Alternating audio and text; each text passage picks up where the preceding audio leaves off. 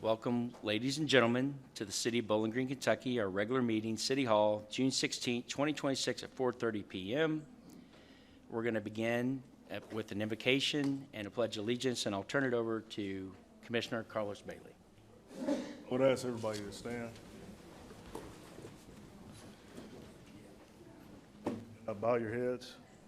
Heavenly Father, as we gather here tonight, we give thanks for this community and for our nation as we approach the 250th anniversary of America's founding. We are grateful for the generations who came before us, who fought for freedom, justice, and liberty for all people. And tonight, I pray that we continue to strive towards liberty, justice, and freedom for all. But tonight, Lord, I want to also take a pause to remember the mother who selflessly lost her life in the act of courage that has touched so many hearts. In saving a child from drowning, she gave her own life, and we prayed for her family, her children, and everyone who loves her. And we also pray for the people who mourn her who may not know her. May her sacrifice remind us of the power of love, courage, and service to others. We ask, God, your blessings upon our first responders, law enforcement officers, firefighters, emergency personnel, and all who serve our community. Protect them and strengthen them in their work. And God, the last thing I ask is to grant wisdom to this commission, our city staff, and our elected and the community leaders. Throughout this community and nation, help us approach tonight's decisions with humility, love, respect, and a humble heart, and a sincere desire to serve people of Bowling Green. It is in Jesus' name we pray. Amen. Amen. And I ask you to turn to the flag as we give the Pledge of Allegiance. I pledge allegiance to the flag of the United States of America and to the republic for which it stands, one nation, under God, indivisible, with liberty and justice for all. Thank you very much, Commissioner Bailey. Good evening, ladies and gentlemen. I would like to make an announcement. We actually have a sign-up. I think there's a sign-up sheet behind you. There's at the front of the door. There's a sign-up. Excuse me, sir. Sir, I don't need you to speak out. Would you please refrain from speaking out right now? All right. So I'm going to repeat this. There's a sign-up floating around. There's a sign-up downstairs. And I know several people would like to speak out on a certain item that we have tonight. And that's going to be item 27. If you're interested, of course, you can sign up for any one particular item. And if you'd like to do that, you can do that as well. So when that item comes up, and that is item 27's ordinance number BG 2026 about ordinance amending zoning ordinance, that's what you would like to speak about. And then when that item comes up, in an orderly fashion, we'll allow the public to come up and speak. So we'll call you up at that time. Thank you very much, and I'll turn it over. Actually, we're going to do a roll call. Excuse me, we're going to ask Mr. Meisel for comments this time. I have no comments, Mayor. Thank you. All right, thank you, Mr. Meisel. Mrs. Jackson, roll call, please. Commissioner Perigin. Here. Commissioner Bailey. Here. Commissioner Beasley Brown. Here. Commissioner Hill. Here. Mayor Alcott. Here.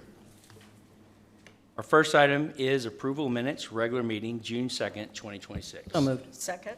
Moved by Commissioner Perigin, second by Commissioner Hill. Any comments? No comments. Roll call, please. Perigin. Yes. Bailey. Yes. Beasley Brown. Yes. Hill. Yes. Alcott. Yes. Municipal order number 2026-135. Municipal order approving the promotion of Randall Cochran to the position of Crew Supervisor 2 in the Parks and Recreation Department. So moved. Second. Moved by Commissioner Beasley Brown, second by Commissioner Bailey. Mrs. Schaller Ward. Good afternoon. I would like to call up our Parks Director, Brent Belcher, to make this recommendation for promotion. Thank you for having me tonight. I appreciate this opportunity. Come before you with Mr. Randall Cochran. He's right here to my right. Randall has started with us in February of 2019 at the cemetery as a Parks Maintainer 1. He was promoted in July of 2020 to a crew leader position that was at Parks Maintenance. At that point in time, he took over responsibilities for facilities, custodians. Then he's also We'll say he's at least our first for the plumbing.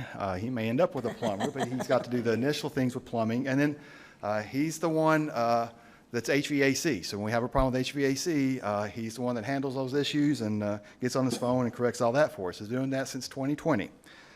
Regretfully, in November of 25, we had a opening at cemetery as a supervisor. Randall, because of his previous work at the cemetery, knew immediately that he would help us kind of ensure that our staff was supervised well and given a steady hand and a steady guide. Randall took that on immediately with us, and now we're here to make it permanent. We come to you with the position of Crew Supervisor 2.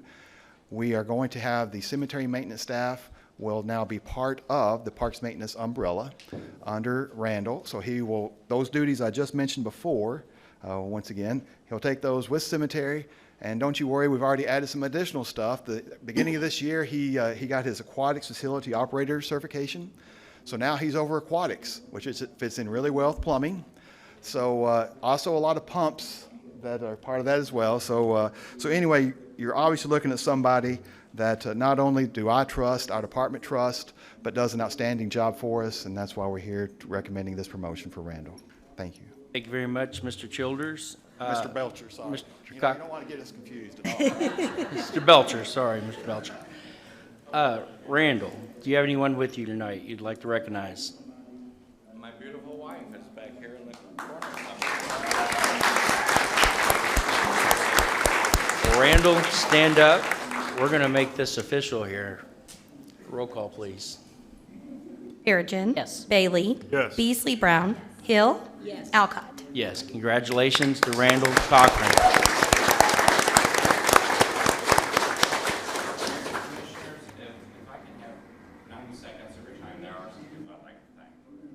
Mike right there. Yes, absolutely, Randall. I'd like to thank the following, Jeff Meisel, our city manager. At any given time, Jeff has multiple plates spinning in the air, but still finds the time to recognize city employees with a thank you, words of gratitude, and a handshake. For that, thank you, Jeff. Erin Halsey, I don't know if she's here tonight, our HR manager. Thank you for your commitment to provide leadership and training, coaching, and her continuous efforts to make city employees the best they can be. So thank you, Erin. Oh, Captain, my captain, Brent Belcher, Parks Director. Thank you for your vision, your leadership, your open door policy. I mean that in a literal sense. His door's always open, most of the time with his keys hanging in the lock. It's easy to follow a leader when you believe in their direction. And so thank you, Brent. Mike Mitchum, our maintenance superintendent. I would like to thank him for his wisdom, his guidance, his calm demeanor, and his tireless work ethic. Mike is the type of leader that just makes you want to come to work and give 110%. So thank you, Mike. Dwayne Osbrooks, crew supervisor. Dwayne was my mentor, my friend, my confidant. When I came to Parks Maintenance 5 or so years ago, I quickly realized Dwayne was the go-to guy for all things Parks Maintenance. So I made it my mission to hang on to his shirt tail and gain all the knowledge he would give, and he gave a lot. If I had a nickel for every question I asked him and a dime for every answer he gave me, well, I wouldn't be here. I'd be on a private beach somewhere enjoying sun and sand, but if Dwayne was Pancho, I'd be Lefty. He's my ride or die, and Dwayne, for all you have given me, thank you. And last but far from least, the one who's done more for me than anyone, my wife, Sarah. Thank you for your never wavering support. Thank you for helping me find my keys when I get the 2 a.m. alarm calls, for always having food to put in my lunchbox, and how, I don't know, it's one of life's mysteries, I guess, but for always having a clean uniform for me to wear. her support of me has in turn given me the opportunity to better serve this community. And for that, I will ever be grateful. Thanks, babe. Mayor Alcott, Commissioners, thank you for your votes of confidence. I'll do my best to make you proud. Congratulations, Randall.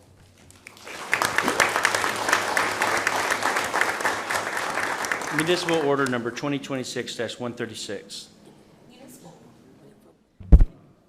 Municipal order approving the promotion of Larry Glass to the position of Parks Facility Maintainer 2 in the Parks and Recreation Department. Second. Moved by Commissioner Perigin, second by Commissioner Hill. Mrs. Schaller Ward. I would like Parks Director Brent Belcher to come back up and make this recommendation as well. Well, shucks, I have to follow Randall. And so, nice job, Randall. This promotion is for a gentleman named Larry Glass. Larry, unless he yells at me, I don't think he's here tonight. So I don't hear it, so I don't think Larry's around. But Larry's been with us. He actually started with, there's a large percent of us, myself included, who started part-time at Parks and Rec. Larry began part-time in 2010, of all things. Worked a few years as a seasonal and part-time employee. Became full-time in 2013. Then he got his AFO and started working at the water park in 2019. He's been doing that since. We had an opening as a Parks Maintainer 2 with an untimely gentleman with an illness and such and had to leave us. And we just kind of reorganized now, and we think Larry is the right time now for Larry to take on a few more roles with us. With the water park being such a large role, that's at least a big part of his job that will remain. And so with that said, I bring to you Larry Glass is going from a Parks Maintainer 1 to a Parks Maintainer 2 position. Thank you very much, Brent. All right, any further discussion? Roll call, please. Perigin. Bailey. Yes. Beasley Brown. Hill. Yes. Alcott. Congratulations to Larry Glass, yes. Municipal Order Number 2026-137. Municipal order approving the promotion of Laurie Epperson to the position of Office Associate 2 in the Public Works Department. So moved. Second. Moved by Commissioner Hill, second by Commissioner Bailey. Mrs. Schaller Ward. This promotion is presented as part of our Career Path program for our office associates, and I would like our Public Works Director, Andy Souza, to come forth and make this recommendation. Good evening. So Lori is here. Go ahead and stand up, Lori. So Lori joined our team originally in 2014, and she came back and loved Public Works so much and does an amazing job that we're recommending her for promotion to Office Associate 2. Very quickly, for those that don't know, when citizens call and have suggestions about snow plowing or leaf pickup or dead animals or street lighting, Lori is generally the first person to take that call. So super proud to have her on the team. She's one of the hidden experts and true heroes of Public Works and has our highest recommendation for promotion. Thank you very much, Andy. Would you like to recognize anyone, Lori?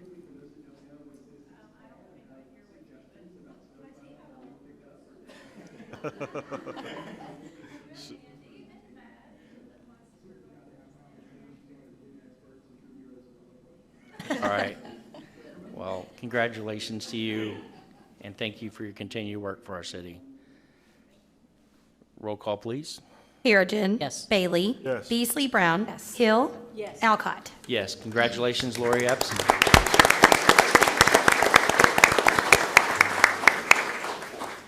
Municipal Order Number 2026-138. Municipal order approving the probationary appointment of Philip Lopez to the position of Parks Facility Maintainer 1 in the Parks and Recreation Department. Second. Moved by Commissioner Perigin, second by Commissioner Hill. Mrs. Schaller Ward. We had a resignation which provided an opening for an appointment, so I would like to ask our Parks Director, Brent Belcher, to come back up and make this last recommendation for appointment. Thank you all again. Tonight, we have Philip Lopez. We're recommending for this. This is a Parks Maintainer 1 position. Philip is coming to us, uniquely enough, from the coast of California. He actually has family in Bowling Green. So I'm not sure exactly when, I don't think Philip's here tonight, so hopefully he's watching on TV and can see us here tonight. But he'll be here soon enough. Super excited guy. We did interviews the 1st of July, myself, HR, a couple of gentlemen from Parks Maintenance. So we interviewed 8 folks. Philip had the most enthusiasm. Talk about bathrooms. Philip was excited about those bathrooms and cleaning those bathrooms and that such. So we're excited about bringing Philip on board and looking forward to adding him to our team. Thank you. Thank you very much, Mr. Belcher. And Philip's not here? All right. I also want to state that if you haven't had a chance, last night we had the grand opening out at the Loops at the Lovers Lane Park, that we have the new playground. I went out there today. There was kids all over it. It's a beautiful playground. But not only that, two of our newest additions, almost 95% complete, which are two of our turf soccer fields.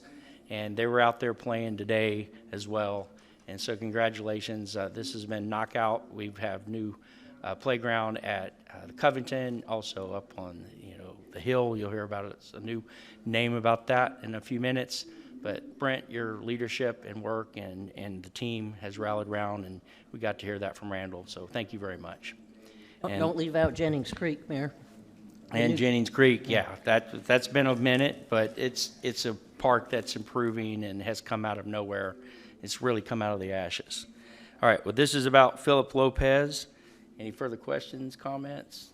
We're going to make this official. Roll call, please. Perigin. Yes. Bailey. Yes. Beasley Brown. Yes. Hill. Yes. Alcott. Yes.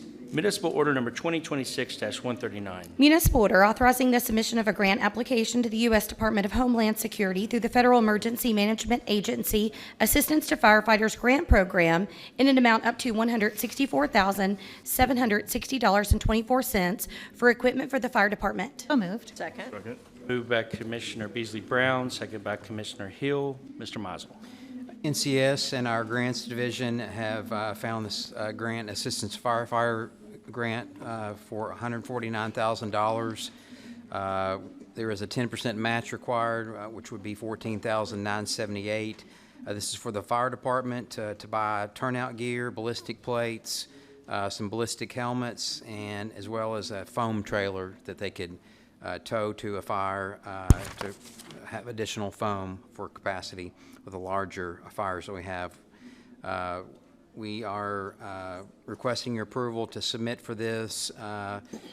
Total project would be $164,760. It's a 90-10 split with the grant, so request your approval. Nick Cook is here, can answer any questions you might have on this one, Thank you, Mr. Mizel. Questions at this time? as well as some of our deputy chiefs at the fire department. Chiefs, good to see you all night. No further questions. Roll call, please. Mayor, let me make a comment. Sure. So a lot of times when we have these, and Nick, I appreciate you guys getting these grants because it helps the city not to pay for it. But when we're paying a lot of these things for like our first responders, I'm just now getting back from Africa, and I was in Ghana. And one of the most horrific things that we rolled up on, and it's because they didn't have a first responder system. It was a little child that was on a bridge, and that child fell and sadly passed. But it tells you like why we need these services, because it's so important. Because had they had the services that we had here, over there, I don't know if that child would have lived, but if that child could just have, even if it's 1% fighting chance, that's important. So I appreciate you guys, and I got to see firsthand, sadly see firsthand, why we need these services. And Nick, thank you for everything, always trying to get like the grants, because it helps us out.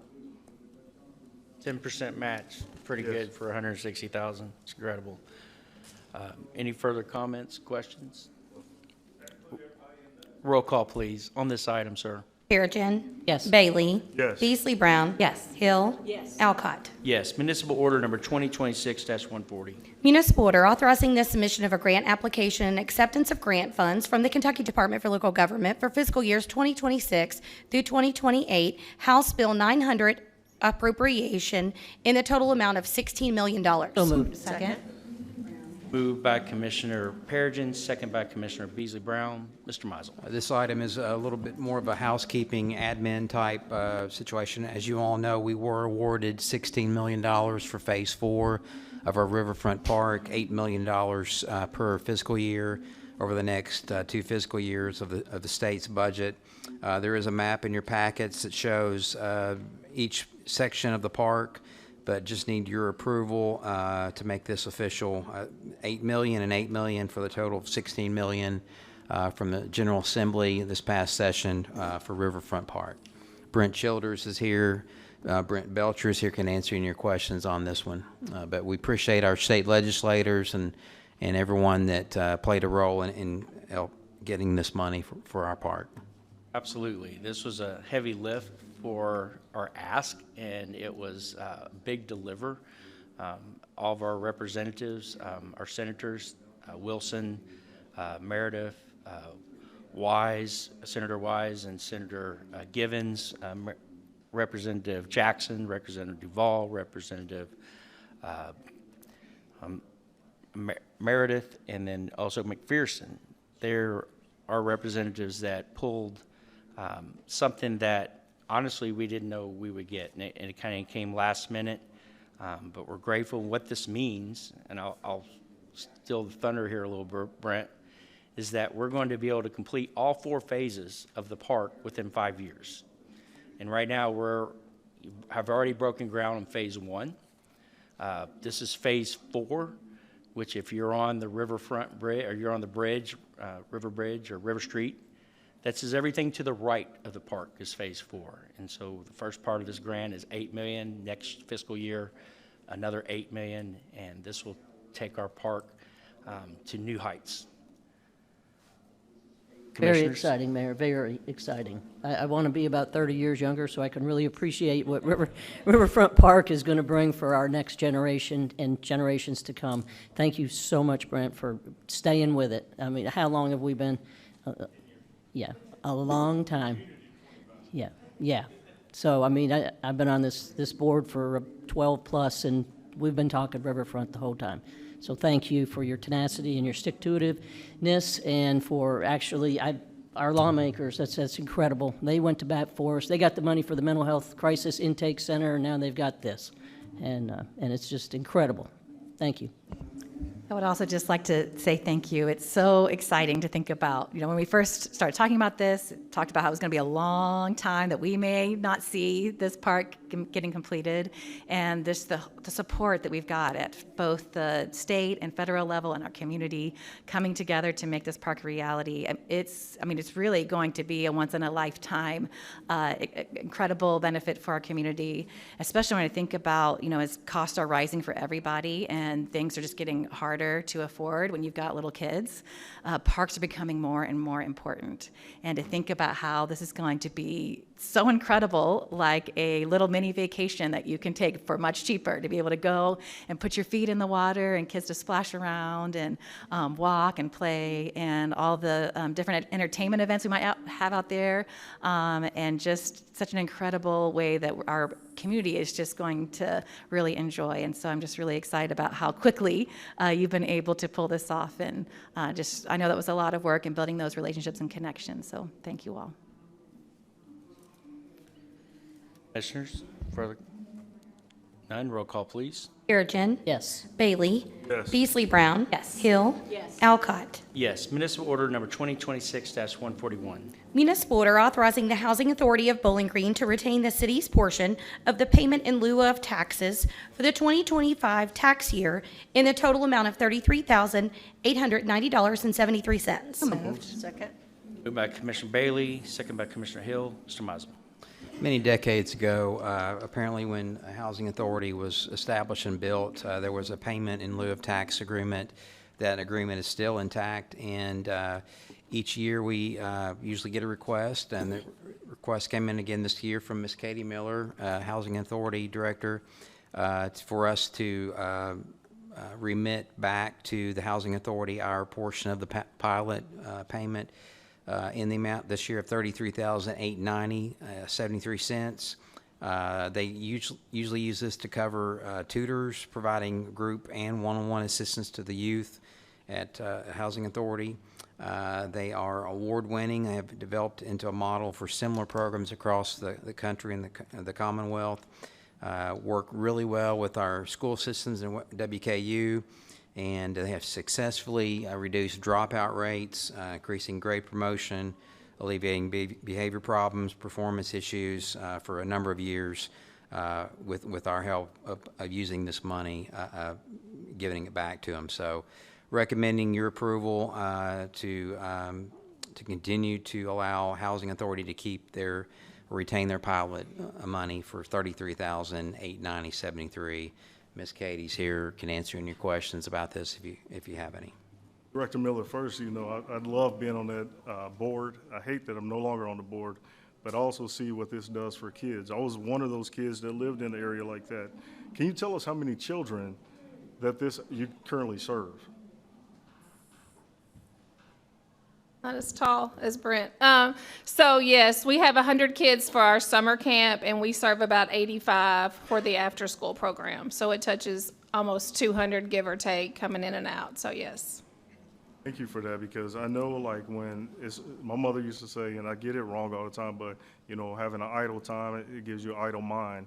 But giving these children, that impact and giving them a chance, because we know that if you give programs to help children out, they can show you that they can succeed. Just give them that opportunity. So I'm glad that we have this. I pray that we never lose this program, because I know that those children are the generation of the future. So thank you for that. Thank you. Katie, thank you Yes, for sir. being here. And I know you have about 3 items on here tonight. I got a so- couple. Yes, sir. Well, we appreciate the continued work of our housing authority, the continued work to provide quality housing. Thank you. And we love having our police officer over there as well. And we appreciate the partnership. Thank you. We love her. So I gave her a shout out, but yes, she's great. All right. I could also add This is my, Bailey, right? Officer Bailey, yeah. Yeah. if I could just add my thanks as well as the Youth Services Center Coordinator at Bowling Green Junior High. It's such a big deal for those kiddos who normally would not have anyone at home to help them with their homework, on their summers, not having productive, fun things. I mean, I have seen you all out there with the kiddos, even on winter break, that you take them on the ice skating rink, and they're experiencing things they would never have the opportunity to experience. And I just see such an incredible, I'm grateful, because when I see a kiddo and I know that they're in your program, that's one kiddo I don't have to worry about, because in that age, right, you stop listening to your parents. Yeah. And to know that they have trusted adults that are taking care of them and that they can go to for problems. We know that that is so huge for kids and young adults. And I'm just grateful for all the ways that you protect our kiddos and invest in them. And this is a pleasure to get to be a small part of making that happen.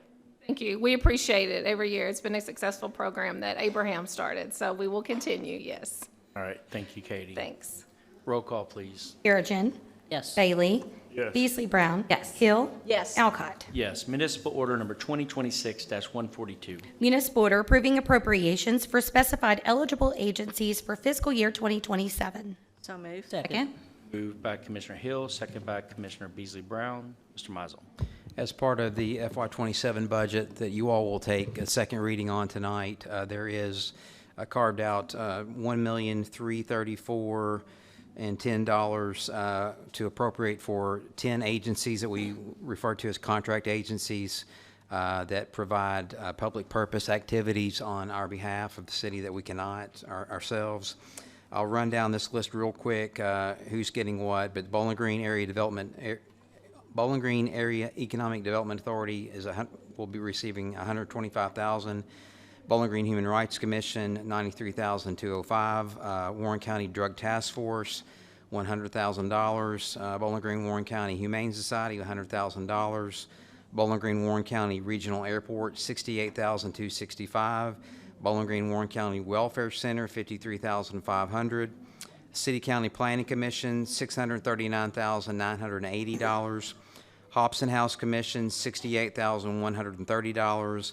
And then Bowling Green, Warren County Operation Pride, $35,930. And then United Way of Southern Kentucky for their 211 program is $50,000 even. Payments are distributed on a quarterly basis and all contingent upon compliance with the agreements of each agency. And but we are recommending your approval. This is to approve the actual payments throughout the coming 12 months, fiscal year 27. Try to answer any of your questions you might have. I got Aaron Ballou here and Katie as well. We can try to answer any you might have. And we've got some representatives here from some of these nonprofit contract agencies as well. Thank you for being here. Thank you, Mr. Mizel. Thank you all the agencies that are here. I know it's a full house and probably some are downstairs, but commissioners?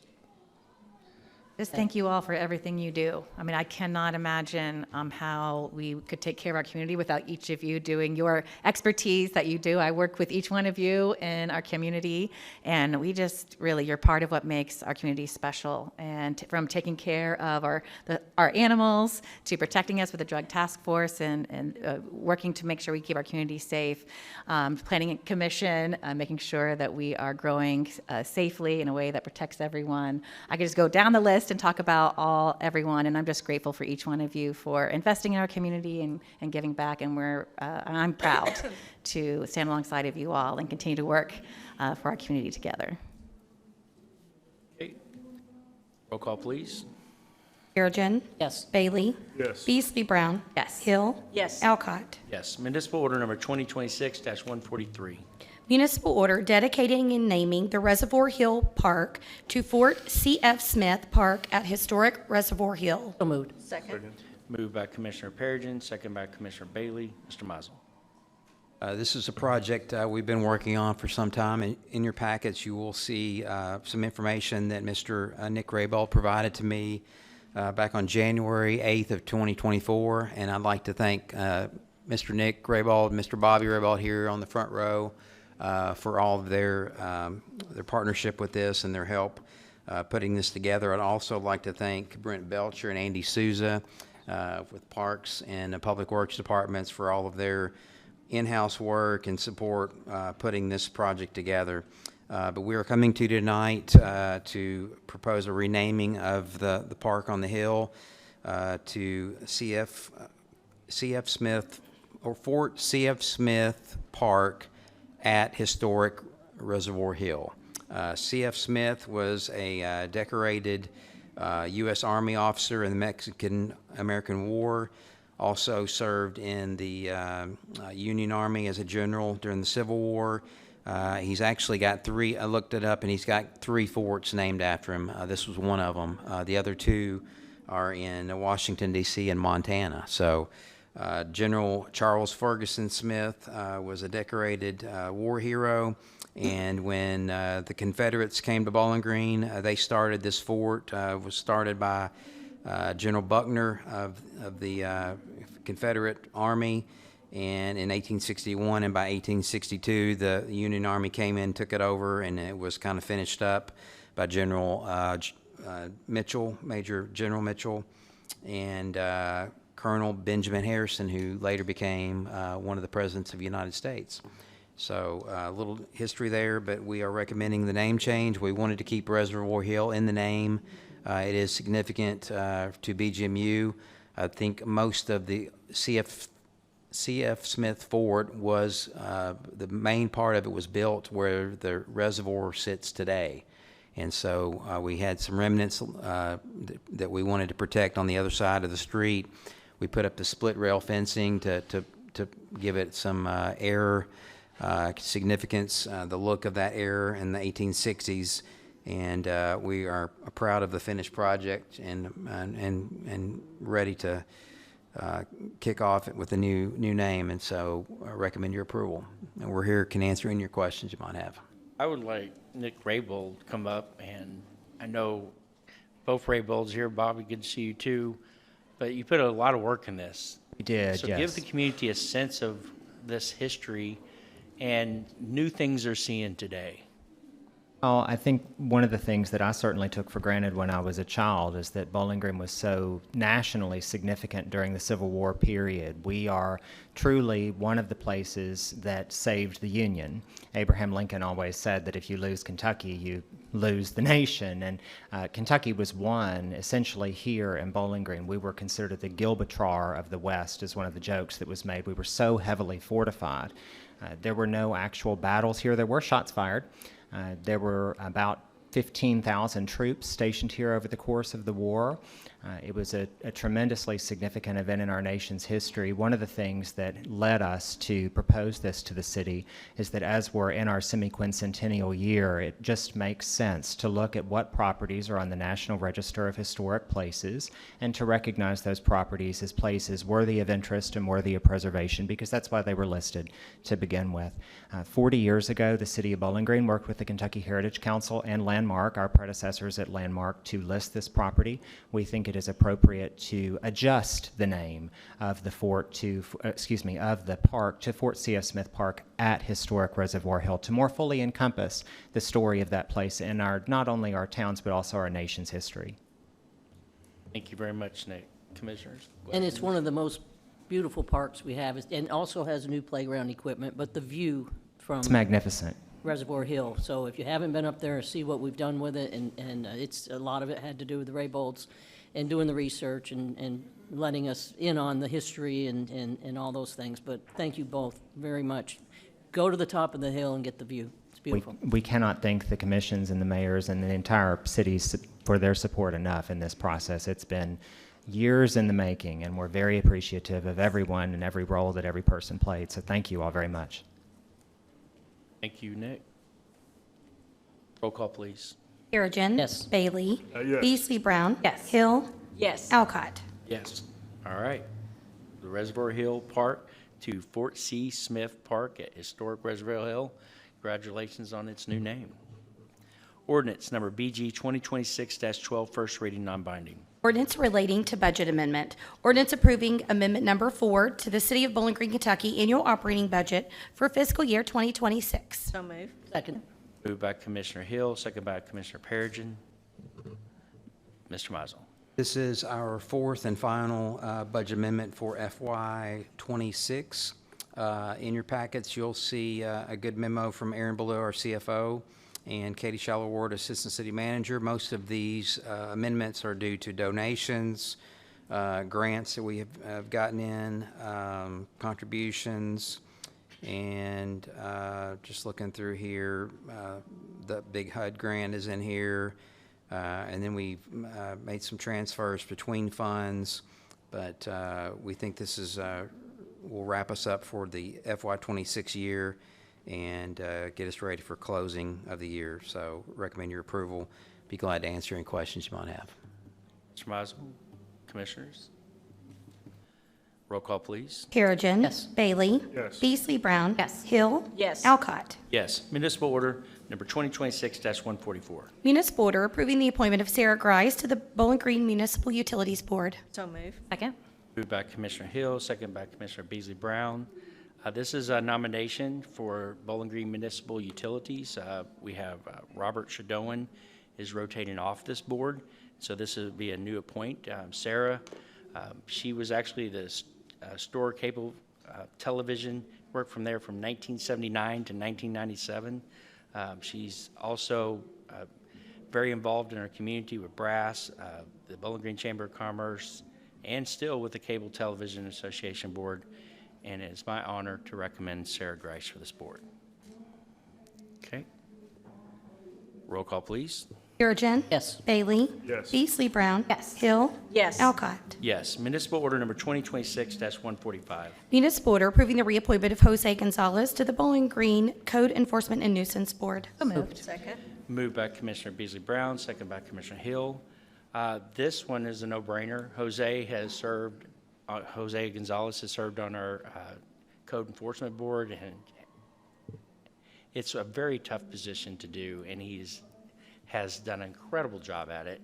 And so it's my recommendation to continue for him to serve on this board. Okay, thank you. Roll call, please. Perigin. Yes. Bailey. Yes. Beasley Brown. Yes. Hill. Yes. Alcott. Yes.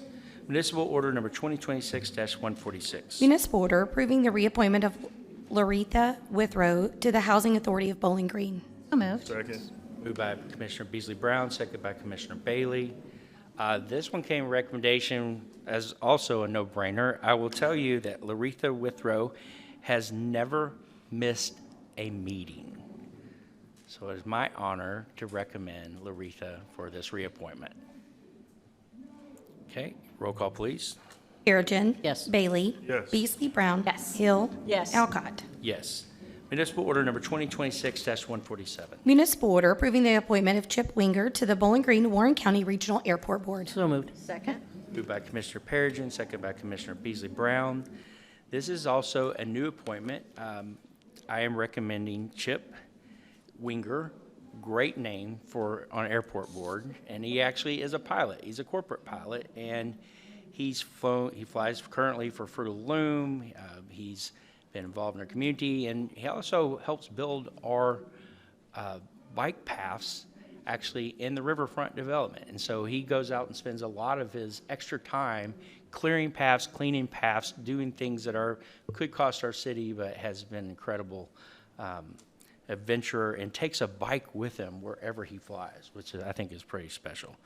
And he is replacing Jim Bohannon, which has served honorably on our airport board. Okay. Roll call, please. Perigin. Yes. Bailey. Yes. Beasley Brown. Yes. Hill. Yes. Alcott. Yes. Municipal order number 2026-148. Municipal order approving the reappointments of Jamie Johnson and Connor Raymer to the Bowling Green Area Convention and Visitors Bureau. So moved. Second. Moved by Commissioner Hill, second by Commissioner Bailey. This one is actually, Jamie Johnson is my appointment from the city. Connor Raymer is the appointment from Judge Executive. This is a joint, but we both vote on both these. They will vote on Jamie. Jamie is continuing to serve, and she has a new appointee. And of course, we all know her at the Historic Rail Park, and that's, she's the CEO there, and she's the perfect fit for the Convention and Visitors Bureau. And this is my recommendation for this board. All right. Roll call, please. Perigin. Yes. Bailey. Yes. Beasley Brown. Yes. Hill. Yes. Alcott. Yes. Municipal order number 2026-149. Municipal order authorizing an agreement through non-competitive negotiations with Help the Helpers LLC to provide a mental health and wellness program in the total amount of $170,500. So moved. Second. Moved by Commissioner Perigin, second by Commissioner Hill. Mr. Mizel. This is our peer support program that we have been working on for several years now. It's really developed and grown thanks to really Help the Helpers and Cindy Lemon for all of their work. BGPD is requested that we continue with Help the Helpers, and they assist them with implementation of the COP-Proof wellness program, and they serve as wellness and resilience coordinator. Their portion of this contract is $65,500. The next, BGFD Fire Department also would like to contract with Help the Helpers for their mental illness and hypervigilance training, and so they are a part of this as well for $60,000. And then third piece of this would be HR Department is wanting to set aside funding for any other additional employee counseling sessions as they arise that we could use Help the Helpers on, Help the Helpers LLC, Cindy Lemon, and that would bring the total contract to $170,500. This is a professional service, and so we would like to just re-up with Help the Helpers LLC, Cindy Lemon. Police and fire representatives are here. Can answer any of your question on this, but we are recommending your approval. Okay, thank you, Mr. Mizel. Commissioners?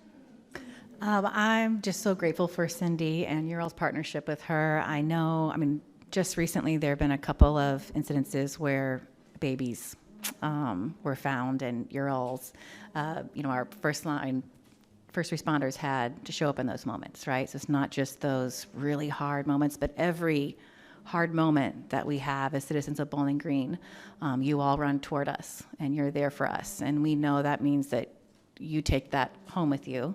And I'm so grateful that as the fire department and police department, you're not leaving all of our police officers, our firefighters, to deal with that on their own, and that you are being proactive and coming alongside of them. And so it will be helpful for me, I think, just to hear from both of you how this would it benefits the police department and the fire department, if you wouldn't mind giving a little testimony for us tonight. The first thing I'll say is thank you for your support that's been given in the past few years. we can't even begin to say what we may have prevented, okay? It's been impossible to really say everything that has benefited through this program. We've taken what we've learned and we've been able to help other departments. Just today, we sent a team to E-Town as they've lost one of their own recently, not in the line of duty, but we go to help our brothers and sisters there in their difficult times, as others have helped us. Cindy Lemon and Help the Helpers are fantastic, and we're very thankful for all the support that's been given. We don't even know every aspect of it. So much of it is confidential that goes to our individual members, but we are thankful, and you never know what you may have prevented. It's been phenomenal to see.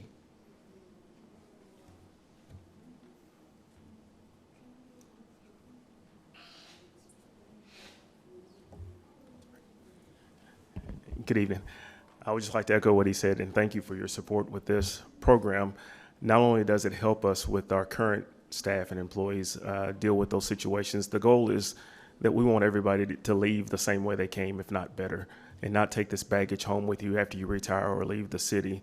And we didn't have that resource before, where all the baggage and all the things and all the horrendous activities that we have to witness, there was no outlet. So we saw officers just trying to deal with it on their own. And that led sometimes to substance abuse. It led to other things. And it led to them leaving the profession earlier.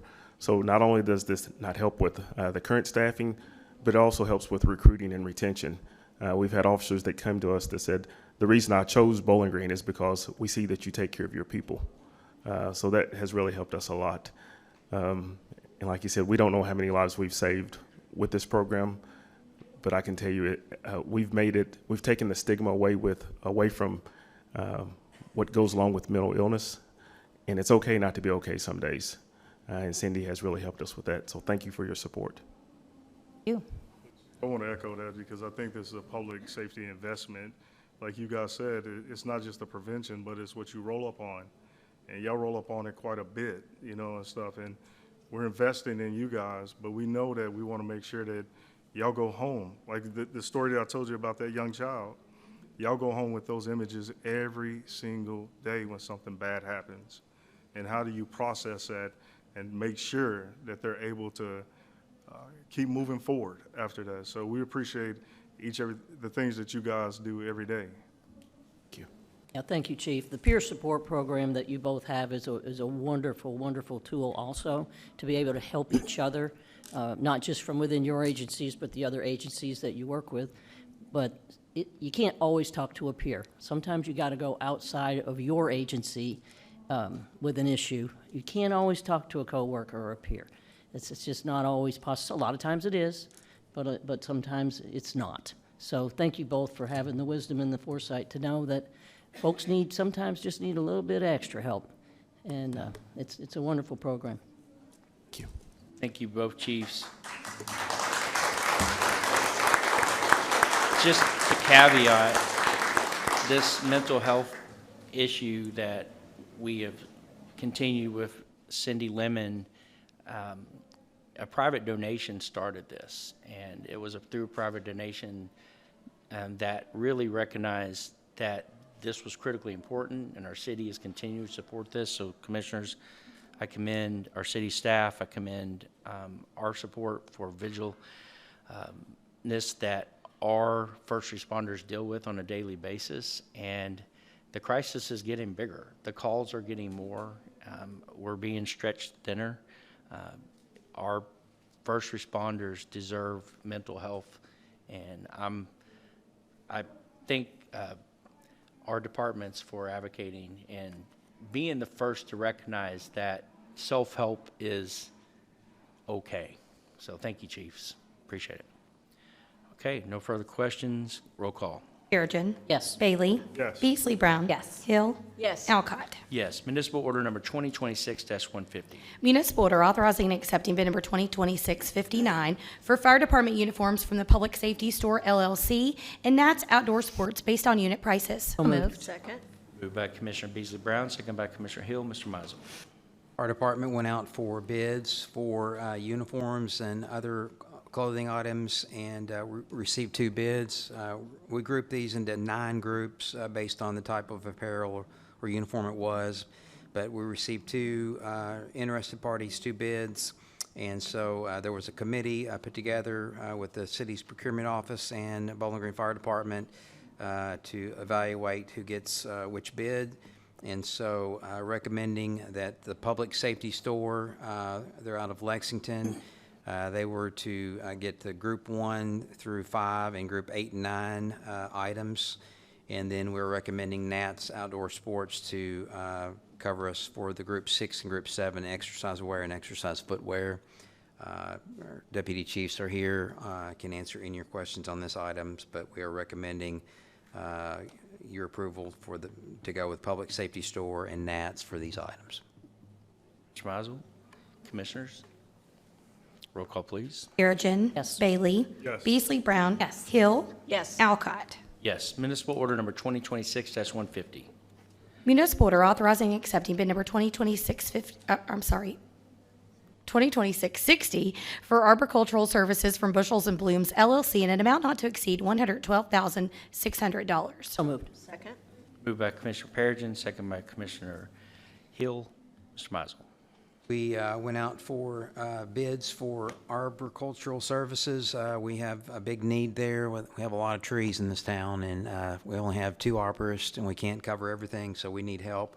So we contract that out. We went out and found one proposal from Bushels and Blooms LLC, and for $112,000, and we would like to recommend them for this contract. This is for 1 year, option to renew for 2 additional years. Brent Belcher is here, can answer any of your questions. I don't know if Jared's in here or not, but Jared is not, but Brent can answer any questions on this one. Okay, thank you, Mr. Mizel. Commissioners? Roll call, please. Perigin. Yes. Bailey. Yes. Beasley Brown. Yes. Hill. Yes. Alcott. Yes. Municipal Order Number 2026-152. Municipal order authorizing the purchase of Titleist golf products for Crosswinds and Paul Walker golf courses and Hobson Grove Golf Course and Driving Range through non-competitive negotiations with Titleist in an amount not to exceed $100,000. So moved. Second. Moved by Commissioner Hill, second by Commissioner Perigin. Mr. Mizel. This is our annual request. This is for the upcoming FY27 budget to purchase our #1 golf ball Titleist. It accounts for 60% of our merchandise sales in our golf pro shops. Really special thanks to Tanner South and Zach Halder for the jobs they're doing at our 18-hole course and our 2 9-hole courses and as our golf pros. And thanks to Brent Belcher for his oversight of our golf program, but we are recommending to go with another purchase not to exceed $100,000. There are other items included, but most of this purchase would be the Titleist golf balls that are a huge, huge seller in our pro shops. Brent is here, can answer any of your questions. Mr. Mizel, questions, comments? Roll call. Perigin. Yes. Bailey. Yes. Beasley Brown. Yes. Hill. Yes. Alcott. Yes. Municipal Order Number 2026-153. Municipal order authorizing and accepting the purchase of motor fuel through sole source from Key Oil Company in the amount of $250,000. So moved. Second. Moved by Commissioner Hill, second by Commissioner Beasley Brown. Mr. Mizel. We have 2 on-site fuel pump stations, one at Lapsig Lane with our Public Work Operations Division. The other one is at Fairview Cemetery. Both of these locations the equipment is owned by Key Oil, and so they are a sole source provider of our gasoline and diesel, and we just need to re-up with Key Oil for $250,000 for the upcoming FY27 year. Andy Souza's here, can answer any questions on this one. Thank you. Commissioners? Roll call, please. Perigin. Yes. Bailey. Yes. Beasley Brown. Yes. Hill. Yes. Alcott. Yes. Municipal Order Number 2026-154. Municipal order authorizing the purchase of replacement parts for the Public Works Department Fleet Division through non-competitive negotiations with various vendors in the total amount of $225,000. So moved. Second. Moved by Commissioner Hill, second by Commissioner Perigin. Mr. Mizel. I believe we are close to 700 vehicles and equipment that Fleet Division maintains. It's a big job, and they need parts and supplies every day. And so we don't have a warehouse big enough to store all those. And so we contract with 4 or 5 local parts dealerships. And tonight we are recommending continued partnerships with Ken Smith Auto Parts, O'Reilly Auto Parts, Advanced Auto Parts, and Quality Auto Parts to provide supplies and parts as we need them. And we just pick the best price, the best deal from those 4, and the Fleet Division gets it done. So request your approval for this. Andy can answer any of your questions. Great. Mr. Mizel, Commissioners? Thank you, Andy. Roll call? Perigin. Yes. Bailey. Yes. Beasley Brown. Yes. Hill. Yes. Alcott. Yes. Municipal Order Number 2026-156. Municipal order authorizing and accepting the purchase of 2 drone platforms through a sole source from Skydio, Inc. in the amount of $106,553.01. So moved. Second. Moved by Commissioner Perigin, second by Commissioner Hill. Mr. Mizel. This is to approve sole source purchase of 2 drones, the Skydio X10 and R10. Both of them integrate well with our Axon infrastructure that we have at police. We use Axon for a lot of our other equipment, body cam, body-worn cameras, in-car cameras, digital evidence management, our TASER. All these tie together, and so these drones would integrate well with that other equipment. I also want to mention that this is being purchased with a very generous donation from the Kuhn Family Trust that we received back months ago, putting that to work with this purchase. And so recommending your approval. Chief Delaney is here, can answer any of your questions, but these drones are very needed for various purposes, and Chief can tell you about that if you want to know all the details, but heavily used. Right. Jeff, Commissioners? I do think it'll be helpful for our community to hear about how this is helpful in you all solving crimes, finding missing individuals, and how you balance that with private property rights in the process for you all to use that. Mr. Mayor, thank you. Like Mr. Mizel said, this is private funding, but the drones will be also compliant with federal mandates. Some of the things that we use the drones for are accident reconstruction, photographing those scenes. They tie in with our software so we can recreate the scene to show exactly how the collision occurred when there's a fatality or a serious injury. One of the drones is also used really as a life-saving measure, in my opinion. It's a smaller drone. When we have a search warrant, rather than send officers into someone's residence, we can clear a house with a drone and know exactly where the person is that we're looking for. We also use them for search and rescue, wooded areas. When you have someone with Alzheimer's or a kid that's wandered off, we use those drones also for search and rescue. Down along the riverfront, we've used them when someone's fallen in the river. So there's multiple uses for drones that we use, and anytime we're using a drone on private property, we'll have a search warrant, and that will be included in the search warrant that we will be using a drone. So much. Yes, ma'am. Okay, thank you, Chief. Thank you. Roll call, please. Perigin. Yes. Bailey. Yes. Beasley Brown. Yes. Hill. Yes. Alcott. Yes. Municipal Order Number 2026-156. Municipal order approving a contract with Enterprise Fleet Management Services for fleet management services through Sourcewell Cooperative Purchasing Contract. So moved. Second. Moved by Commissioner Perigin, second by Commissioner Beasley Brown. Mr. Mizel. We have been partnering with Enterprise Fleet Management for several years now through Sourcewell, the cooperative purchasing agreement. We would like to re-up with them for a couple more years. They provide us with a lot of good support, acquisition, life cycle replacement analysis, maintenance management, all kinds of things. We have really gained a lot from this contract. We now sell vehicles at 110% above the Black Book value, thanks to the help of Enterprise Fleet Management. And so we look to them to help us strategically take advantage of our vehicles and know when to sell them and regain all the value we can out of them. And so we're proposing to re-up with enterprise fleet management. Andy Souza's here, can answer any of your questions, but just ask for your support. Commissioner Mizel, commissioners? Okay, Andy, thanks for your work, you and your team, as always. Roll call, please. Perigin. Yes. Bailey. Yes. Beasley Brown. Yes. Hill. Yes. Alcott. Yes, municipal order number 2026-157. Municipal order authorizing insurance premium payments through non-competitive negotiations to the Kentucky League of Cities Insurance Services for insurance coverages of general liability, public officials liability, law enforcement liability, automobile liability and physical damage, property and workers' compensation for fiscal year 2027 in a total amount of $1,859,754.80. So moved. Second. Moved by Commissioner Perigin, second by Commissioner Hill. Mr. Mizel.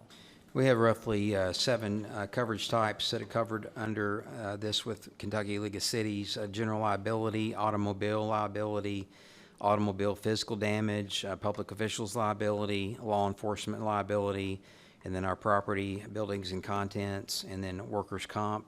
As you can see in the memo that Dave Wise wrote, some are up, some are down, but most of them are just a slight increase over FY26, and we are recommending the renewal on all of these through Kentucky League of Cities Insurance Services, and we'd be glad to answer any questions you might have. I think Dave is here, or he is in the back now. He was waiting outside, but he's now got a seat, so I can answer any of your questions you might have on this.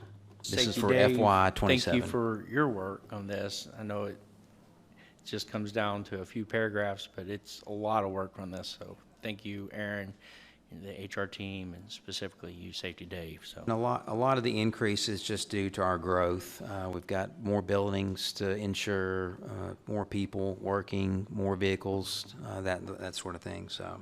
Mayor, can I make a comment? I don't have a question, but yes, thank you, Dave. And I serve on the Kentucky League of Cities Board, as do 3 others of our city staff. We have 2 over here, right? And Ashley. They get up every day and work on behalf of 411 cities across the state of Kentucky. Every day, that's what they do. They pour their hearts into it. They're our advisors. They're people we reach out to. They lobby in Frankfurt for things like $16 million for parks and mental health intake centers and all kinds of things that affect cities.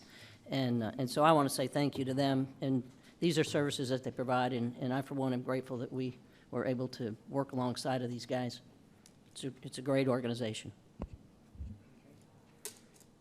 further, roll call. Perigin. Yes. Bailey. Yes. Beasley Brown. Yes. Hill. Yes. Alcott. Yes, ordinance number BG 2026-10, second reading, binding. Ordinance adopting annual city budget. Ordinance adopting the City of Bowling Green, Kentucky annual operating budget for fiscal year beginning July 1, 2026 and ending June 30th, 2027 by estimating revenues and appropriating funds for the operation of city government. So moved. Second. Moved by Commissioner Hill, second by Commissioner Beasley Brown. Mrs. Schaller Ward presented this at our last budget meeting. There's also a video out to our public that's available. Months and months of work went into this. This was also a 5-0 at our last commission meeting. Is there any further, commissioners, do you have any further to add? Just, I know we always publish that popular report. So when will that be ready for the citizens to see as well? We usually try to get that published before Labor Day, so we're working on the final touches, and we've actually acquired a new software product, so we're still trying to put this new FY 2027 budget within this software package because it will have a better online functionality.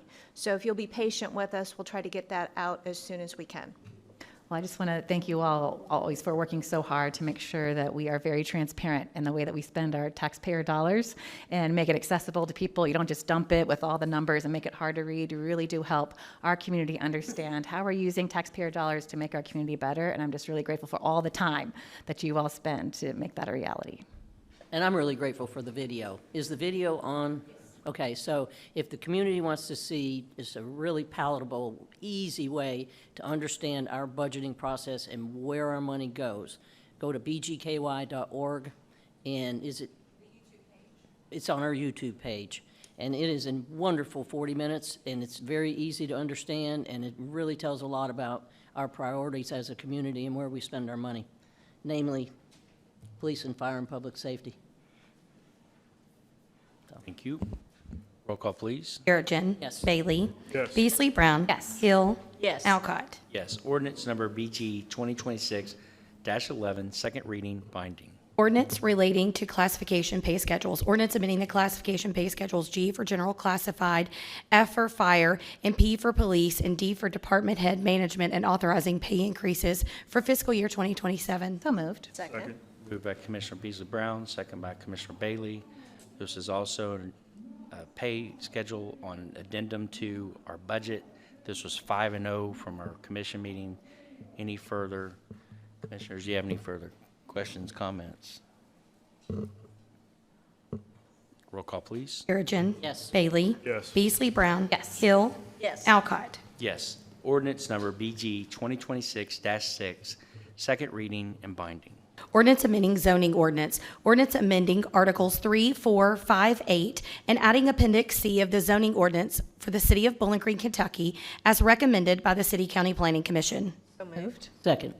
Moved by Commissioner Hill, second by Commissioner Perigin. This was also a 5-0 reading. I know there's going to be significant comment, and I'm going to ask a couple things. One, that our city clerk, Hope Spiller, go get the actual, and you may already have that, of people that have signed up. And if it's of this specific item, what we're going to do is first hear from our subject matter experts in this order. Then we're going to hear from our public, and we're going to limit that comment depending on how many people are signed up. If it's over 15, we're going to limit it to 3. If it's under 15, we'll do it at 5 minutes. That was backwards, Mayor. We have 3 pages. 3 minutes under 50. We're well over 15. So what we will do, and then the commissioners will make the final comments. Okay. And I'm going to first ask Mr. Ben Peterson to come forward, and we have some slides that Mr. Peterson's going to present.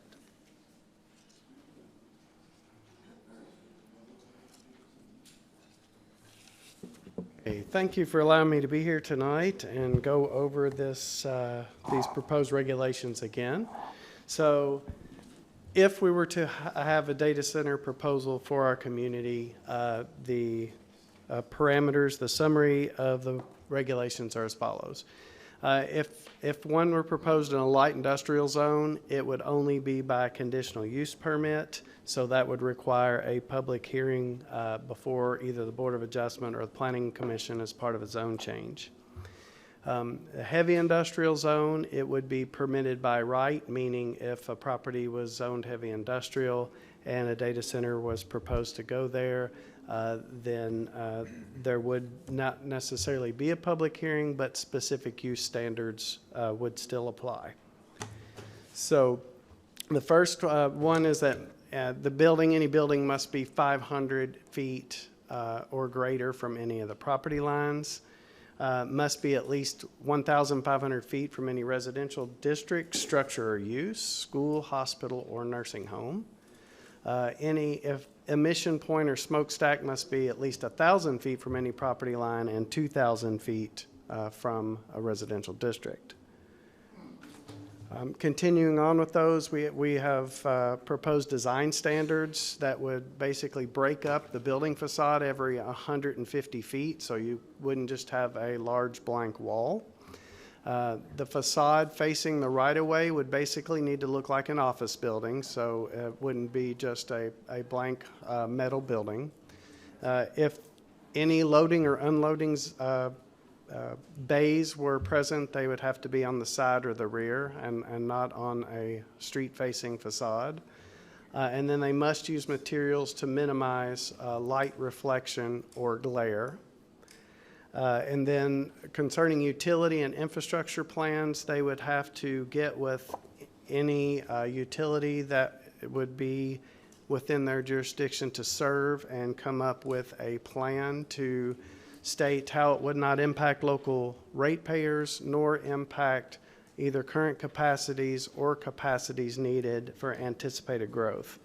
I'm going to mention utility rates here, and there's been a lot of questions about, well, why can't we guarantee that utility rates won't go up? And it's because utility rates are set by individual boards that are not the Planning Commission, nor the city, nor the county. So each utility board proposes rates, and then those rates are governed by the Kentucky Public Service Commission. So that is not within our jurisdiction to set any sort of cap on rates, but they would have to explain to us how that structure would work and how how those rates wouldn't affect our local citizenry. And last big piece of the proposed standards is we have to that any data center would have to propose a decommissioning plan. They would have to explain how they're going to reclaim the land either back to a pre-developed state or a state that's acceptable to the community. And then they would also have to be bonded. That work would all have to be bonded to ensure that in case that there's an owner default, bankruptcy, or whatever, the company goes out of business, that work would still get done per that approved plan. So that's a general summary of the proposed regulations. Now I'm going to talk about a few things, maybe questions that have come up. So what about possible locations? Been asked that quite a bit. So no current property configuration and zoning designation exists that would not require a public hearing currently. Now I can't sit here and say that that one would not find a way, because we've not analyzed every single piece of property, but we have analyzed all of the light and heavy industrial properties that are currently zoned, and given the current configuration of property lines, no data center would be able to come to the community without a public hearing. And then also any data center would have to meet the specific use standards. Even if they don't need a rezoning, they would still have to meet all those specific use standards that we just discussed. Noise. So noise, we currently do not have a noise ordinance in the county and have a minimal one in the city. So noise is addressed indirectly through strict setbacks. Again, backup generators are preferred to be either battery powered or gas. I'll talk about that in just a second. And generator testing can only be done from noon to 5 p.m. on weekdays. So getting to that last bullet point there, on-site power generation with turbines is when the humming and vibration noises become a major concern. So we have the ability to prohibit turbines and require only battery backups instead of fossil fuel generators, so gas or diesel. So I would highly suggest that the community do that whenever we are discussing the energy plan, whether that be signed off on through Bowling Green Municipal Utilities or Warren Rural Electric or TVA. That is something that the community can, I think, can require. So sinkholes and water runoff. So each site would be required to have a geotechnical analysis. So that's where they would do core samples, drilling, topography, all of that. Great information for any site that would be proposed. In any development we have, any sinkholes found have to be mitigated, but especially on these industrial properties. And then a stormwater plan does have to be submitted and approved, addressing water quality and quantity, and those plans are reviewed by both city and county stormwater staff. Light pollution came up, so we mentioned earlier the anti-glare materials and an anti-glare design must be used. And then we also have a current hard regulation that applies to any property that has lights, that light cannot extend beyond the property line at a greater intensity than half a foot candle at that property line. So light would be addressed in that way under that current standard.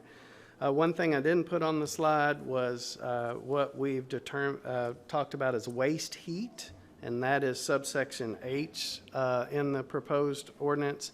But that addresses all of the exhaust heating, ventilation concerning vegetation, increased heat temperatures in and around the building.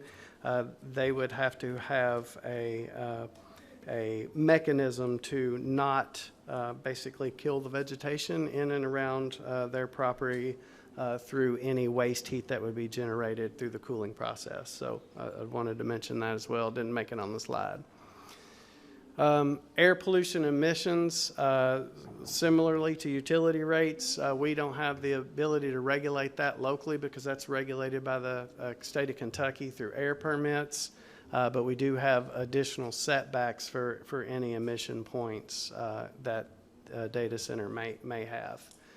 And then lastly, there's a question about enforcement. Who has the ability to enforce these regulations? And it's a number of agencies, but from our office, we have the ability to not take an application if those requirements have not been met. So we just wouldn't even consider it. Or we have the ability to deny any permit if requirements aren't met. So if there was a situation where they did not have to have a zone change or some other application, and they were just going straight to a building permit, we would also collect all that information that we presented in the specific use standards, and we would deny any permit that did not meet those requirements. So during construction or after a facility would be built, if a violation is found, then we have a progressive fine system that we have to follow by state law, so fines can be issued to compel compliance. And then if need be, we do have the ability to get a court injunction to cease the use and to compel compliance. So that hopefully answers some of the questions that were lingering out there. But with that, I'll stop and answer any questions. Well, thank you, Mr. Peterson. So what I'm going to do next is I'm going to call up Meredith Wilson to the podium to speak on behalf. She's our interim acting Chief Executive Officer for our Bowling Green Chamber of Commerce. Thank you, Ben. We got to be able to ask questions. Again, we're going to, the commissioners will go last. I understand We're that. gonna hear from the subject matter experts. But I yes, understand. you I will just have want to that make sure opportunity. that's in place. Yes, you will Okay. have that. That was just a yes. That's all I needed. Commissioners, thank you for your time this evening. I just want to say on behalf of the Chamber, your economic development organization, nobody needs to call any of you or any of us. We are not currently negotiating with any data centers.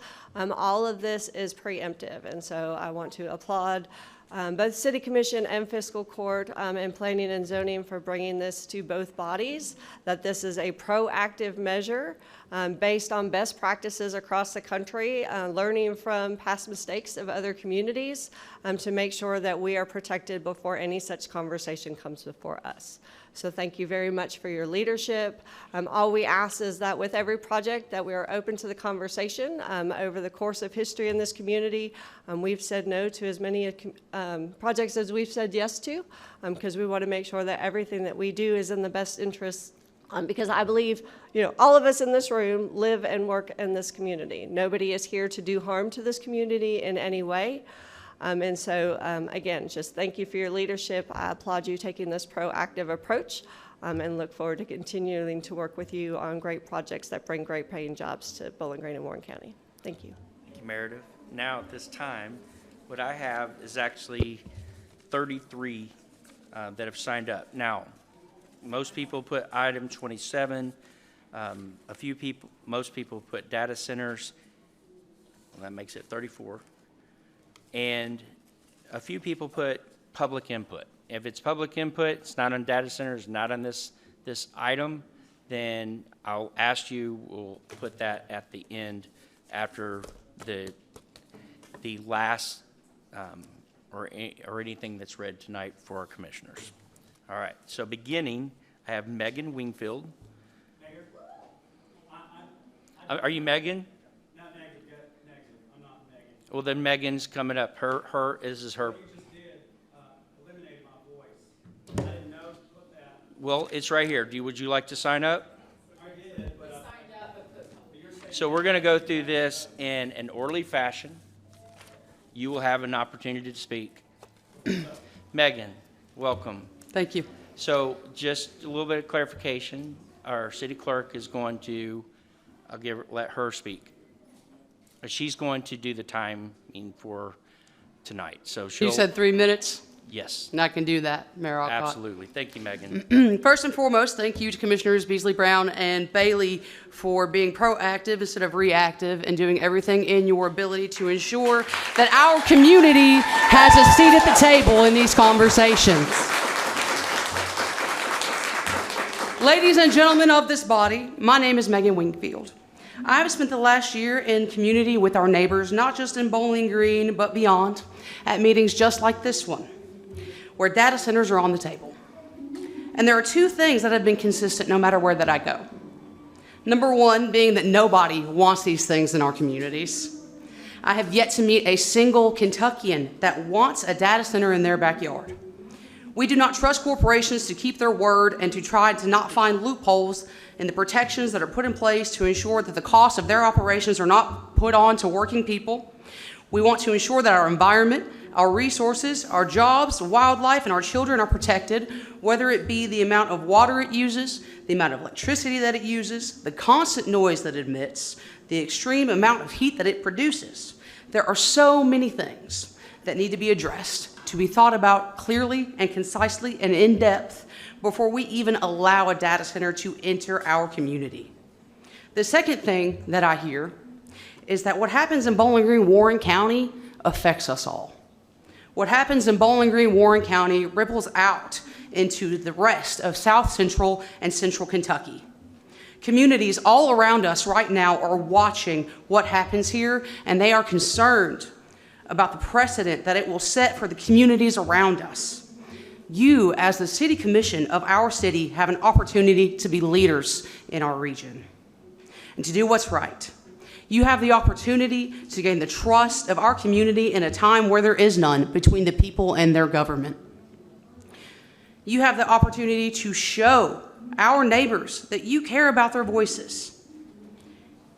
Implementing this moratorium will not put a sign in front of our city that says Bowling Green, Warren County is closed for business. But what it will do is say that Bowling Green, Warren County cares about our people and their voices. And at the end of the day, you, as the elected officials of this body, it is your duty to uphold the will of the people. In this room, in the street, and beyond. So I implore you to listen to the voices in this room, out there in the street that I know you've heard this entire time, and to implement this moratorium, to gain the trust of our community, and to show them that you are the correct people that they elected, and that you will put them first. No amount of money, tax revenue, or anything in between is worth selling out our beautiful city and our people. Thank you. Hey, Megan.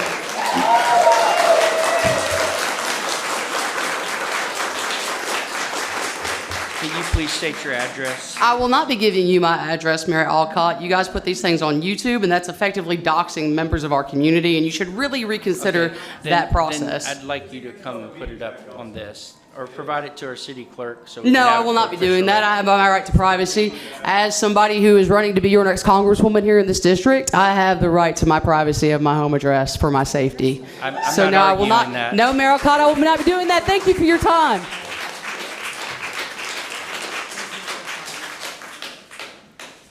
Amanda Bragg.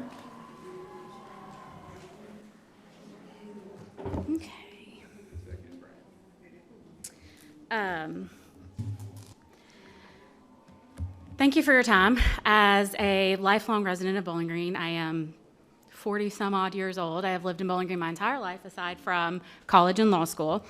I want to start where we can all agree. Bowling Green is beautiful. It's all of our homes, and we want to cherish and protect it.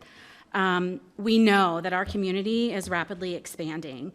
A hasty decision can change that and have irreparable consequences for the future of our community. We don't need to jump first and ask questions later. We tell our children to think first and then act. I'm asking you all to do the same. This issue appears to be a largely nonpartisan issue.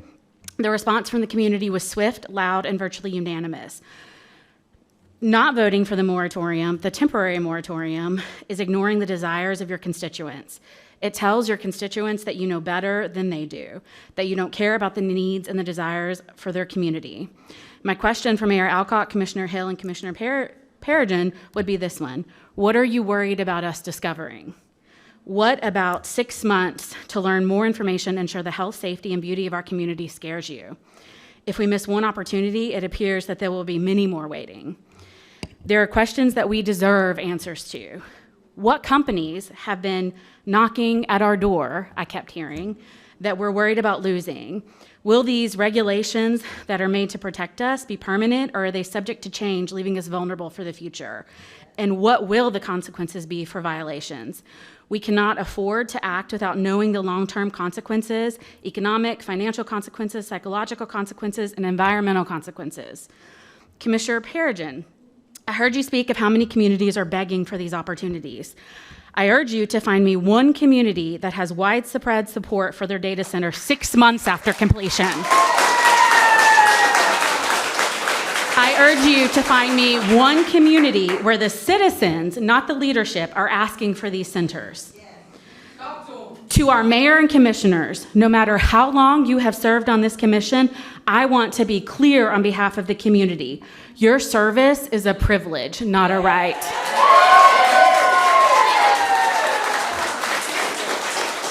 Your community has bestowed that privilege upon you. Right now, your community is listening and watching to see if we can trust you to yield that privilege responsibly.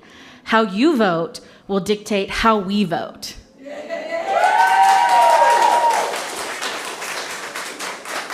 And do not insult our intelligence. I heard multiple times at the last commission meeting, people do not understand. Multiple times. But let me be clear, we understand. We simply do not want this as a part of our community. And to our fellow citizens, I remind you that you have rights as well. You are entitled to information from your government, and I urge you all to utilize your open records rights requests. I know this is your regular meeting space. This is my conclusion. Sorry, Amanda, 3 minutes is up. Okay. I do want to say this last part. We see the attraction that this has drawn, so I would encourage the city to find a larger meeting space in the future should this topic come up again, because we will be here and we will be heard.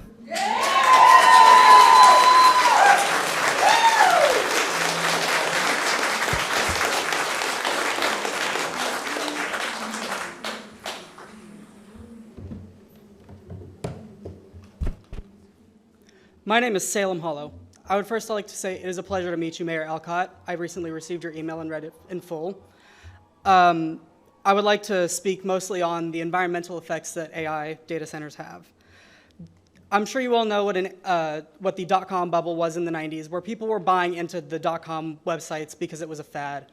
This is happening again with AI, but eventually AI is going to become obsolete, and it is going to pop, and there are going to be countless millions of things that happen because of AI. Because this bubble pops, there are going to be leftover data centers that have no purpose whatsoever in our communities. If you allow these things to be built, they can destroy entire ecosystems by using generous amounts of energy, up to 60 billion gigawatts of energy, more than the average American household uses in 1 year. That is 60 billion gigawatts. This is according to ethicalgeo.org. In an NPR article, according to NPR, in Georgia, some residents reported problems getting drinking water from their wells after a data center was built nearby. Do you know how much water data centers use? According to Ethical Geo, they use way too much water, over 2 million liters of water. Sorry, I can't read, I don't have glasses. They use over 2 million liters of water every year. This is an impact that I don't want to have happen to the local ecosystems, including Barron River and places like Romanza Johnson Park, which is one of the most beautiful creeks that I've seen in Warren County. Lastly, I would also like to mention that we could use this money that could be put somewhere else into funding things that are going on in the housing crisis. Like for me, I'm homeless, and there are thousands of people in Bowling Green who are homeless. Thank you, Salem. Ashley Garrett.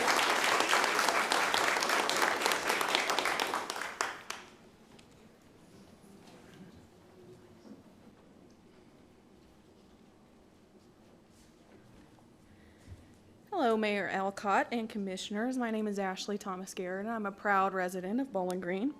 I'm here to respectfully ask those who voted against the moratorium on data centers to reconsider your position, and to thank those who voted for it for your due diligence.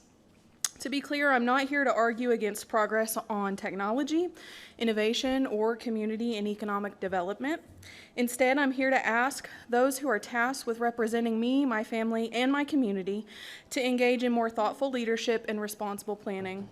A 6-month moratorium is not a ban, it's not fear-mongering, it's not anti-business, it is doing your due diligence on behalf of your constituents. Across Kentucky, many communities have implemented similar pauses to better investigate and understand the long-term impacts of data centers before opening the doors to projects that could permanently reshape our infrastructure, neighborhoods, and our quality of life. Moving too quickly without establishing clear protections for our communities, our citizens, businesses, and schools can leave us scrambling to address consequences after decisions have already been made. And Bowling Green should not be in a rush due to pressure from external stakeholders. Bowling Green residents have repeatedly raised credible and serious concerns, including massive utility consumption, excessive strain on water and power systems, dangerous industrial noise near homes, businesses, farms, and schools, alongside the reality that these data facilities provide very few long-term jobs. These concerns are not unfounded or unreasonable. Many of us feel that our concerns have been minimized and dismissed rather than being meaningfully considered as they should have been. Our community voices matter. Our public trust matters. We're asking for appropriate caution, for full transparency, and for smart growth that considers the real real answers to hard questions before irreversible decisions are being made. We're asking for time to hear from independent experts and citizens in other areas that have been affected, and to fully inform residents and our communities and fully understand the potential impacts. When a project has the potential to consume extraordinary local resources, cause damage to our environment, and injury to our people and animals, and it offers very little benefit in return, our citizens deserve to have our elected officials exercise careful scrutiny and provide clear transparency to our citizens before decisions are made on our behalf. Once again, I ask you to support the moratorium and to give our citizens and our community the time that we deserve to get this right. So thank you for your consideration. Thank you, Ashley. Charles Campbell.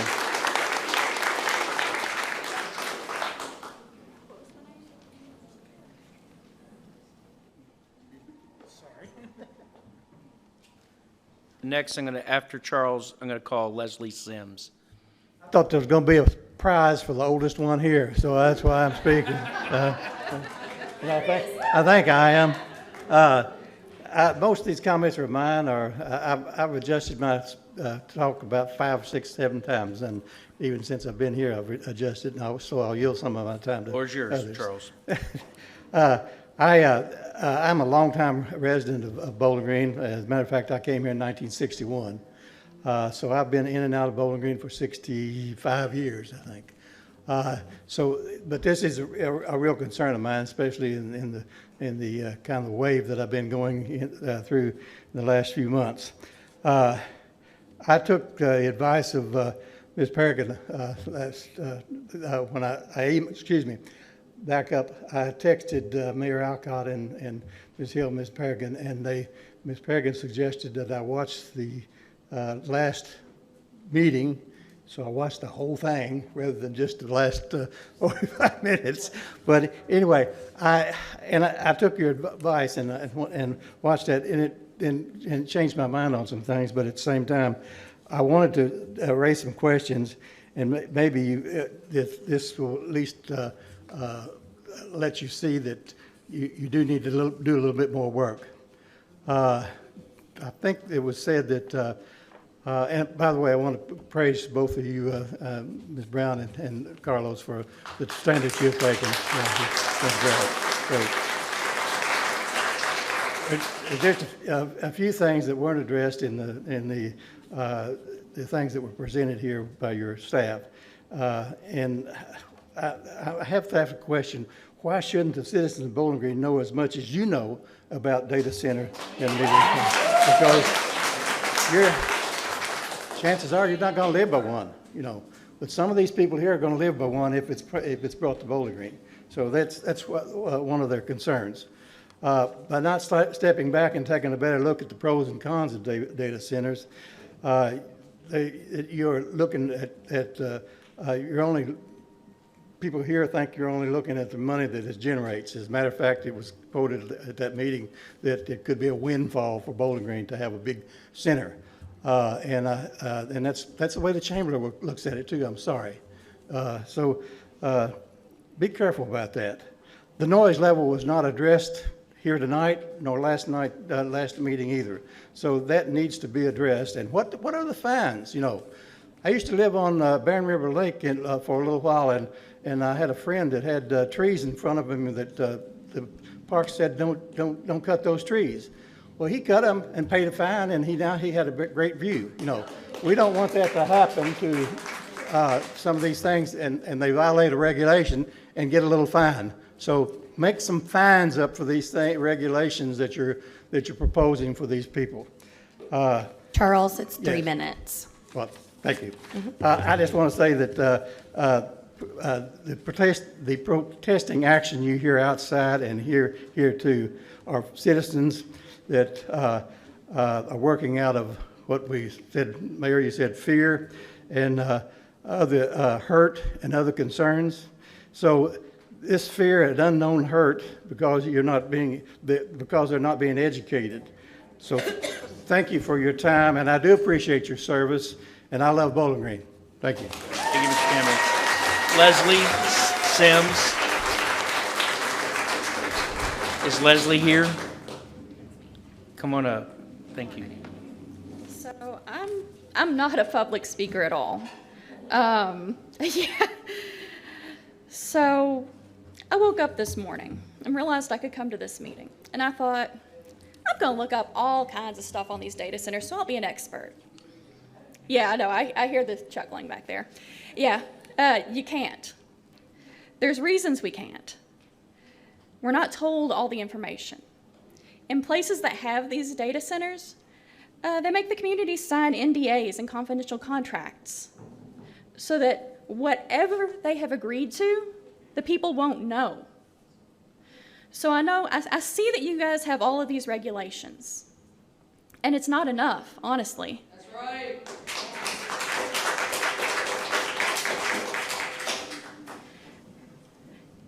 How do we know that y'all won't just reverse some of these conditions when they come in with an NDA?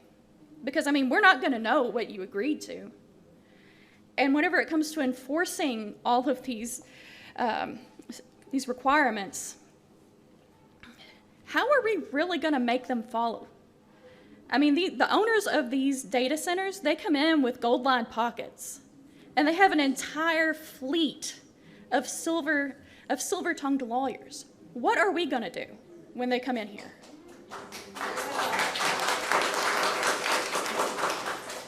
I mean, I'm not even talking about the noise pollution and all the health problems that causes.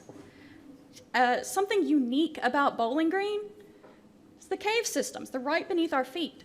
There are many unique creatures down there. It's a completely unique environmental system. What's going to happen to all of those creatures? What's going to happen to our caves? What's going to happen to our community that's sitting on all of these caves when they start blowing stuff up to build these data centers? I've seen that the booms, as they're called, whenever they blow things up, can cause infrastructure damage to buildings. And I mean, this is foundation damage. And You're saying that 500 feet away from a residential area is enough? It's not. Well, was it 1,500? It's still not enough. And as for the water consumption, from everything I've read, it looks like about 5 million gallons per day.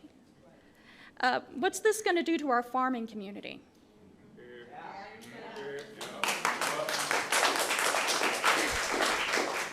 I know I love to go to the farmer's market and buy from our farmers directly, and I think a whole lot of people here do. What's going to happen to them? And I can't think of anything else to say. Thank you for your time, and honestly. And your time is up, Leslie. Okay, Thank you, Leslie. Next is Barbara Pollitt, and after that is Jackie Wyman. Actually going to yield my time to more voices in the room, but I do beg of you to give us some more time for some listening sessions, to listen to we the people.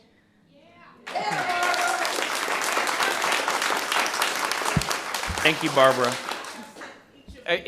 You can come up to the podium because if you're doing the audio feed, the people are not going to hear you. I just wanted to say that if you answer my emails, I did send you an email, so if y'all answer that, that's good enough for me for right now, but I do ask for 6 months, really a year.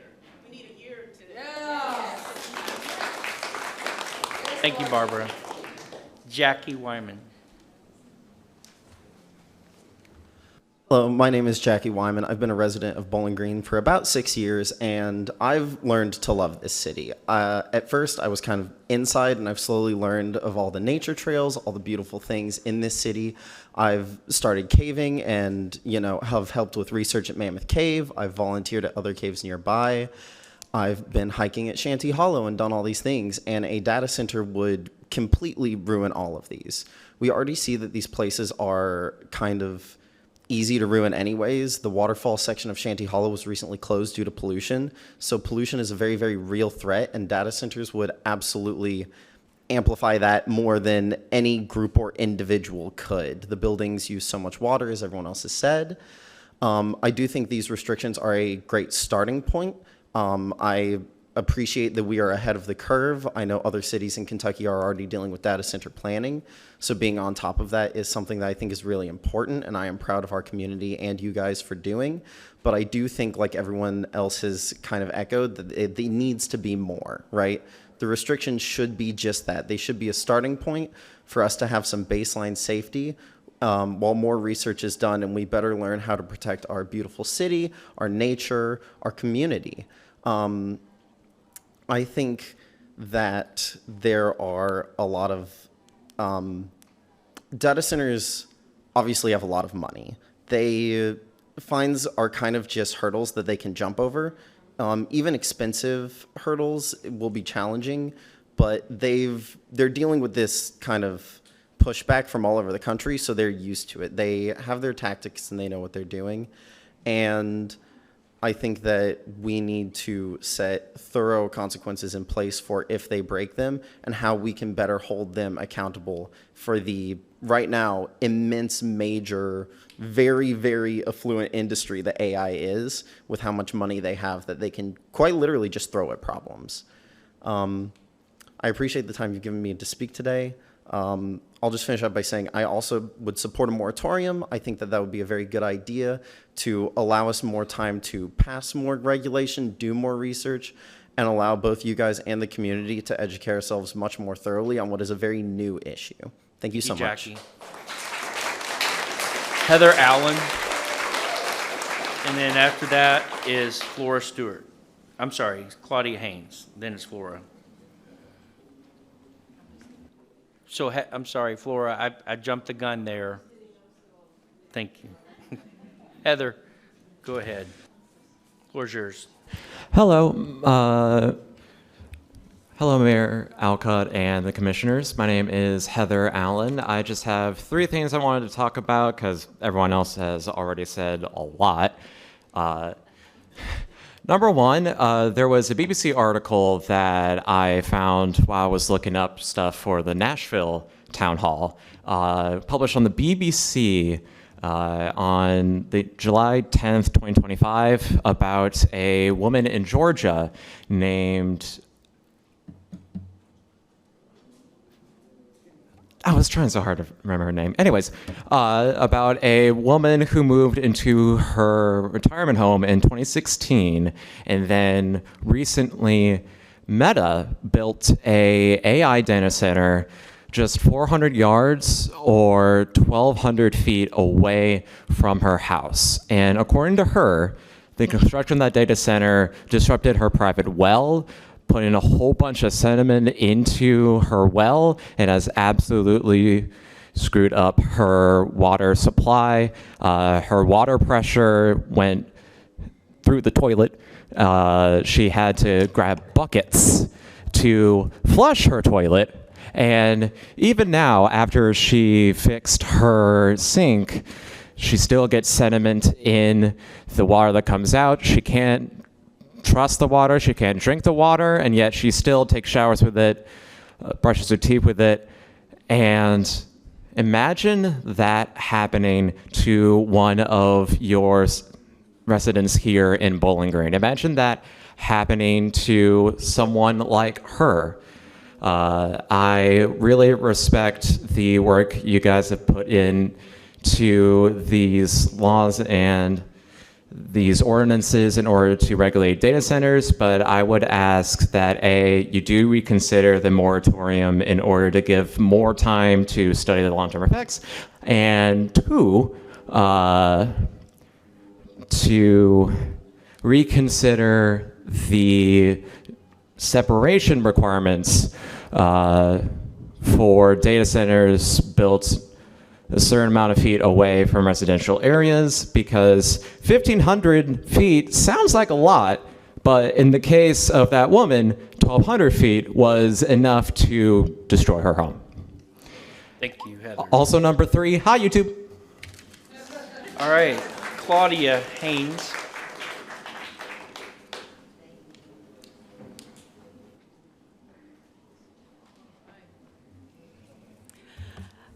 Thank you all for the opportunity. I'll be 76 in October.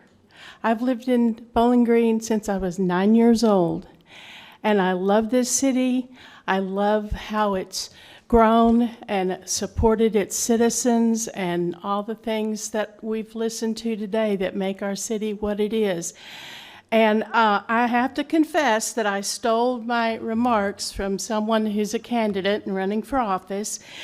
But these are my concerns, and basically I'm going to pretty much regurgitate what's already been said. But I begin by acknowledging that some of the proposed regulations are steps in the right direction.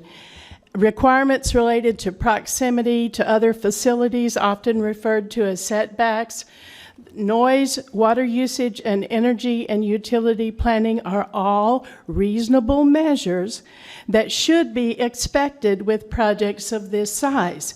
These protections matter, but these protections do not replace the need for the 6 months pause that Commissioners Beasley Brown and Bailey proposed.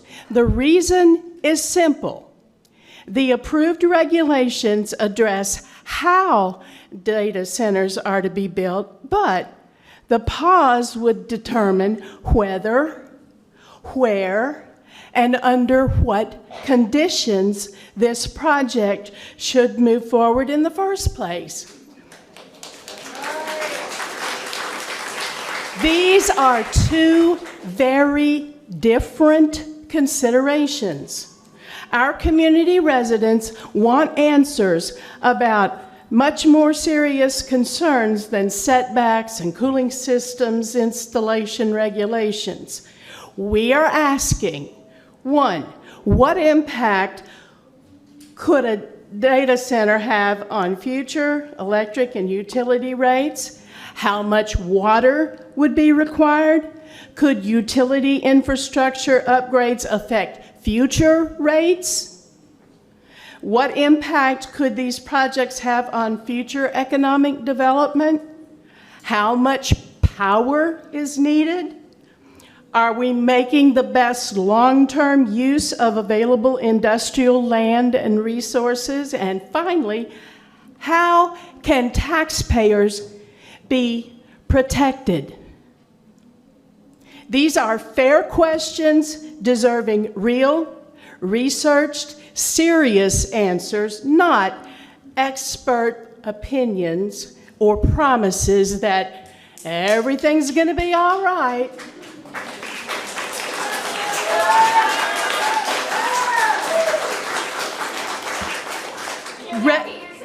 Regulations don't replace public engagement, due diligence, and a thorough investigation or an evaluation of long-term impacts. A temporary 6-month pause would have been the responsible path forward. Not because Bowling Green residents should reject growth and technology, but because major decisions deserve careful consideration and meaningful public input. Good governance doesn't fear public input, it welcomes it. Thank you, Mrs. Haynes. All right, Flora, Mrs. Stewart, and then after that, Uta Ziegler. Flora, Stewart, Thanks, everybody, and it's just wonderful having all of these people here and this kind of input from the community as well as you all, the commissioners. Basically, I've been doing a little studying about the issues, and I think the primary thing is that we need, as everyone here, I believe, a lot of us believe, time to study it so that we're going to have a data center. It's not going to harm our community or the people that live around there. And we can do that. These data centers are not poor. And they've spent months and months picking out Bowling Green because it's a really good site. And they're not going to run away because we wait 6 months. And it's going to take them a lot longer than that to build. So I don't think it's unreasonable that we couldn't negotiate it and still perhaps if we're going to have one, at least it's going to protect the community. Some of the things that you might think about during this moratorium are restricting the data centers to start with on industrial zones.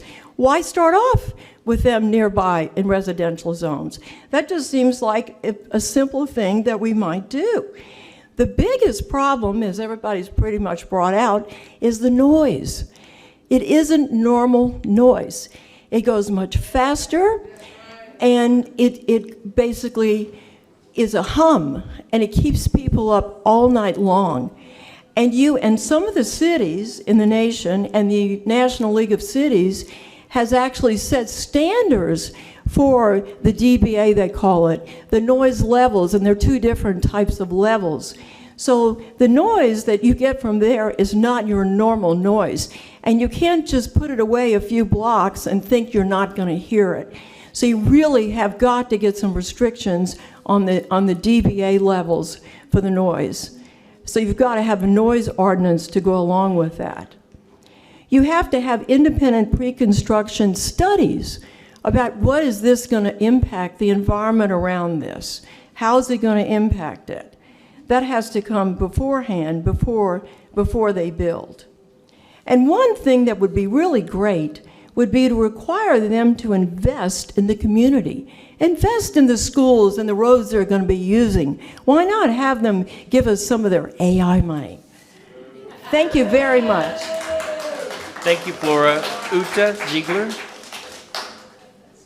And then after that will be Ryan Thomas. Thank you for the chance to speak here. Actually, I've been pleased, I have to say, because I was told this only happened after the vote was taken.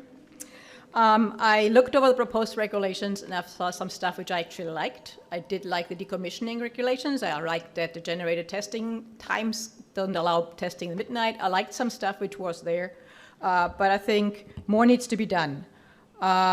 It seems to have necessary to have regulations so that nobody can come in and just build a data center without any regulations.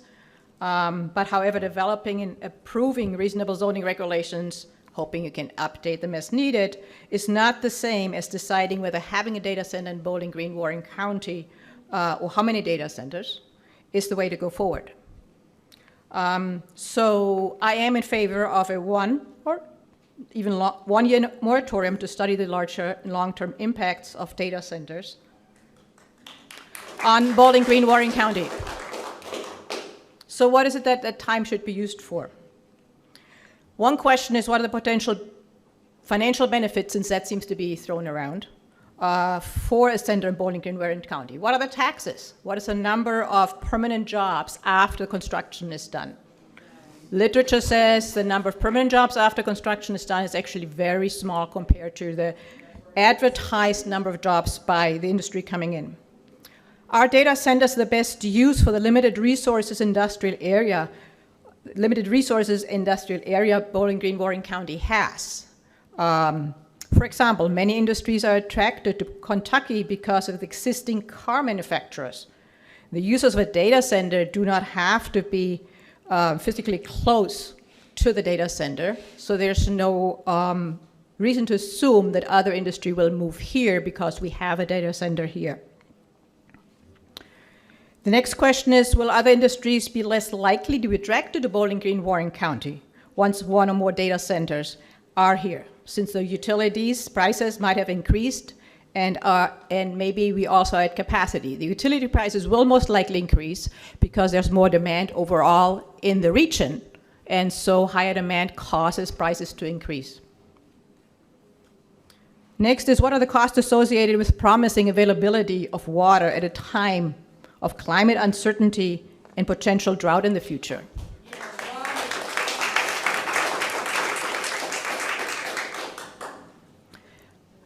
Just like some of the people before me have said, I am not against business. I am for business. I'm for business which provides economic growth for Bowling Green, Warren County, in tandem with increases in quality of living for the residents. And at this point, I'm not sure that enough is done to guarantee that the quality of the living of the residents of Bowling Green is guaranteed. Thank you, Uda. Your time is up, ma'am. Thank you. Ryan Thomas.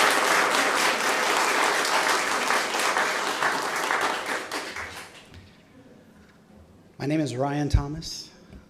I live in Bowling Green, but I work for the University of Illinois as a data and technology professional. While I have concerns about the proper use of AI, I'm an advocate for proper and responsible use. I believe there is no wisdom turning away from how AI will transform and is already transforming society.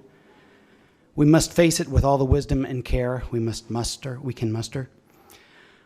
I'm also aware of the risk of inadequate regulation on technologies to negatively impact the quality of life in communities. As with most regulatory failures, those who are most impacted are typically those who already experience economic hardships. I do believe that the regulations that our professionals have developed represent excellent work. That is important work. Thank you. And we know that Kentucky is an attractive place for data centers in part because Kentucky is recognized as a place where regulations are comparatively weak, where the cost of living is low. There are gaps. You mentioned a lack of noise ordinance and then indirectly addressing it through a setback of only 1,500 feet. You mentioned that battery and natural gas generators are preferred. I don't wish to provide a laundry list of gaps. The point isn't the specific gaps. The issue is a need for public input so that gaps can be addressed and to support public trust.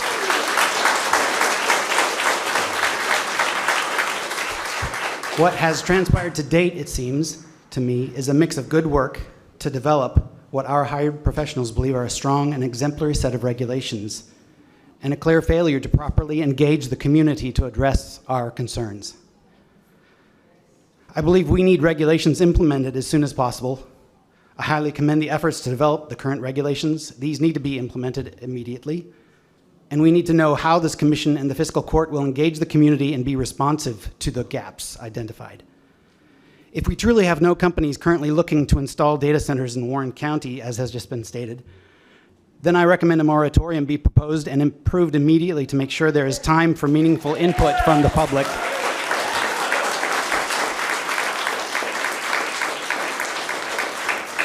If there will be no moratorium, I'd like to know how the Commission and Fiscal Court plan to meaningfully engage the public to address the gaps. Thank you. Thank you, Ryan. Blaine Farrell. And then after that, Weta Meyer.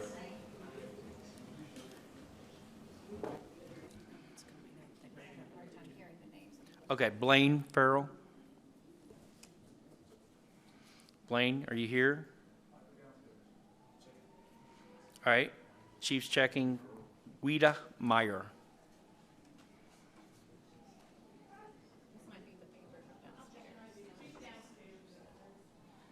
I'm going to keep going. Amy Deputy.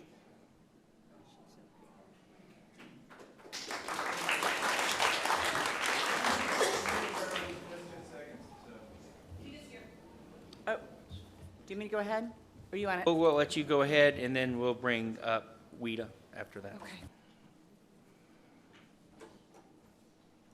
I'll be brief, just because I think that everything that's been said before has just been so well researched. My name is Amy Deputy. I live in Bowling Green. And I left Bowling Green when I was about 30 and returned about 5 years ago, and I was astonished at the wisdom, the creativity, and the forethought that all the planners have put into making this city so beautiful. And so I just really want to commend you and all the people that have gone before you.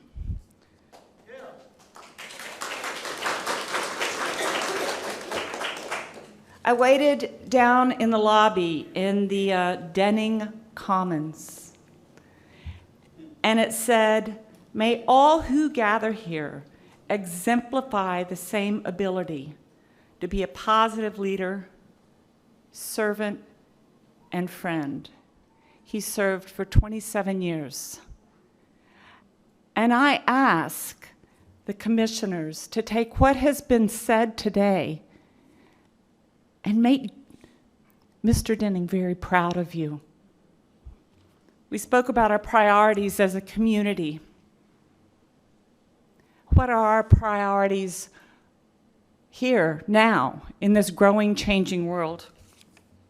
No noise ordinance. Data centers going to just farmland, of which tillable just farmland represents 11% of the available surface of the earth. I hope that the people that you listen and let Bowling Green, let all the wisdom of this community, let us be a beacon for other communities that can reach out to Bowling Green and help protect communities that don't have our resources, other Kentucky communities. Let Kentucky be open for business. Let's look at just a couple of simple ideas that you might get from listening to all of us. You know, the noise thing. Make berms be installed. Make landscaping be installed. Make big berms. Make big trees. You've got to have them. 1,500 feet.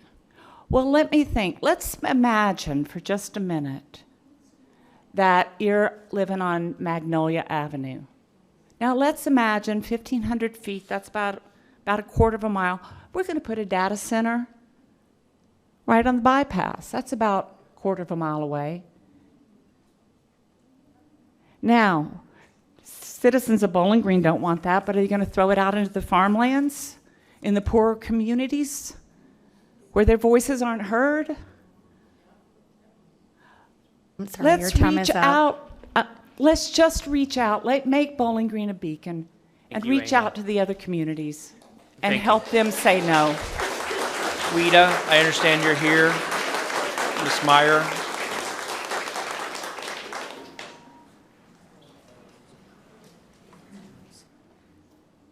Okay, so after we do Blaine Farrell. Hello, I'm Blaine Farrell, and I want to start out by saying I'm glad I didn't prepare a speech tonight because everybody's done such a great job. And I do appreciate the work you put in on this, but I do think a moratorium would be warranted, especially for Bowling Green. Living on karst topography, do you know, and there's plenty of expertise at Western to help you with that. Students would just love to help you. Look around and have people visit other sites because Bowling Green's unique with karst. Other places don't have that to work with. So I also worry, my other big concern is these multi-billionaire companies, Meta, hiring third parties with non-disclosure agreements to come into a community and just plunk it down where they want. And I think you've got guidelines, but they've got money and they've got lawyers. And I really worry about that. So I would hope in that six months moratorium to really nail that down. Get some attorneys around here so that you're protected. Because planning ahead is a great idea. You might even think about what parcels of land could possibly be developed for this kind of a project that won't affect anybody ahead of time. Then they can't go anywhere else. So just some thoughts, but everybody's done such a great job, I don't need to sit here and rehash everything that's been said. I do feel kind of weird talking about economic development since I'm a biologist. But I was in a cabinet meeting much like this, and Bill Brundage was sitting down at the end, and he's a microbiologist, and he was the chair of the Commission for Economic Development. I work with Kentucky Science Technology Corporation. I help bring engineering to Western.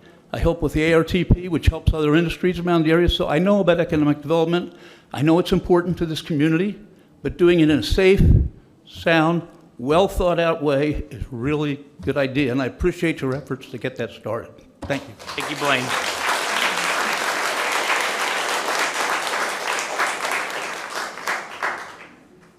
Ms. Meyer.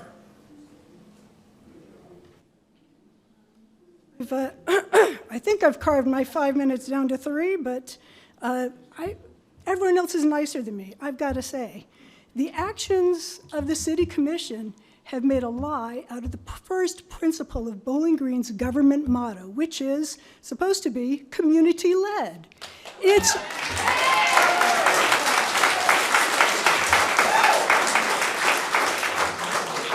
on your website, you know, it's part of your motto. So the current set of proposed planning regulations, we're told, has been in the works for 8 months, which would be last November.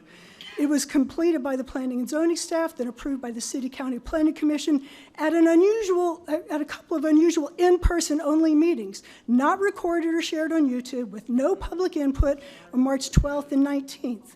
We finally learned last City Commission meeting, June 2nd, that the Planning and Zoning folks were willing to do a public proposal and discussion back in April. You decided not to hear that from them at either of their 2 meetings there, nor at either of their 2 meetings in May, and instead you've waited until the last minute to get a 2-vote requirement done before tomorrow, which is when these regs go into effect.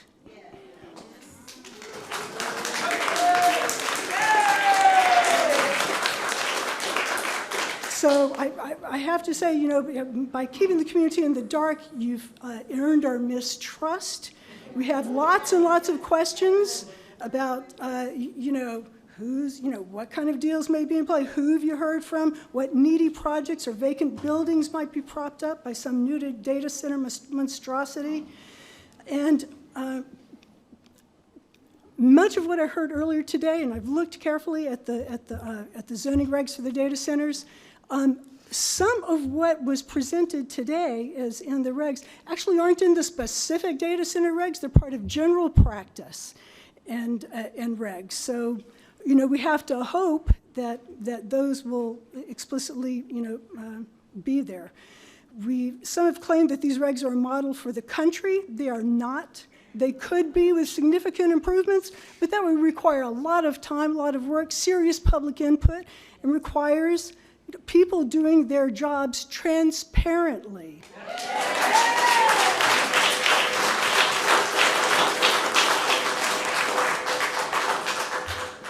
Two things that I want to highlight specifically that the regs fall down on is no explicit address of on-site natural gas turbines. And gas burning turbines power data centers in a number of locations because they're portable. Ms. Meyer, your time is up. Thank you, Ms. Meyer. Next is Kim Granger.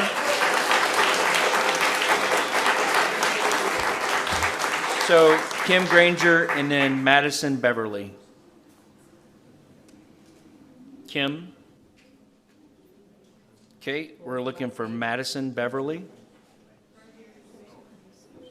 Come on up. Kim Granger. Hello, Mayor Alcott. You informed me that I would have up to 5 minutes. That's what I prepared. Would you be able to allot me that time? Most have already taken 5 minutes or more. Okay. So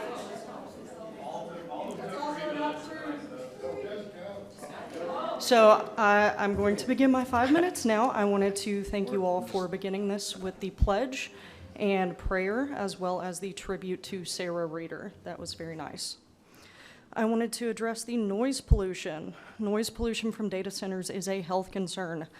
Data center neighbors have reported headaches, vertigo, nausea, sleep disturbances, ear pain, and hypertension per the Environmental and Energy Study Institute. Sound pollution in Dowagiac, Michigan. The noise affecting nearly 1,300 residents nearby reaches up to 70 decibels, the equivalent to running a vacuum cleaner. That is per 16 News Now in Dowagiac. Power. There were 5,426 data centers nationally as of March 2025, and the number is skyrocketing. Collectively, these centers consumed about 17 gigawatts of power in 2022. For context, a large nuclear power plant generates about 1 gigawatt.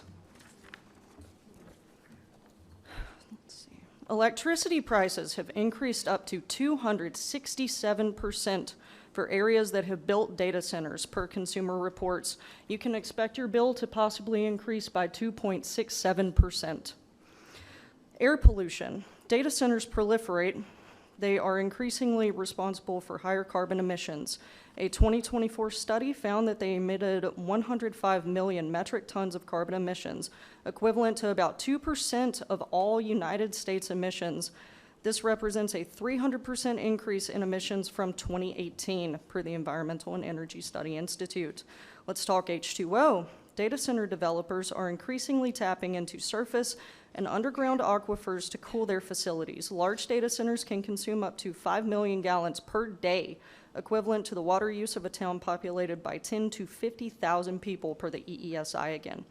Bowling Green's population is around 80,000. This data center could use nearly as much water as half of our population in one single day. In Morgan County, Georgia, this was already addressed. Their water is opaque with sediment, it's brown and undrinkable. People are relying on bottled water to prepare food and hydrate. Their home appliances have been ruined due to this terrible water quality. They've been having to fill their toilets by hand, as was stated. That is per CBS News. Consider that the cooling tower blowdown, the water bleed off from the cooling systems, tends to have high mineral content, traces of chemicals like chlorine or biocides, and altered pH. Overtaxed treatment plants could lead to insufficiently treated water reaching streams, which threatens aquatic life and public health. Moreover, thermal pollution is a factor. Data centers sometimes release water that is significantly warmer, which can upset the ecology of rivers or lakes if not cooled. That is per Florida Water and Pollution's Association. Our treatment plants may also be flooded and overwhelmed during these times when the center decides to bleed off this water. Citizens can expect their water bill to increase as well, all while our wages stay the same.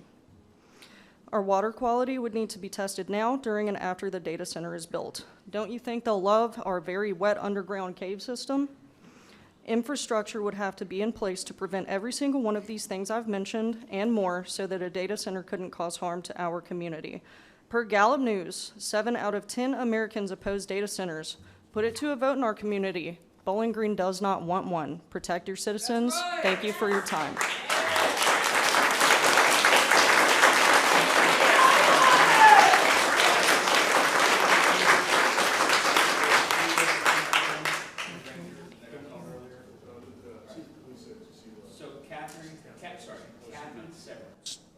And then after that is Kara Glenn.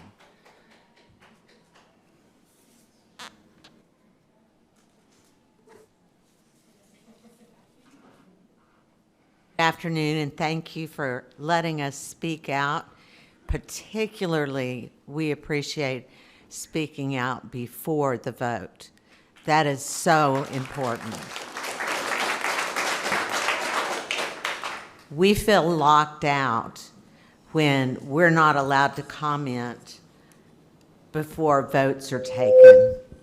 And that's a serious issue that we want to address.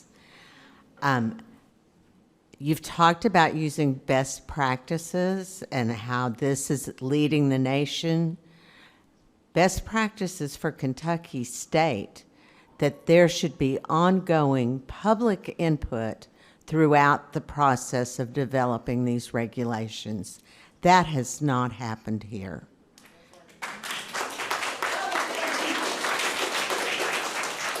I watched the meeting that happened 2 weeks ago and the fiscal court last week, and there are two things that made me very angry. One is we had no idea, none, that this was going to be discussed. That is purposely shutting us out. The agenda items that are listed on the agenda need to be clear, not just an ordinance such and such and such and such. It needs to say what it's related to so we know if we want to make input, and that input should be taken before the vote. This community is not ready to accept these ordinances that were presented so quickly.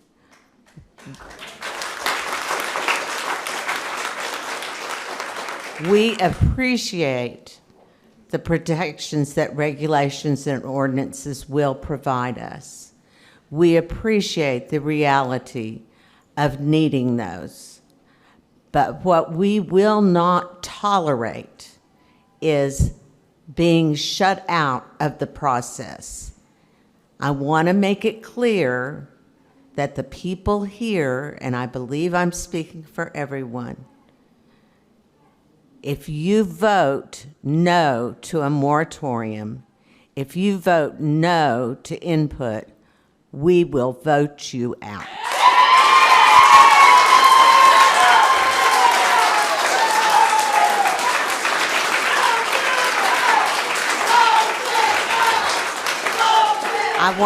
I want to thank Dana Beasley Brown and Carlos Bailey for standing up for our rights and asking for the moratorium.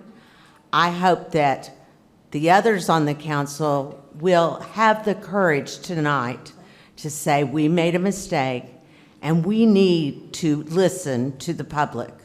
In order to gain our trust, you must listen to our comments. Thank you. And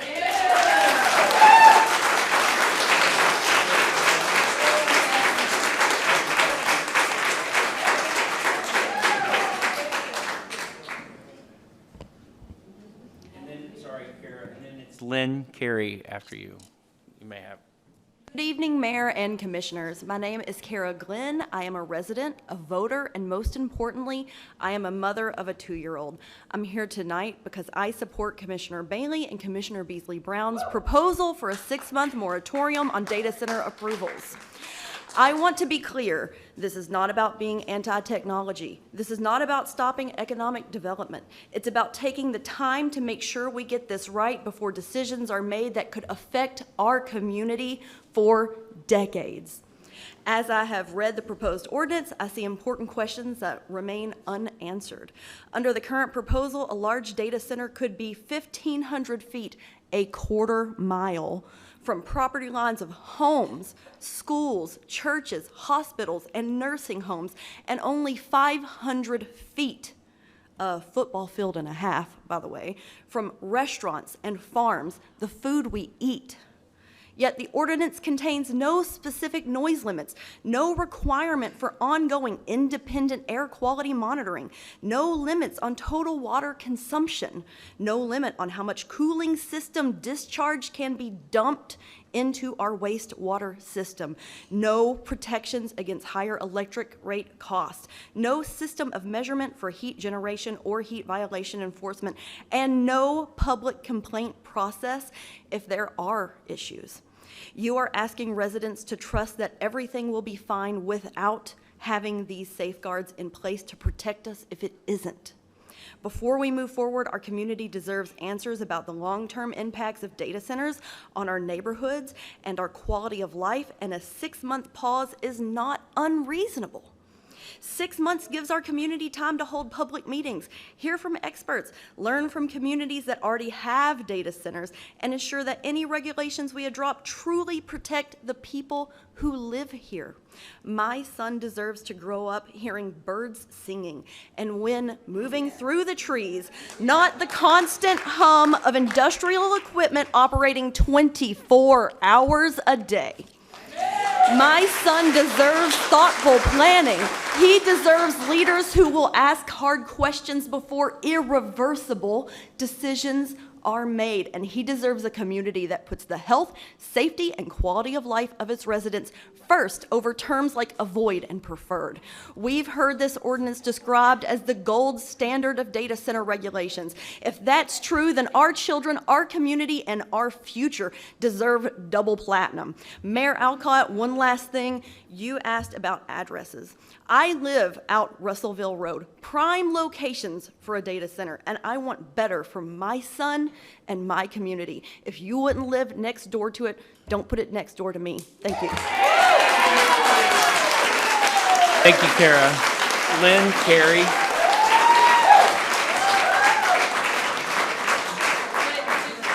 Lynn Carey, and then Elizabeth Kay, I believe that's Elizabeth. Are you Lynn? I'm Lynn Carey. Thank you. Yes.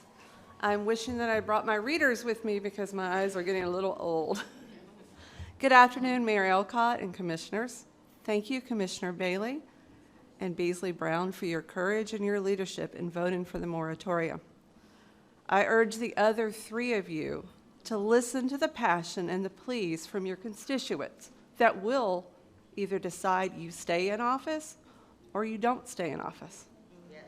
My name is Lynn Carey. I'm 60-plus years old. I was born in Bowling Green and lived here for most of my life, leaving only to serve 10 years in the Army.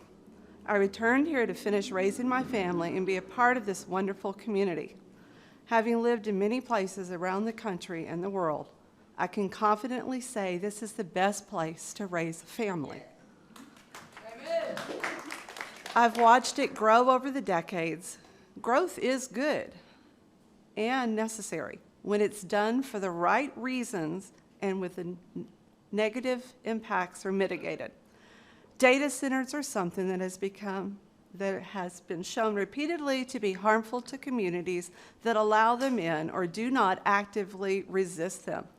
Data centers are also a unifying issue. If you look around at those that are here in the hallway in front of City Hall, you'll see an incredibly diverse group of concerned citizens from all walks of life, economic brackets, and political parties. You, Mayor and Commissioner, are at a unique crossroads as surrounding communities and counties listen to their constituents, follow, whoa, technology. I'm old school here.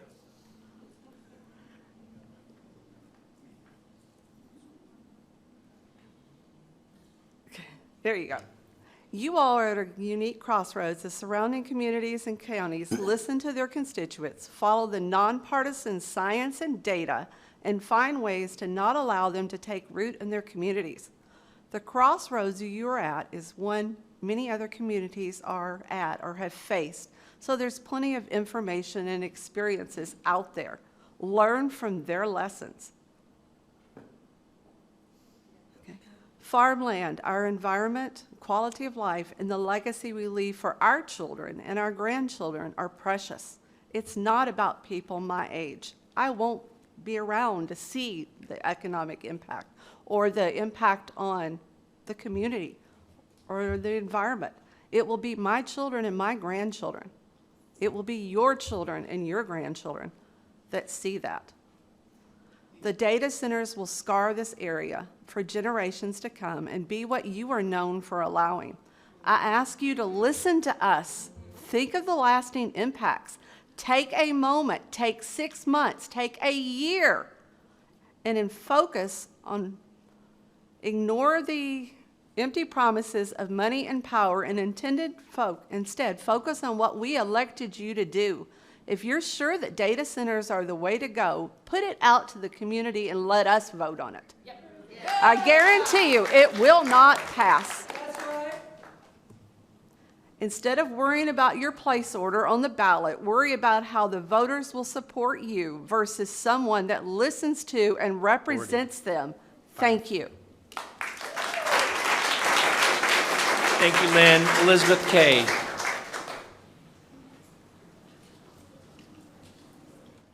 Good afternoon. My name is Elizabeth Case. I would like to say that Bowling Green is a remarkable community with good growth and leadership. But as the rest of the U.S., you can tell by the attendance in this room, 70% of the U.S. disapproves of data centers.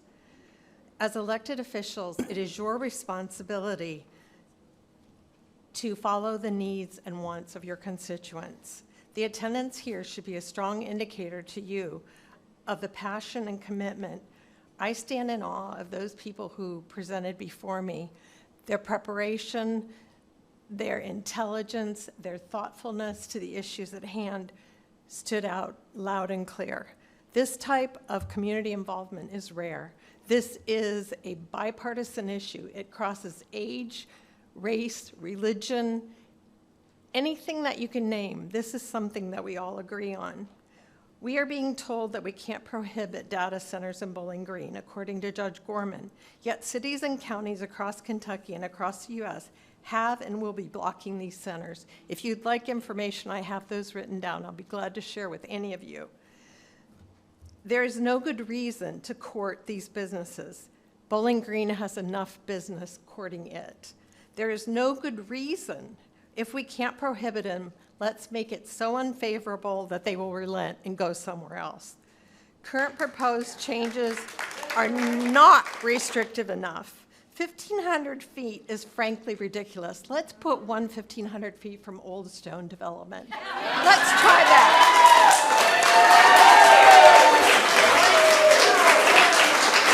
As someone else pointed out, these centers go in areas where people are already underprivileged and facing terrible challenges without us adding more. 1,500 feet is not enough. Sound, vibration, light all travel much further. This proposal does not address agriculture, and agricultural specialists are telling us that animals aren't breeding, birth is being affected, vibration, sound, all those travel further. It does not address heat. If you've ever seen drone footage of the heat footprint that these put out, you should look it up. Wildlife, decibels, and many other factors, including cars, which are responsible for 40% of the drinking water in the United States. They are particularly vulnerable to contamination and pollution. My question to you as consul, will our elected officials agree to never sign an NDA?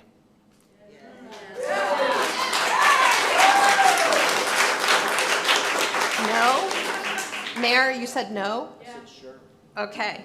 Amazon, and if you don't believe me, Amazon recently paid a $20.5 million fine because of the nitrate contamination of the water in Eastern Oregon.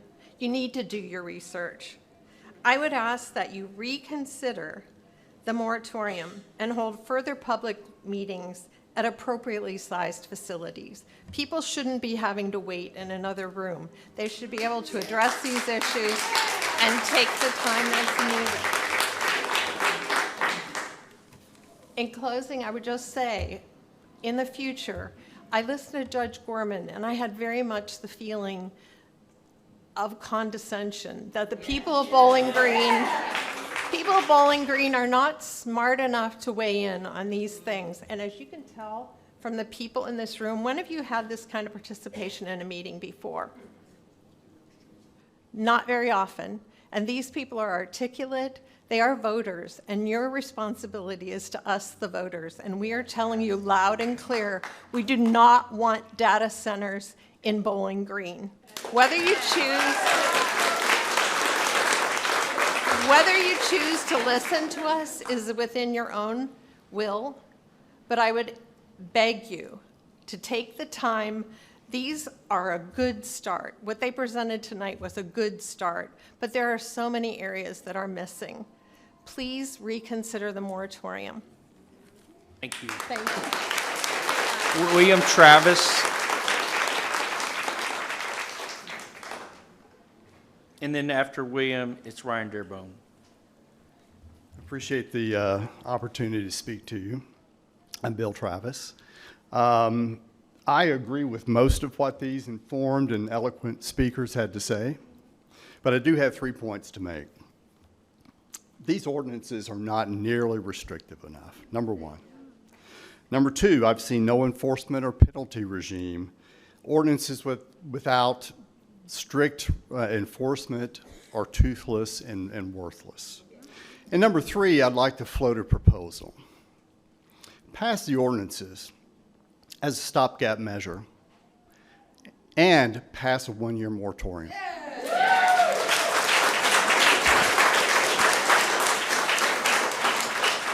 Why not? I spoke to fiscal court last week and was basically told that these ordinances are to prevent a data center from locating in Bowling Green, Warren County. And it was actually said, that was said by some of the magistrates. So if that is the case, and you think the smart strategy is to have the ordinances, again, why not do the ordinances and pass a one-year moratorium? Thank you. Thank you, Bill. Mr. Ryan Dearbone.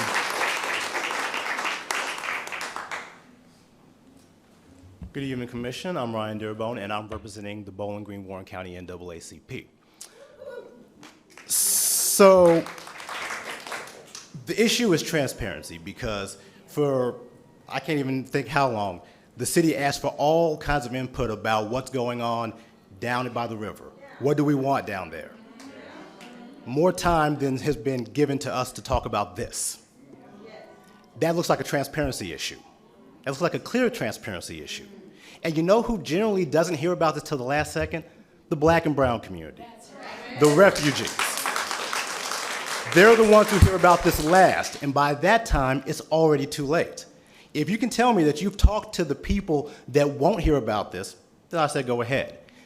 When you want our votes, there's a door sign, there's a poster, you're out in front of it. But when it comes to telling people about something that's going to change the entire face of this city, they don't hear about it. We talk about BG 2050. What is going to be like in 25 years? Well, we're about to find out if we get a data center. If we don't take at least 6 months to a year to talk about it. You want people outside talking about it. You don't just want people in this room talking about it. You want the people that just are the new citizens that we just talked about. You want them to talk about it and weigh in. You want people that are part of this community daily talking about it. So if you can't ask for that, say, hey, I want to hear it, even if it's dissenting, we shouldn't be doing this. Think about the people that are not in this room. Think about the people that I have a wife and 2 little children that hopefully will be lifelong Bowling Green residents, that hopefully will not get sick because of a data center, that will not be pushed out because of a data center. If you can say that you've talked to the people that need to be talked to, which is the entire community, then proceed. If you can't say you have, you need to put a moratorium on it until everyone has had their voice and had a chance to weigh in one way or the other. Thank you, Ryan. Kirsten Homer. And then after Kirsten, it's going to be Laura Milliken. For the data center at the mayor's house.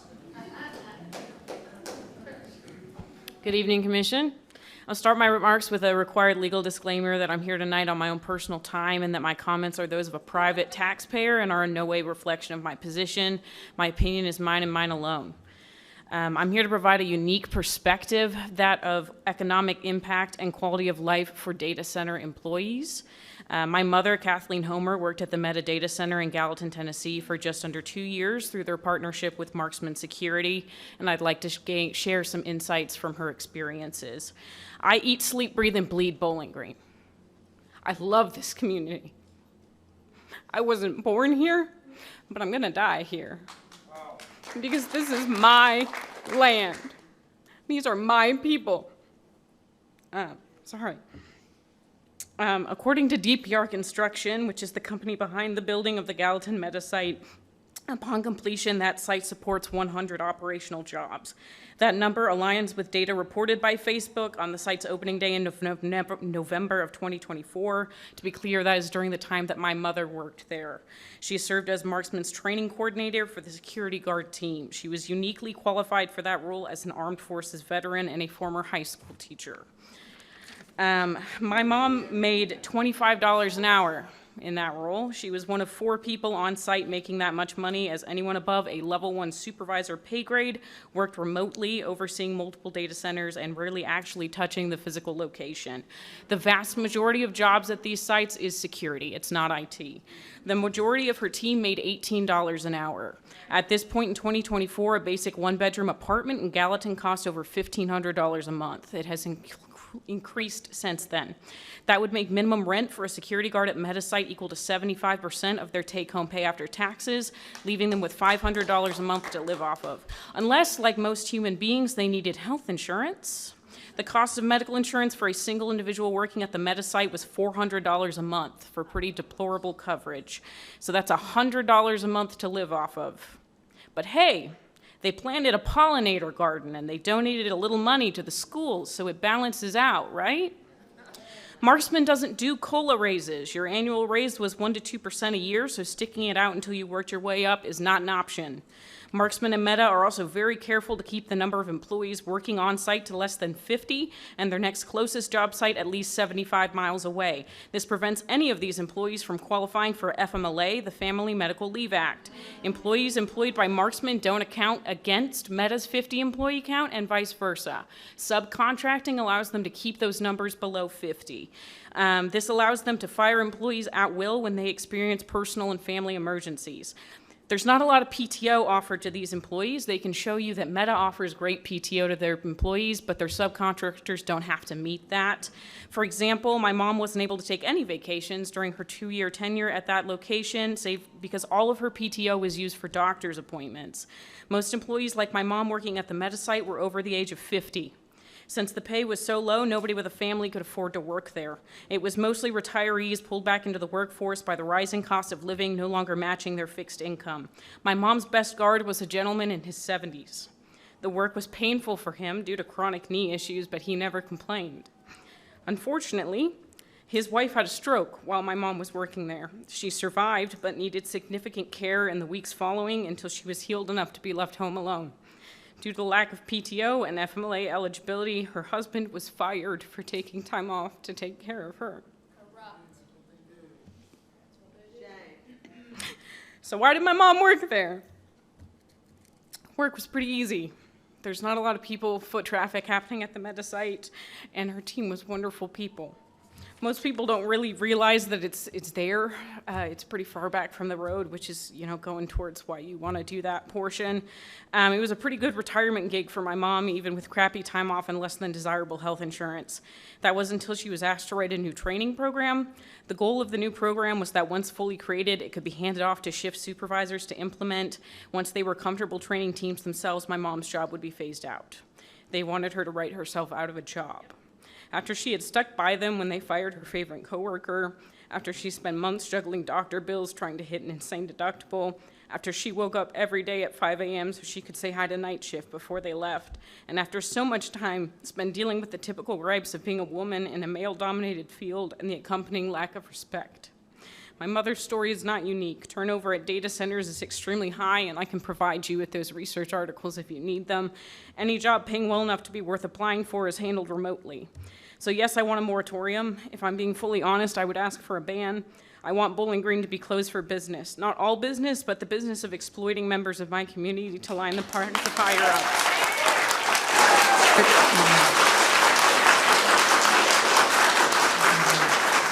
Okay. And just a quick comment here on the fact of what does the city get in return? You're over 5. It is $91.25 per acre and wage withholding taxes. Next. That is a horrible rate of return. Thank and you, a total Kirsten. of $56,125 a year. Less than one Thank you, police Kirsten. officer. After Laura Milliken is Daniel Collins.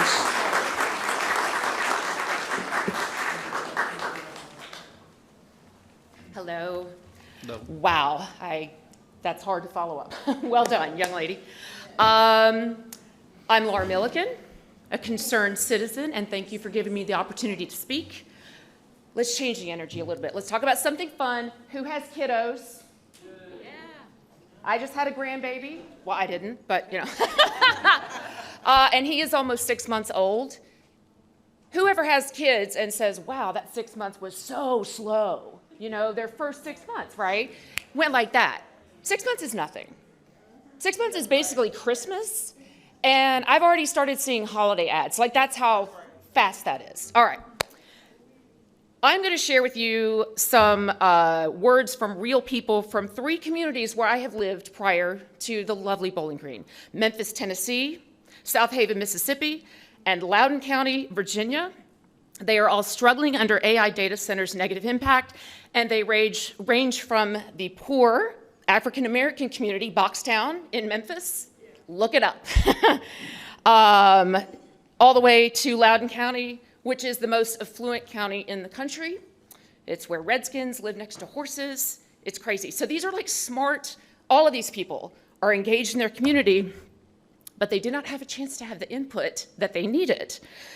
So here's a few quotes from people from across these communities. The noise is pervasive, like an airport runway dropped into my front yard. Relentless noise, an omnipresent, inescapable industrial nightmare. I live about a quarter mile from the Corvette racetrack. We hear the races every weekend. We welcome it. We love it. Good. It's tourism. Good for Bowling Green. I do not want to hear it 24/7. I would have to move. The water supply. A cow consumes about 35 gallons of water a day. One Memphis person said a data center uses about the same amount as 140,000 cows. I live next to a cattle farm that has about 1,000 head, and I try to picture 140 of those, and it just blows my mind. Data centers need billions of gallons of water. It's going to drive up your bills. It's going to drain your favorite fishing holes, negatively impact wildlife, including pollinators like bees. The smell. It smells like rotten cabbage. You can't even open your windows anymore. There's a lot of quotes about that. Your utility bills will go up. It's just so far beyond any bill that I've ever had, says John Steinbach, who has owned his Manassas, Virginia home for 40 years. And that's the tech alley. I used to live there, Northern Virginia. Again, very smart, talented, affluent, educated people, and somehow this got past them. That's how sneaky these places are. Your property values will go down. One man said, I wanted to retire near my kids, but I couldn't give my house away with all this noise now. The impact on livestock, we've hit on that. Noise from the heavy-duty cooling fans and diesel generators can stress cattle, reducing milk production and making them more restless and aggressive. We've also heard that more jobs line is a lie. AI data centers create temporary jobs, but once operational, the sites are highly automated, employing just a few dozen to a couple hundred staff, and data centers might not even hire local workers. All these jobs, not here. Finally, Respiratory issues. A University of Tennessee study found a 79% increase in peak nitrogen dioxide levels near the Elon Musk XAI facility in South Memphis, Boxtown, that is a pollutant associated with respiratory illness. One South Memphis man said, living in this zip code is a death sentence. These regions have been literal canaries in the coal mine. Let's not let Bowling Green be the next canary. I asked for at least 6 months more to just take a further look, please. We've seen what's happening to other communities. The research is there. We can ask them. It's really very simple. So thank you for listening to us, and I yield the floor. Thank you. Thank you, Laura. Daniel Collins. And then after Daniel, we have Terry Elliott. All right. Glad to get my time. I was concerned that I was going to talk afterwards, so I've got some remarks prepared. Mayor, Mr. Mayor, members of the Board of Commissions, it is a distinct privilege to stand before this legislative arm of the city today. In this country, we still have the opportunity to stand before our leaders, address our concerns, and ask that the people's business be handled in the people's interest. I am reminded of the heavy charge placed upon our elected leaders, such as yourselves, to guide progress and preserve the heritage of our wonderful community. Public service is not easy. Leadership is not easy. And I do not believe every disagreement has to be treated in an act of bad faith. My name is Daniel Collins. I have a family here. I am a Kentucky Army National Guard veteran with service overseas. I'm a resident of Hunting Creek, and I am an entrepreneur. To begin, back in 2022, Envision AESC announced its $2 billion gigafactory was coming to Bowling Green, which served as a clear signal that Warren County was positioning itself as a massive hub for industrial growth that would bring around 2,000 high-quality jobs and a natural lift to regional property values. We bought a house in that vision. Relying on that momentum, my fiance and I, at that January, we started moving here because we were going to have a youngin'. So, in May, we closed on our house of 23 here in Bowling Green, and by July, we welcomed our daughter. This January, I helped launch another business, partnering with my nephew who just returned home from the Marine Corps. Now he has a contracting company. My investment in this community isn't insignificant. Our livelihood, our home value, our family safety, and our business growth is all tied to the economic ecosystem. The Envision Gigafactory and the 2,000 jobs and the rising property values all evaporated with a new administration that brought new policies and new incentives. If there is a plan to substitute that business in that place with a hyperscale data center in that location, the deal completely changes. That said, I believe Bowling Green is open for business. I am a businessman. I understand internet runs on data centers, and the internet is a utility. I'm aware of the AI arms race as a veteran. I understand how that can shape our future as a nation. I am aware that data centers can bring some jobs, but it's not clear that they'll bring nearly 2,000 jobs. The question is whether Bowling Green should be open for business for any project, under any scale, under any terms, simply because somebody says the word investment. We do not have pawn shops and gentlemen clubs on every corner for that reason. We should be open for business, for businesses that do more good than they do harm, for businesses that bring more reward than they do risk, and for businesses that bring more pros than they do cons.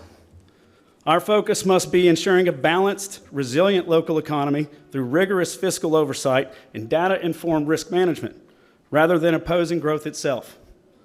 From 2021 to 2024, the number of data centers in this country doubled, and the growth concerns among citizens is energy consumption, water consumption, land destruction, disruption to the local environment, and economic impacts. In 2023, data centers devoured over 4.5% of the United States grid. And by 2028, the number is projected to skyrocket past that. Look at Virginia, as she just mentioned. Over a quarter of its entire power grid is now consumed by data centers. And the math here does not look good. At a $3 million square feet facility, the estimated hyperscale consumption dictates that a single complex would consume over 5 billion kilowatt hours per year here. The average Bowling Green home uses about 12,000 kilowatt hours annually. That would mean that one single facility would consume as much as 440,000 homes in Bowling Green. That is 6 times the amount of our population. Bowling Green is already projected to double in the next 25 years, as we heard. That would need to, then we would need to fuel 8 Bowling Greens.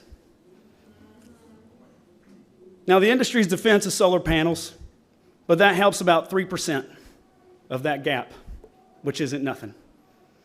And this isn't just electricity, it's water, it's developers promising closed-loop cooling systems. That just makes the power go up. So, what does the community get in exchange for sacrificing its infrastructure and risking its property values? 50, 70 jobs, security jobs. Every time we use our phone, I get it, we're using a data center. I know we need them. But it isn't obvious to me that the future of this community is going to be more good than it is going to be experiencing harm. Because you're leaders in prudence, and I say that again, you are leaders in prudence. You are leaders in wisdom. That's why you were there. You understand that a moratorium gives this community time to study. It helps us understand the infrastructure burden. It helps us review the legal exposure. It helps us evaluate the environmental risk, protect utility prices, protect water, protect property owners, establish standards before we invite an industry that may permanently change the character and the cost structure of our entire community.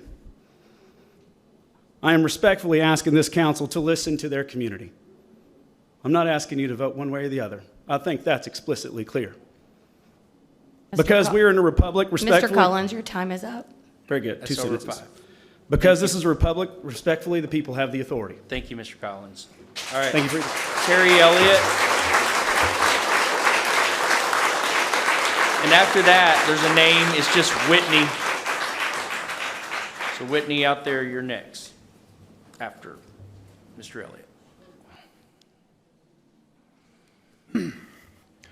My name is Terry Elliott, and I have lived in Bowling Green for the last year. Moved here to be close with my wife, to be close to our grandkids. And my wife wrote on my sheet here with my little speech, what do the data centers give us? Well, billionaires tell us that data centers are necessary for America's future. Fine, then prove it. Prove the electrical load. Prove the water use. Prove the permanent jobs. Prove the tax benefits after abatements. Prove that households will not pay for grid upgrades. Prove that the power is additional and clean. Prove that the project will not require hidden gas generation. Prove that the county can enforce penalties if the promises fail. China's AI sector is moving towards more efficient models and more coordinated energy planning. Meanwhile, we are being asked to accept secretive, land-hungry, power-hungry projects based on forecasts that may be obsolete before the concrete cures.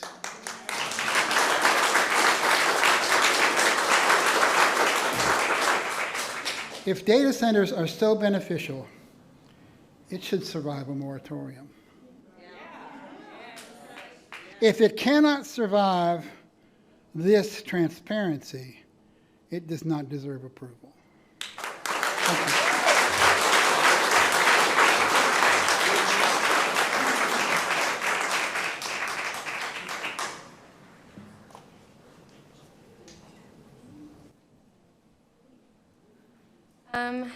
I think that everybody has pretty much voiced their opinion here today. You can't hear me very well. Okay, 5 foot. Sorry, guys. Okay. Everybody's voiced their opinion in this room today. I think it's pretty safe to say that no one in this community wants a data center, period. I don't even know why we're here discussing it, honestly. Look at Spotted in Bowling Green. Do you hear these people downstairs? Do you hear them clapping? They don't want this. Nobody wants this.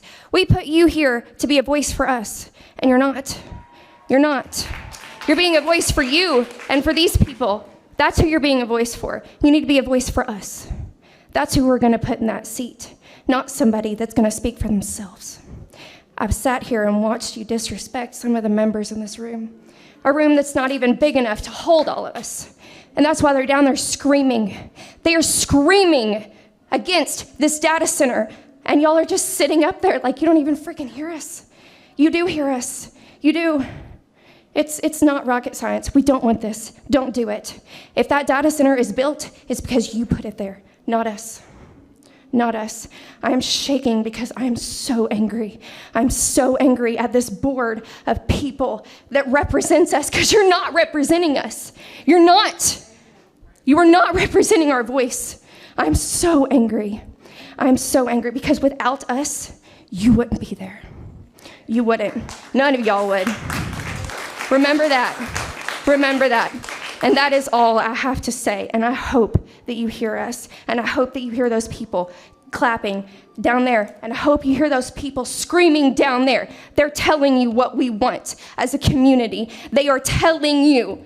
It doesn't need to be voted on. The options don't need to be weighed, the negatives and the positives. We don't want it. Period. Point blank, period. We do not want it. This does not bring enough positive into this community for us to weigh out the odds. No, we're done. We don't want it. The people should have gotten more of a chance to speak on this matter. But the fact of the matter was, it was never about the people. It was about y'all. It was about the government, the governing officials in this town. It's not about us. That's how we feel. That's how you all have made this community feel. Not heard. That's all I have to say. Thank you, Whitney. All right, Ashley Garrett. Did we do that? I put my name on there twice. Okay, thank you, Ashley. And then Kathy Severins. Okay, Samir Nelovic. Before I get started, I really want to thank all five of you. I want to thank all five of you. Thank you, Sue. Thank you, Melinda. Thank you, Dana. Thank you, Carlos. And thank you, Todd, because you're willing to be up there and be a target. And no matter what decision you make, you will never make everyone happy. So I want to thank you for the leadership that you guys have been on. I also want to thank the Chamber with Meredith. People don't realize what the Bowling Green Area Chamber of Commerce does. And it's thanks to them that we are what Bowling Green is today. I also want to thank our planning and zoning, because they're grossly underpaid for all the hard work they do. And then I also want to thank our fiscal court for being so proactive on this issue. So for me to support a moratorium, I have boxes that need to be checked. So let's go through the boxes that I would be worried about. Water usage. It would have to be a closed system that reuses the water. So you're already solving the water issue that everyone's so worried about. It's closed circuit system. We have to ensure that's not a new technology. That's always been there. It's proven that it works. So regardless of if you think or don't, the science is behind it. So then if you're worried about the energy usage because you'll need more generators, okay, let's talk about it. If you were there on Thursday at our fiscal court, they came out and said specifically that if all the boxes are checked, the data centers that are eligible to come to Warren County and Bowling Green would use 1/50th of the energy the Corvette plant uses today. But I don't see anyone striking at the Corvette plant. Look it up on the videos. So now you're using less energy than the Corvette plant. You would need 50 data centers here to be compared with that. Everyone else was given public respect. He deserves your public respect. He's getting my respect. Let's pay him respect. So now the energy issue is resolved because you're not using the energy that you think you are. You're using a lot less than if you had an aluminum plant next to you. So then let's work about the sound. Let's compare an aluminum plant next to a data center that checks all our boxes. An aluminum plant may not theoretically be as loud as a data center, but I guarantee you those hundreds of trucks that go through that aluminum plant 24/7 that are idling right in front, waiting to get loaded, are astronomically louder than a data center ever could be. And you're not accounting for that. And if you're worried about the environment, I guarantee you an idling truck does a lot more to environment than a data center ever could. So we can argue back and forth, but the point is you've checked the boxes. So then the sound, a truck's louder. The environment, a truck's going to do a lot more damage. These data centers aren't going to be loading trucks. You're not going to have 24/7 trucks coming in and out. So you've solved that issue. So then you also got to think BG 2050. What is happening in the next 2 decades? 100,000 people are coming to Bowling Green. 100,000 people. Do we have enough high schools for those 100,000 people? We don't. Where do you think that money is going to come from? It's going to come from property taxes. And what do we need? We need businesses to come here. I will say one thing I really appreciate that Flora said that I think we all need to be held accountable for. These data centers are coming no matter you like it or not. We need to ensure that our leaders are holding them accountable to not just be in Bowling Green, but be a part of Bowling Green. By that I mean push them to donate to nonprofits, push them to be involved in Bowling Green, push them to be part of our system, and that way they become part of Bowling Green as we grow. Data centers are coming no matter what. So you've checked all my boxes that a moratorium will solve nothing. What we need to focus on is the ordinances and ensure that they are followed, and ensure that if there's additional ordinances that need to be put in, that are put in. Because everyone here cares about Bowling Green, and I know we do. We just need to make sure that it's used the right way. We need to focus on what we need to focus, because all of us want a better Bowling Green. Regardless if you agree with me or don't, we want a better Bowling Green. Fighting over it will solve nothing. So, how are you going to pay for the schools of tomorrow? I have twin boys who are 3. Huh? What?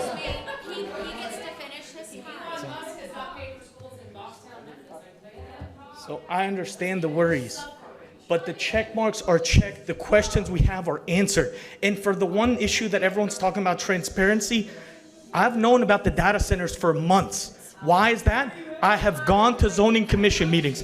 I've gone to city commission meetings. I've gone to fiscal court meetings. I have gone and asked the questions because I sacrificed my time to be educated. If you want more transparency, show up to these meetings and ask. That's what I did. There was. I believe your time. I appreciate you guys and thank you so much. Next is Malcolm Bailey.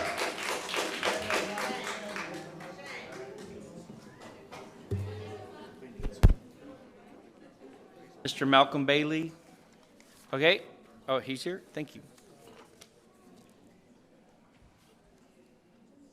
Boy, you feel that? A lot of people are wondering how this is going to go. A lot of folks are wondering how this is going to go, so let's find out. Members of the commission, supporting members, Chief Delaney, I thank all of you all for the work that you do for us. I appreciate you keeping us safe, and I'm going to start out by saying this. 2 of you up there, I know pretty well. The other 3 I do not. Because I'm a Christian, I try not to judge people that I don't know. I will say that some of the order in which some of these decisions has been brought up to discussion, and the dates and the lack of time that most people have had to know and become informed about it, does not fill a lot of us with confidence that you are going to hear and support what the public wants. Now, the gentleman that was just up here speaking, he articulated his points, and it's great that he had the time to do that. I will say that he is more optimistic than I know how to be. Too many times in my life I have seen that fines, that's for poor people. Traffic tickets, fines, things like that, that affects poor people. That does not affect those with bottomless pockets. It doesn't. That's just demonstratively true. And I also want to say that none of my statements up here are meant to be accusatory or inflammatory. I'm speaking extemporaneously here. because I think that's the only way to do this is from the heart. The appetite for progress must never outpace the will of the people if we are to have democracy.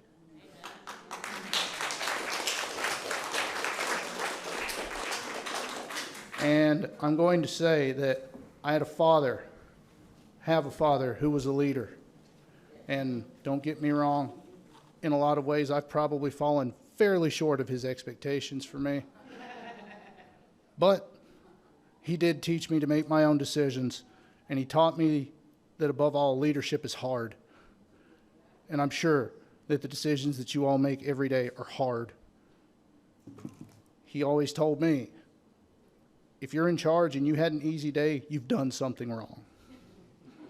There was somewhere in which you were lacking.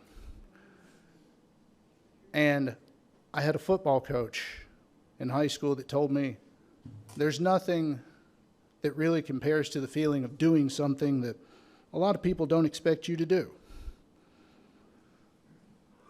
3 of you up there have an opportunity to do something that a lot of people don't expect you to do, and that's vote for this pause, for this moratorium. They don't expect you to do it. I don't know you. I'm not sure what you'll do. I don't. I hope you vote for it because I think it's the responsible thing to do, because if you're just looking for what's demonstratively true in the moment, you've had far many more voices show up here and show up out on the street in favor of the pause than against it. Now, all of those other people, if they are for it, they didn't care enough to show up here. They sure didn't. Because they had the same opportunity to show up that we did, and they didn't. And like the gentleman before me said, we are taking our time. Like I got to be up at 4:30 in the morning. It's almost bedtime. That's like it just is. But we're taking our time to be here because we are concerned about this, and we want this pause at minimum. And the fines, I commend you for at least proposing fines and rules and regulations. That's a great start. It's not enough. It's not enough to deter people for whom money is no object. It's just not.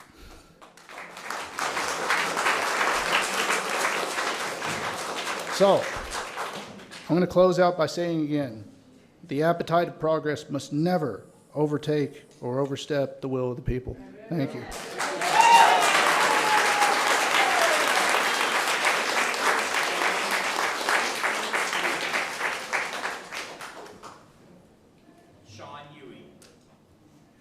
So the next 3 are Manya, Mercenary, and Clay Kilgore, and Sean Ewing is first. Hello, my name is Maria Merkley. Sorry if my handwriting was bad. I do want to start by thanking you all for hearing us. I know it's hard to be talked at for this long, and you all want to go home, so do I. I'm a Hoosier by birth, but a proud Hilltopper and BG resident by choice. I'm here right now because I'm strongly against data centers in general and the vast amount of energy they require and the additional use of this unnecessary technology in many cases that they encourage. Regarding the moratorium, there is no reason why we shouldn't stop and think for a little while. This is a huge life-altering decision for thousands upon thousands of people inside and outside of Bowling Green, and the lack of willingness to require a pause for 6 months concerns me deeply. Your constituents do not want this. Thank you, Commissioner Beasley Brown and Commissioner Bailey, for introducing and supporting this moratorium. It's the responsible choice and, frankly, the bare minimum. People have talked about the economic impact, environmental impact. I think it's ironic that in the same meeting we're supporting the riverfront beautification project and considering a data center that would deplete the river it is built on.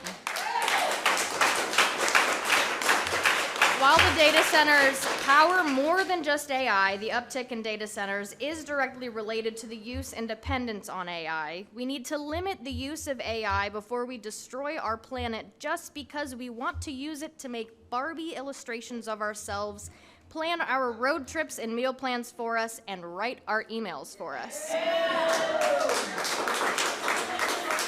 I have been lucky to travel to cities all over the country, countries all over the world, and Kentucky is one of the most naturally beautiful places I have ever been. Destroying our farmlands to put buildings that house no one and suck the life and beauty out of our state would be criminal. The earth is speaking out, just not with words. I'm here because it is our responsibility to speak for her when the people in charge won't listen. When we care more about useless technology than we do about honoring the one earth we were given, we have lost our souls. I ask that the three of you who originally voted against the moratorium please reconsider. Don't let data centers take advantage of Kentuckians. And I do also want to point out that it was very clear to me that it doesn't seem like you, Commissioner is it Paragon? Is it Jen? Paragen. I want to say, okay, Paragen. It doesn't seem like you are really listening to the people who are speaking against. I know it is hard to listen for this long, but it was very clear your reaction when someone agreed with your points was speaking. And then Mayor Alcott, your poker face, I'm so sorry. It is really bad. You do have a bit of a, like, this is ridiculous look on your face a lot of the time, and I just want you to know I'm so sorry. I am not trying to name call. I am just trying to say, I'm trying to hold him accountable. Thank you again for your time. I'm just acknowledging some facts, and I really want to help you in that way. Thank you all. Thank you, Maura. Clay Kilgore. One name was called. She didn't call them out their name in any way, man. Hey, girl, I support you. You got it. Mr. Kilgore, the floor is yours. Appreciate it. Good evening, commissioners. Thank you all for having this open discussion for us before the vote. As previously stated, it is hard to endure conflicting opinions or maybe even deprecatory remarks for as long as this, and I appreciate you championing the spirit of democracy and letting us talk. I'd also like to thank Ms. Beasley Brown and Mr. Bailey for proposing the moratorium on this. I did not know that this council meeting was going to exist until about 3:30 this afternoon. And then I sped home, got changed, came here, and I just wanted to talk for a little bit as someone who's been born here, raised here, educated here, has had family here, educated down the street, just about some of my concerns. Of course, we have spoken at length about water consumption, power consumption, natural gas consumption, and whether or not that is going to be preemptively mitigated or if we can account for the demand that a project this size is going to incur, coupled with the population increase over the next 25 years, another 70,000 people. I can't imagine that a ton of people are wanting to split the difference with computers when it comes to heating their home or drinking their water. Suffice to say, I think that some of these regulations are great. I think that it's great to go ahead and, get one foot in the door and say, let's do this, let's look out for this. There needs to be some kind of ordinance, as we've spoken about the noise pollution. 1,500 feet, it's just not enough. Can cause like heart palpitations, similar to stroke symptoms, as well as a myriad of other complications. While regulations are often very well-meaning, they often come too late, especially in the era of regulatory rollbacks. We saw 31 historic EPA regulation rollbacks last year, specifically to air quality and water quality. in a study published in 2011, it was found that the EPA's Clean Air Program saved 160,000 lives in 1 year alone, with total benefits approximating $2 trillion. So that's about $30 in economic benefit per dollar spent on compliance. I think that these regulations are great. We need more of them, and we need more time to think of the ramifications of just how stringent our regulations need to be, instead of just ask for forgiveness later. A lot of these environmental impacts aren't recognized until it's far too late. Once again, I thank y'all for holding this, and I implore y'all to please consider taking another 6 months at least to consider. Thank you. Thank you, Clay. All right. That, I've given everybody an opportunity. Oh, there's one more. Where did that come from? Ruth, go. Ruth Goff. You're welcome. Thank you, Mayor. Thank you, Commissioners, especially Beasley Brown and Bailey. So short. Better? So much has been said already so very well and so very well researched. And I just want to take us a little while back, okay? I came into Bowling Green in the 80s. In the 80s, when I was a college student up on the hill, it was boil water advisories every week, it seemed. Why did we have so many boil water advisories? I guess they fixed it or something. Do we have them anymore? I don't know. But clearly, we didn't have stuff figured out then, and maybe it got better. But then, fast forward a few years. I'm downtown Bowling Green, making a life for myself with my kid. And our family, every now and then, just strangely has power outages. Just random power outages downtown. Why? Why? I mean, surely we have the infrastructure to take care of that, right? Right?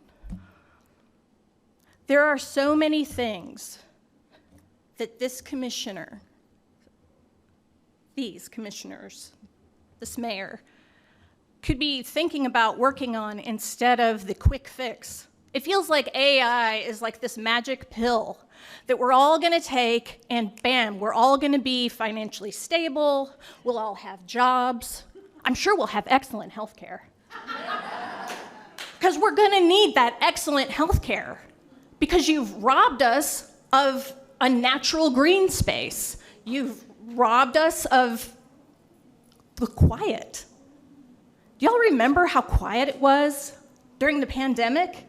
Everything was so quiet, and it was amazing how loud the birds got.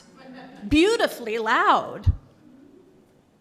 You know, adding this data center so close to your citizenry is just illogical to me. Why don't we just go ahead and just put a large humming device on everybody's home for the next 6 months and see if maybe it bothers them at all? Because this is ridiculous. To everyone's point, the fact that no one heard about this, no one knew, and suddenly, bam, your people came out. I'm proud of all the people who have showed up. I'm proud of the people who are downstairs. I'm proud of the people who are out on the street. You can be damn sure they're not going to be voting for you if you go forward with this data center without a real look at some research. Show of hands, just curious, who has visited a data center? Have you been to one? Show of hands. No, you three have not been to a data center? How do you know what it's like? But you were ready to do 3 months, and now we're begging for 6? Visit a data center. Why don't you spend a weekend in that town?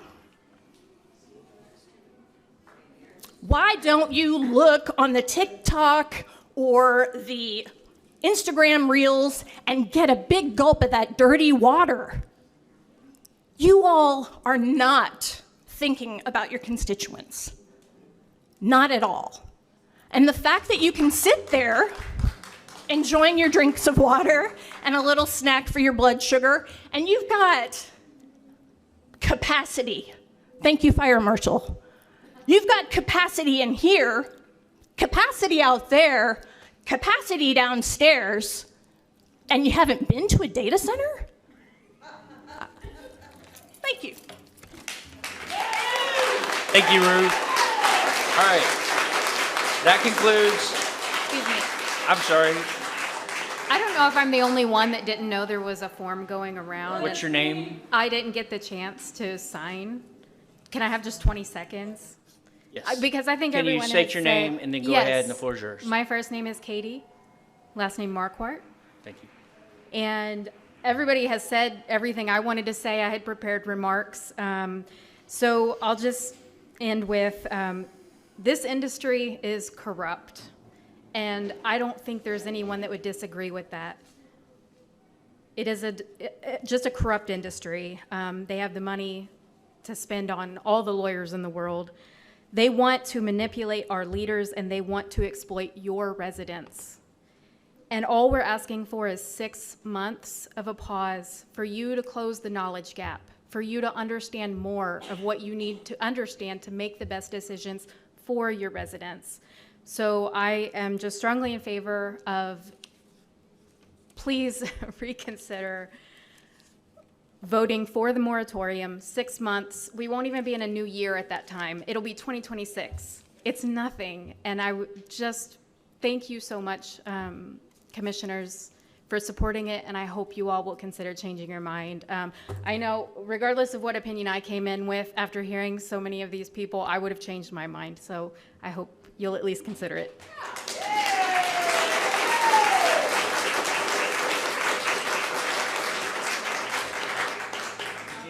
Did you sign up, ma'am?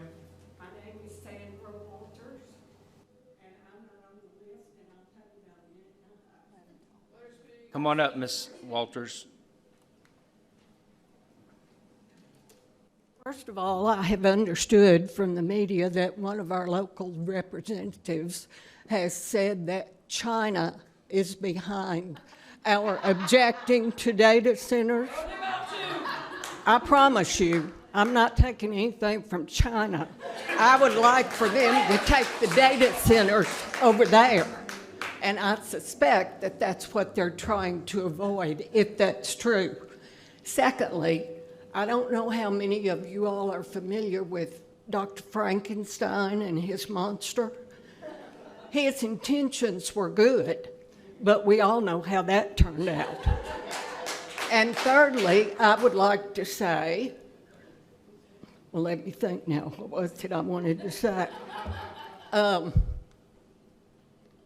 Well, I've forgotten. But nevertheless, oh, I know what it was. We as parents, educators, concerned adults, over the last few years have said to our young people, when they get to the point where they might be considering drugs or sexual involvement, just say no. All right. Thank you, Mrs. Walters. All right. Now, I will turn the floor over to our commissioners. Mr. Peterson, you were talking earlier, and I'm not sure if you saw, but one of the things that I looked at, and I was gone for like almost 2.5 weeks. Well, actually, last time I was in the States was when I was here. And I wanted to make sure I came back here at the same time. And I got some of the citizens that say that we're going to have protections in place and we're going to have the rates in place. Did you see where TVA is trying to put something, let me see, did you see where TVA is considering a special rate class for data centers? And what does that say about the risk of cost shifting to the customers if they're willing to put something in place? when you agree that that's basically saying that they can't guarantee that there will not be a high pay rate? One, the only thing I deal with is planning and zoning and our zoning regulations.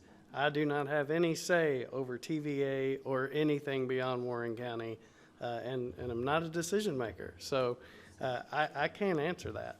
And I can't answer anything about TVA rates, how they're governed. I can't answer, not a TVA employee. I cannot say anything about TVA.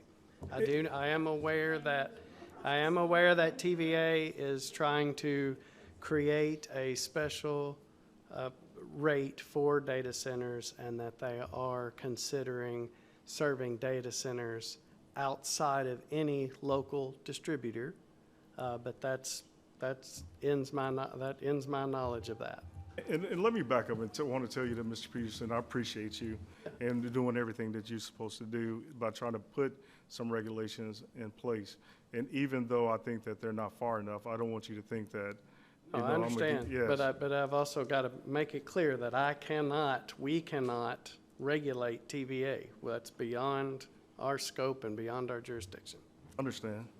Did you see, I guess, does the ordinance that we have that stands today, does it have any specific protections for karst topography, which I heard members talk about it? Sinkholes, we're dealing with it quite a bit lately. The groundwater and stormwater runoff and stuff. Does that protect that? Do we have anything that protects it in the ordinance as is written today? Current development does have to follow our local stormwater regulations for both the city and the county. Sinkholes, when found in the development, do have to be mitigated. That's already currently in place. And what was the third thing? For the stormwater runoff.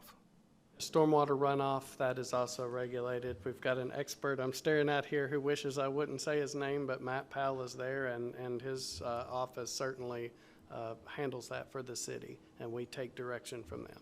So those plans are reviewed and approved and signed off on by their office, by the Public Works office.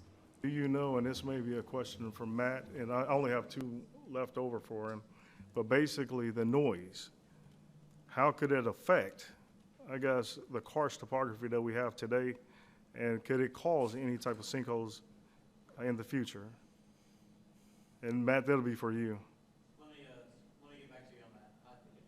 Off the cuff, no, I'm not aware of any connection between those 2 things, but let me look into it and I'll make sure I'll get you a full answer. I appreciate you. And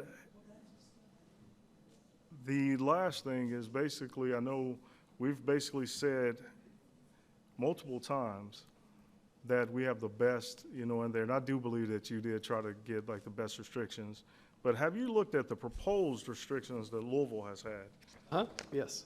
And we don't have any type of conditional use permit for the high industry. Would you agree? Not for heavy industrial, correct. Okay. So how does Bowling Green ordinance compare with Louisville's draft standards on hyperscale size limits? So one response to that is we chose to propose regulations that did not consider the scale of the data center. In other words, we wanted to, hold on. We wanted to regulate all data centers regardless of size, because most of your polluters are your cryptocurrency, your smaller data centers that go in the small packages and small buildings.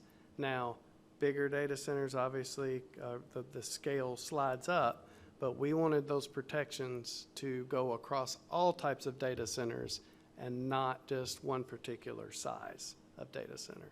So while Louisville is proposing, I think it's 500,000 square foot or larger data center, we're regulating all data centers. So it's 6 1 half is the other. So the other thing I'll just say is there is a lot of unknown about data centers. I think we all recognize that. Behind me, in front of me, everybody in this room. So we want to create regulations that will take these on a case-by-case basis if we're going to consider one at all. There is nothing proposed in these regulations that says we're considering a data center. That nothing has been brought to me, there is not one pending. This is simply, if we're gonna have one, we needed to start somewhere. And so that's where these regulations come from. I guess, and please forgive me, but you didn't answer the question about, is there a conditional use for the high industry? No, there is no conditional use. It's just the light industrial. Would you agree that it would possibly protect us a little bit more if we had a conditional use for? Yes, would agree with that. Okay. Do we have anything that addresses the agriculture for the farmers that's in the current ordinance? Yes, they're prohibited in agricultural zones and residential zones. And then with each plan and guarantees that they'll be required for those plans, those protections are in place. So they have to have a water plan, wastewater plan, as well as environmental protection plan to protect properties. And I would hope that we would not allow any data center that would be a negative effect. And that could very well be all of them. And I guess the last question that I have, because I know that my colleagues would like to ask questions as well, and I got to be fair to that to make sure they're asking questions. But do you think that it's far enough for the noise, and do you think it's far enough where there will not be any runoff to some of the land, the neighborhoods, and the agricultural that it could possibly affect? I think what we do is we have an excellent framework that does go far enough, but we still need to further develop the contents of those plans, that we rely on our city and county partners as well as all of our utility districts to further develop what those requirements would be for the community. For example, we go back to utility rates. We cannot dictate to BGMU or Warren Rural Electric what rates will be, because their board set those and the Public Service Commission sets those. Part of that energy plan, we cannot dictate necessarily that they can't have on-site generation or have a gas turbine or steam turbine, either one, which generates the noise. But if we work with those utility companies to create those plans and let them know that we want to prohibit those, then I think that's the way we go about that. I appreciate that, and I appreciate that answer. Yeah. So Look, would you? I don't want that crap either. I mean, I don't want that. I mean, I live here too, folks. I mean, this is just, we all do. So why can't we just prohibit it? So this is not going to be necessarily the most popular answer in the room, but it's the one I have to give of having almost 30 years in planning. So if you have planning and zoning regulations, you cannot prohibit a use. You just can't do that. You can temporarily, which that's been discussed, and that's not my charge either, but so you can prohibit temporarily, but you cannot prohibit permanently any use. And that's, the U.S. Supreme Court has told us that over time with case laws. And then likewise, you cannot be overly restrictive for any use. And that's where the term gets a bit harder to interpret. And I can give you those court cases. There's many of them, but I can give you the main Supreme Court cases that have ruled that. So what we have to do is be as restrictive as possible, but not be overly restrictive. So we have to take a data center and we have to look and see how it compares to other uses that we might allow, a warehouse, a battery factory, other uses like that, and what restrictions do we have on those in our current ordinance. And so what we've done, the setbacks, that's where those distance come from. We've applied the most restrictive setbacks that we have in our current ordinance and applied it to data centers because that is the most restrictive. We have other uses that we do have conditional uses for, and we allow light industrial zones. So we put a conditional use on light industrial. So we're more restrictive, but we're skirting that line of overly restrictive. Heavy industrial by nature is for places with objectionable noise, smoke, odor, etc. So, you know, that is our most intense, our potentially most detrimental, if you will, uses that we have in the community. So that's why we feel like we put it in that category, but then we come up with the specific use standards, and then we have to parse through those. So some stuff we can regulate by zoning, other we need to be a little more creative in how we do that, and I think that's through those utility plans and the utility companies and what we would require through that. So we do still have more work to do as a community. Appreciate that, and that led me to my last question. Would you not agree then, if we need to work with all these people to come up with the plans to make sure we're giving the most restrictive that could prohibit some of the concerns that we have here with our residents? And it's across the board. It's not just, would you, I guess, and I apologize, Mr. Peterson, we could prohibit, we can't prohibit, but we can add regulations. So wouldn't you agree that having a pause, a 6-month pause, we'll be able to work through some of those issues that we have to put in the best regulations in place to make sure that our population is protected? Fortunately, that is a question I do not have to ask, because a moratorium because a moratorium is not my charge. I don't have the power. I'm not an elected decision maker. You know, that would be your all's choice. I got kids, yes, sir. All right, I'm just saying we've that's already had not public my- that's not my comments. decision to Mr. make. Peterson's answering Commissioner Bailey's questions. He's answering honestly. We'll leave it at that. I'm done. And Mr. Peterson, I do appreciate you and stuff. I don't want you to think that I don't. Understand. Well, Mr. Peterson's here, commissioners. Further questions? I do have one, kind of following up on Commissioner Bailey's.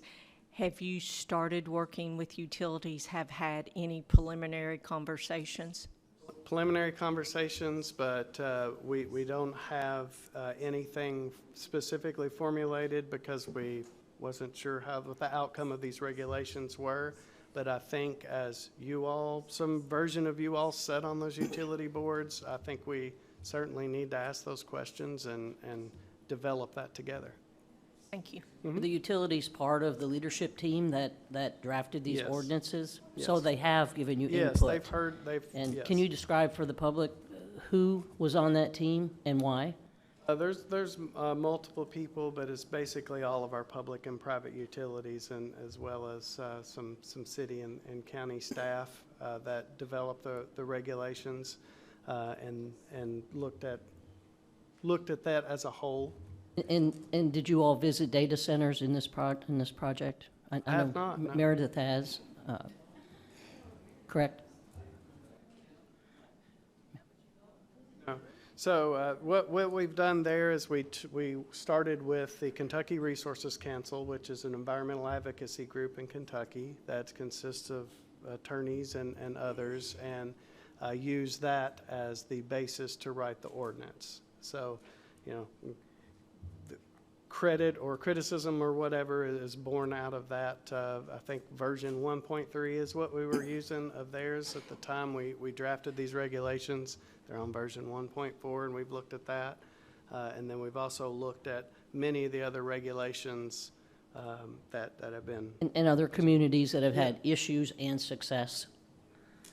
Yes, mostly issues, because we're regulating the issues and yeah.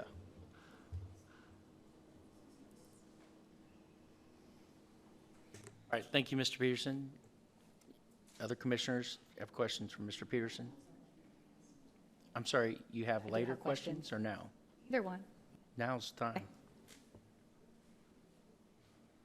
Mr. Peterson, first, thank you. The fact that you did see that this is something that potentially could come to our community, and in terms of your job and what you're able to regulate, you and your staff have done a lot of research, used your resources in the perimeters of land use, tried to make as many protections as you possibly could for Bowling Green, and so I do appreciate the fact that you have been working on these. My first question, just to clarify, these are the same planning and zoning ordinances that the Warren County Fiscal Court passed last week, correct? First reading, yes.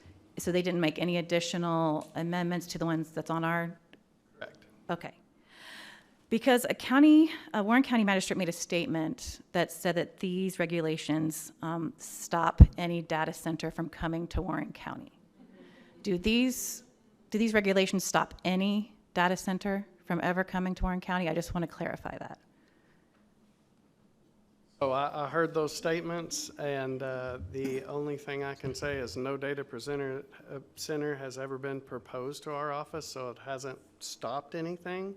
I think with the setbacks, which you've heard some people aren't happy with, severely limit any current property from being able to have a data center without first having either a zone change or a variance or some other public hearing to be required before any approvals could be given.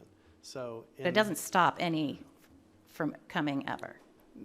Again, we cannot prohibit any use. Okay, So- I just so wanted yes. to make sure I Yeah. wasn't sure about But that. I Okay. can't, but I cannot speak on behalf of a magistrate. Yeah, no, I mean, just wanted to clarify to know Mhm. if these regulations were stronger than I realized. Okay, so do you have the regulations in front of you? I don't know if you, okay, great. So if you can look at Article 5, Section 6A with me, it's on page 544. And I know we've already talked about a lot of things that we hope that you can do, because it would be great if you could really regulate all the things that we're talking about tonight. Mm-hmm. So I think it's important to clarify one more time, because I do think there's confusion about where your regulatory power ends. And so I'm going to just read Article 5, Section 6A. It reads, documentation, including written verification from the applicable service providers demonstrating that, and this is saying data centers have to provide documentation. They have to provide demonstrating that public utility capacity and related electrical infrastructure sufficient in size and capacity is or will be made available to ensure the power requirements of the proposed project can safely be accommodated without adverse effects on the availability, reliability, quality, or safety of the electric service to other customers. And you had mentioned already that the Kentucky Resource Council had this model ordinance, and this language in this section, matches that model ordinance exactly, except for one word, and that word is cost. So the only thing that is different between ours is that we're saying that, so how it would word is the model, if we added that back in, that paragraph would read, that the proposed data center project can safely be accommodated without adverse effect of the cost of the electric service to other customers. But that is left out of our ordinance. And so I just want to give you a chance to clarify one more time, because I do think it's important for all of us to understand that we're making these decisions. Does planning and zoning have the power to tell TVA or Atmos what rates or fees that they can pass on to BGMU and WRECC customers? No. Okay.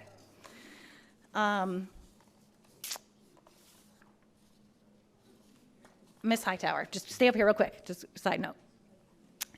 Can you confirm for the record, does the City of Bowling Green noise ordinance contain any enforceable noise limits for properties located inside either light or heavy industrial zones? So they are businesses and industries or industrial power equipment located on property zoned and used for industrial purposes is exempted from the noise ordinance. Thank you, Ms. Hightower. Mr. Peterson, just one more question. Sure. Does this current draft require noise monitoring tailored specifically to the 24/7 noise generated by the large-scale data center closed-looped cooling systems we're requiring? No. Thank you. That's my last question for you.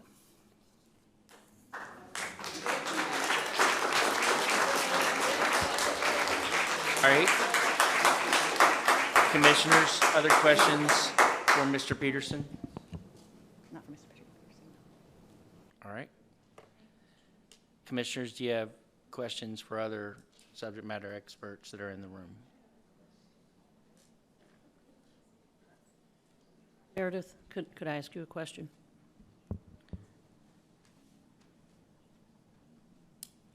So we have a total economic development professional here, 2 years in a row, best economic development in the country.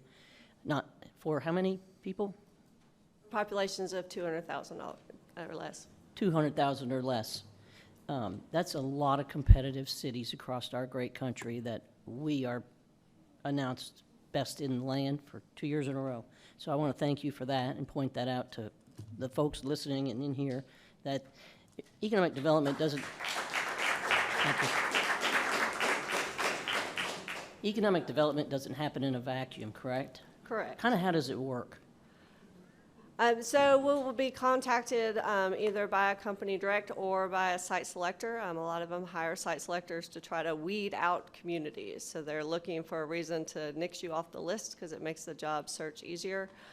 So you typically get an RFI. It's usually multiple pages. They ask everything from utility information, land information, and then based on their particular type of business, they may have other things. We've even gotten questions as far as when was the last time you had a hurricane?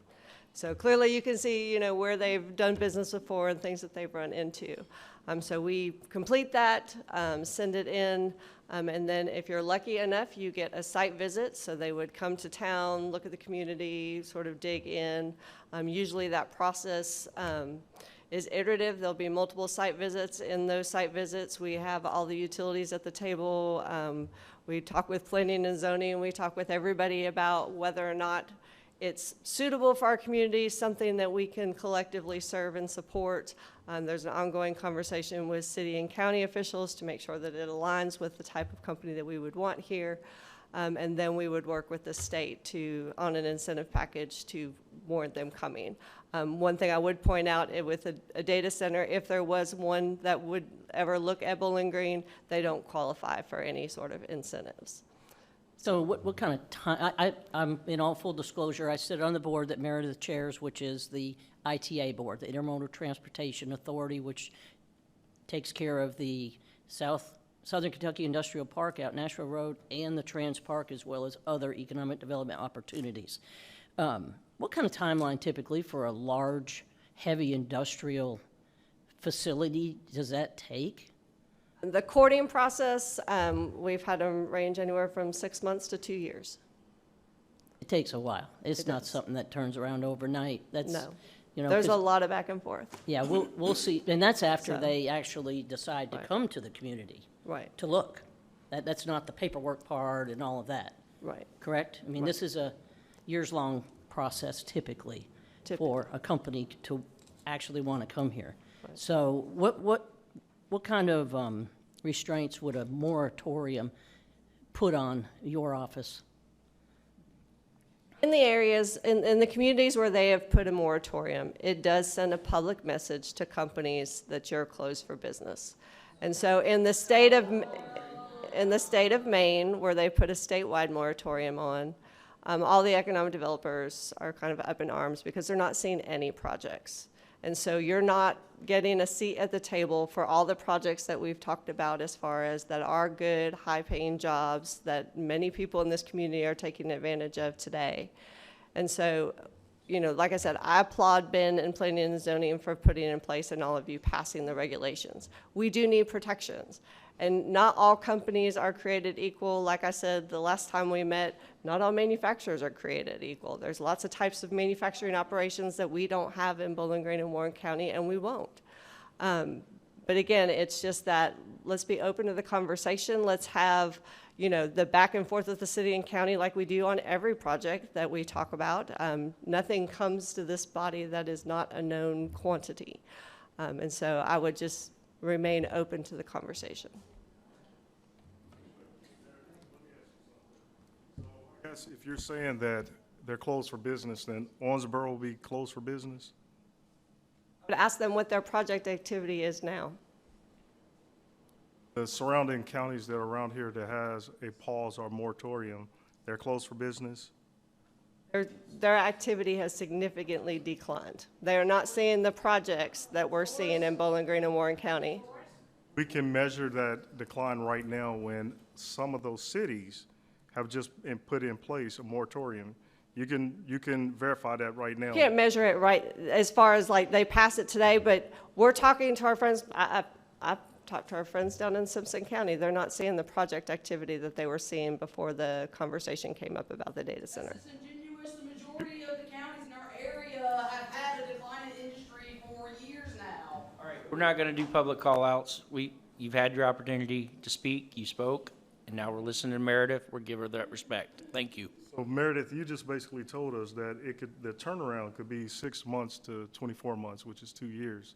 So how does a 6-month pause to make sure we put everything in place to protect our people? And as you heard, Mr. Peterson saying that, yeah, we do need to go back to like certain industries and try to figure out the wording that we could do to make it a little bit more helpful and stuff. He basically stated that in so many words. How would that place us, how would that make the city closed if you're saying the turnaround is 6 months to 24 months? Like I said, a moratorium gives the appearance that we are not business friendly, which we have always been.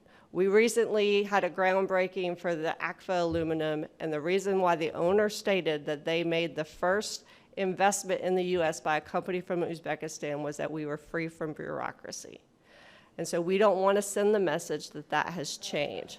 Now, that being said, from an economic development standpoint, from the number of inquiries we have received for new projects, this is the best year we have ever had. And like I stated before, we are not courting or talking to any data centers. And so we do not want that pipeline to go away because there are really great projects out there, projects that we would all want to see in this community. And so we do not want to send a message that Bowling Green is anything other than the pro-business place that it has always been. You don't believe that it'll make us look responsible? I know that there's a lot of companies when they're doing I think research. the regulations you've Meredith, already voted on I make you understand, look responsible. But it's not restrictive enough. You don't think that it will make us look more responsible in the fact that there's a lot of companies, before they just put out any type of product, the first thing that they do is their due diligence. They make sure that they're doing the research into the properties or whatever thing. moratorium. I know, I'm gonna let you speak, Meredith, but you don't think that it will basically make sure that we're not just looking out for the companies, but we're looking out for the people. We're making sure.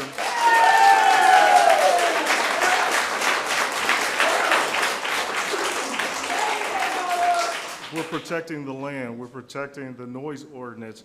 I believe that what it tells them is that we're giving them a clear standard and making sure that this is what you have to come to Bowling Green, Kentucky, because we are open for business. I would tell you that. All right, we're stopping that, or I'll ask you to leave. Thank you. I'll speak for my opinion. And so my opinion is this. I think it is very responsible what you're already passing. And as Ben stated, if you want to continue to evolve it over time, by all means do that. But a moratorium isn't going to protect you from anything that's not already protecting you in this. Because if you, the regulations are what give you the guide rails. And as Ben stated, there is not a piece of property in Warren County that they wouldn't have to have another public hearing to get approval. So you already have a protection in place that there's a whole nother public process that any project would have to go through if it was going to move forward in Bowling Green or Warren County. But he said also that we don't have a conditional use for the high industry right now too. That's the way But it's you don't worded. have a heavy industrial site with the required setbacks, so you still have to have a public hearing. The next thing, the question that I have for you is basically, what guarantees right now? Because what I heard today and what I talked about the last time, because I believe some people in here don't realize that we asked these questions the last time they was here. What guarantees are clawbacks? The clawbacks exist if jobs, wages, investment, or tax revenues do not materialize. The research that I've done is basically the jobs that actually come are the temporary construction jobs. What I heard here today and I was really listening to everybody on both sides and stuff. And I heard that basically most of those jobs that they have were security jobs. And there was possibly about like 50 jobs that we're bringing to these massive buildings, 50 jobs that actually pay a lot of money. For me, that is almost like a no-go when you have a population that we talked about, over 80,000+ people. So what clawbacks exist if jobs and wages, investment, or tax revenues do not materialize? The reality is, as I stated, data centers don't qualify for any incentive, so there's no incentive in which to claw back. There's none right now? There's no incentives that you would offer to them to locate here, therefore there's nothing that you would claw back from them. Our land would be the incentives. We don't offer land incentives to data centers. What I mean by that is basically the lack of protections that we have right now, that we could go a little bit further, it would be the incentives. Then that would go back to whatever rules and regulations are in place as far as that they would violate and require to be paid a fine or have some sort of penalty. That wouldn't be something that would be controlled by us. Thank you.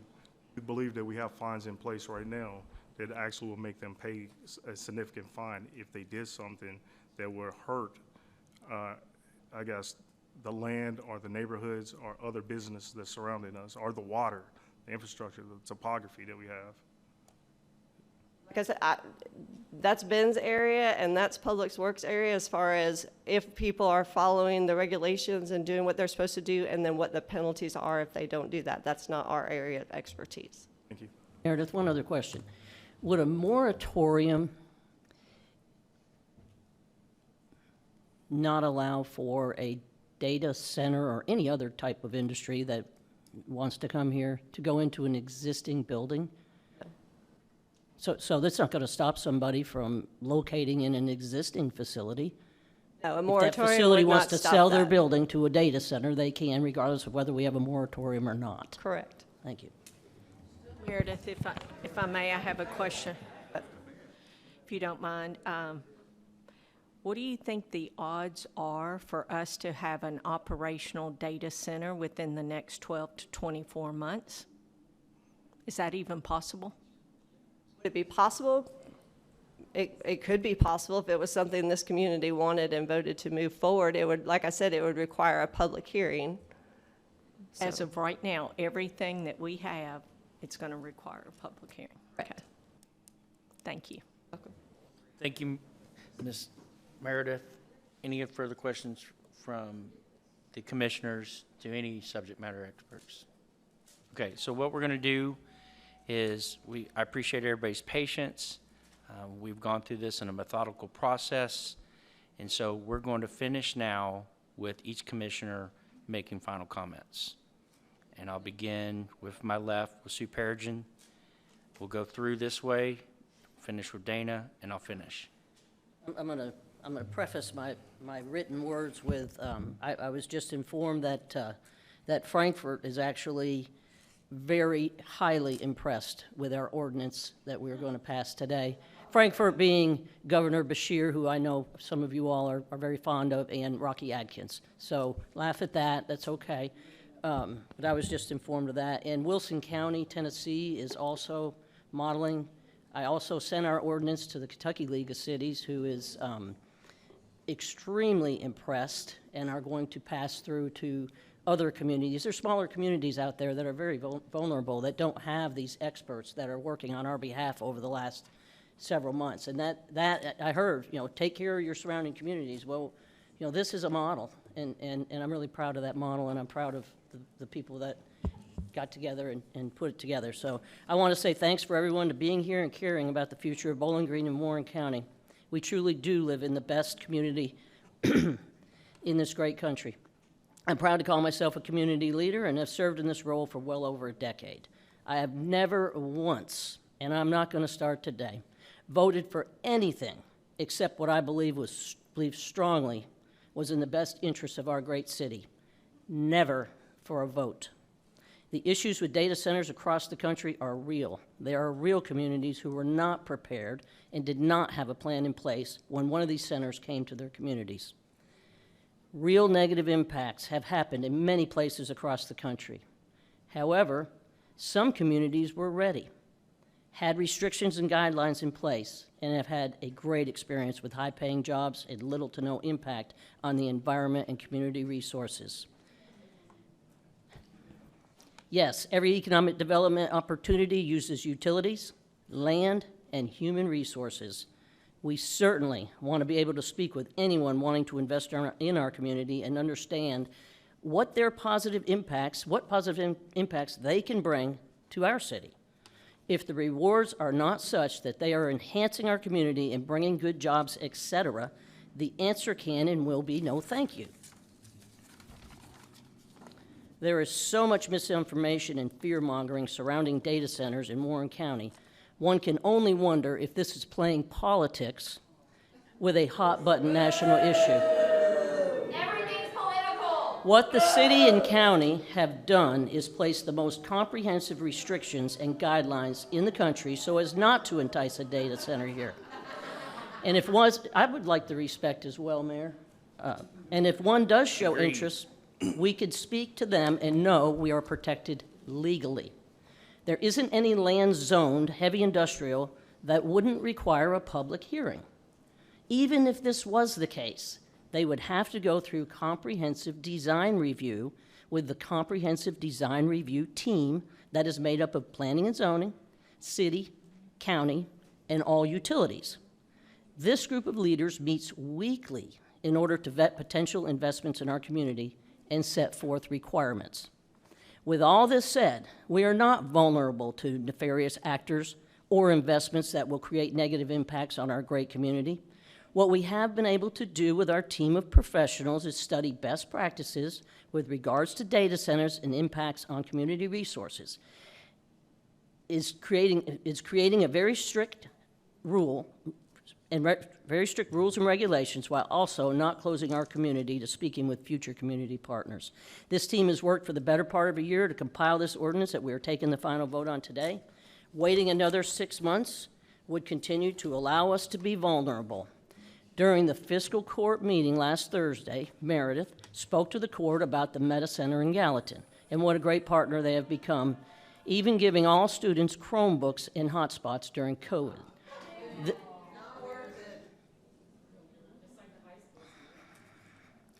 Many have posted on my social media, sent emails, text messages, and made calls regarding these centers and a moratorium. I see comments like, they're getting paid.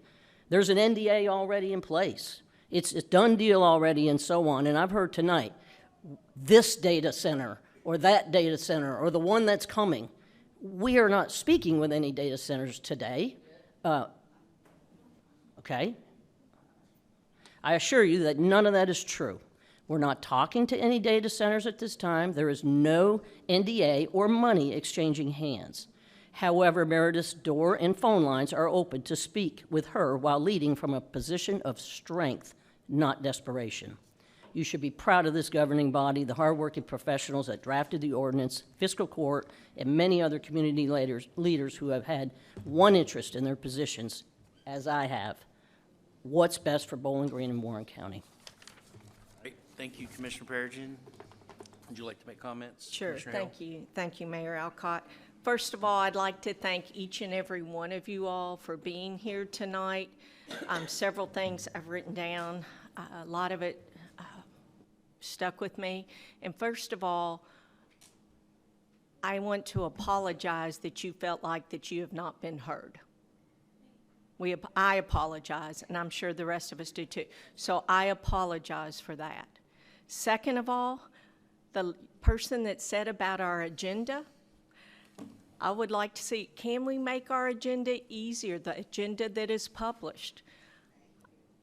I don't blame you if you don't want to look at it all.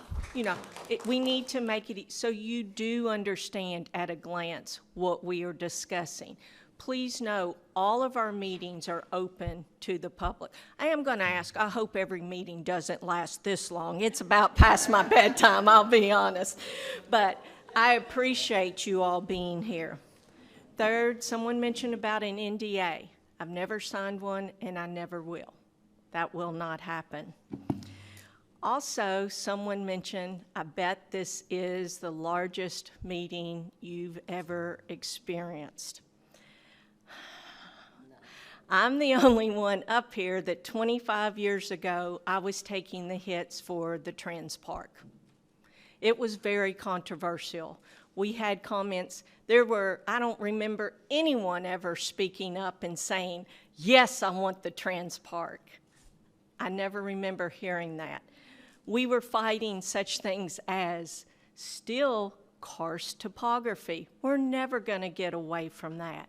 Guess what? We had to deal with it with our new fire and police training center. And if you remember, I was the one that would vote against those change orders because I was so mad that that wasn't figured out in our original plan. So we've always had to deal with karst and blind cave shrimp. Those were our big topics. And 25 years ago, the Trans Park was going to be the demise of Bowling Green, Warren County. It was going to kill our community. And all I would like to say, where would we be today without the Trans Park? Our fees, our majority of our budget comes from our occupational fees. And guess what, folks? It hurt us when ACES didn't come in here. It hurts us when we don't get the jobs. We're not able to hire the firefighters. We're not able to hire police officers. We're not able to do pretty parks for our citizens. We're not able to do more sidewalks. So we need good paying jobs. Is data centers the answer? I don't know. But I do know I want Bowling Green to continue to be open for business. I trust Ben, I trust Meredith. I'm so thankful Ben and Meredith, they had the foresight to give us these regulations to protect our company so we're not in a multi-million-dollar lawsuit. We are being protected. So thank you all, and thank you all once again for being here tonight. Thank you, Commissioner Hill. Commissioner Bailey. One thing that I've learned is that communities and people across our city, communities across Kentucky, communities across America, they do not want this. And if we do have to have it, they want to have protections in place. The difference between a trans park many years ago, it created hundreds, if not thousands of jobs.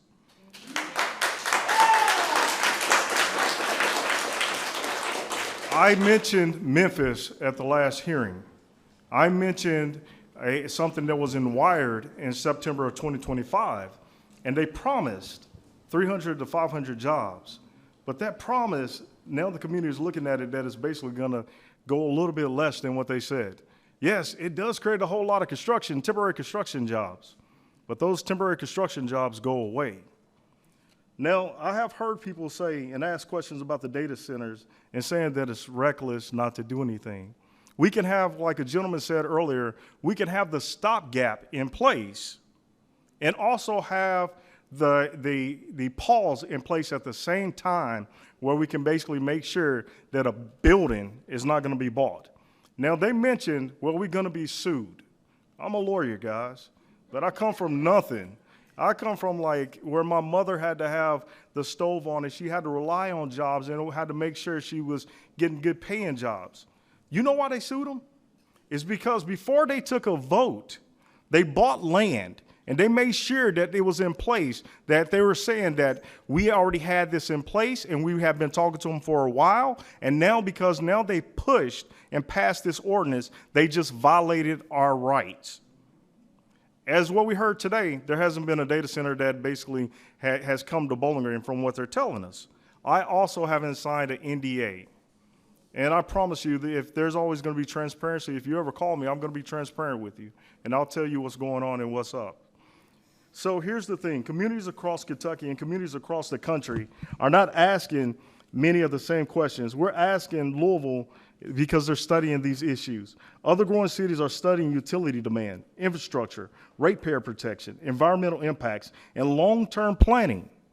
You've heard today, and if you look it up, the TVA, because they understand that there's an issue that it could possibly affect ratepayers, that they're trying to put something in place to protect people. So we do need to put a pause that's actually in place. So my question is simple. Do we really believe those cities that are closed for business because they have a pause? Absolutely not. They're making sure that they're responsible and reasonable. Do we believe those cities that their chamber is anti-growth? Do we believe that their elected leaders, Republicans and Democrats and independents, this is across the board? Do we believe that they're being reckless? I don't. A city is not closed for business because it's asking who pays for the infrastructure. A city is not closed for business because it's asking about TVA rates. A city is not closed for business when we're asking about the groundwater, the karst topography, the geography that's going on, the sinkholes, the farmland, the noise, or the long-term utility costs. A city is just doing its job. And I believe that that is not reckless. That is being a responsible leader.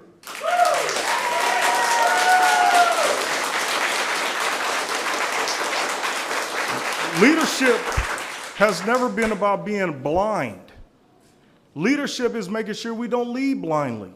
And that means basically we're asking the tough questions and we're saying, you know what? We're not basically saying we're anti-business. All we're asking you is basically, let's put a pause on this right now and try to figure this thing out. We're talking about 2050, and I think Mr. Dearborn talked about that. So if a temporary pause truly would not have protected anything, then it raises even a bigger question.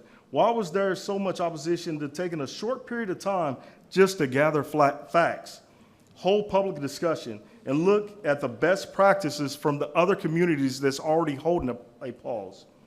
Tonight, I do have to support this ordinance. And the reason why is because if we do nothing, tomorrow a data center could be here and we'll have nothing in place.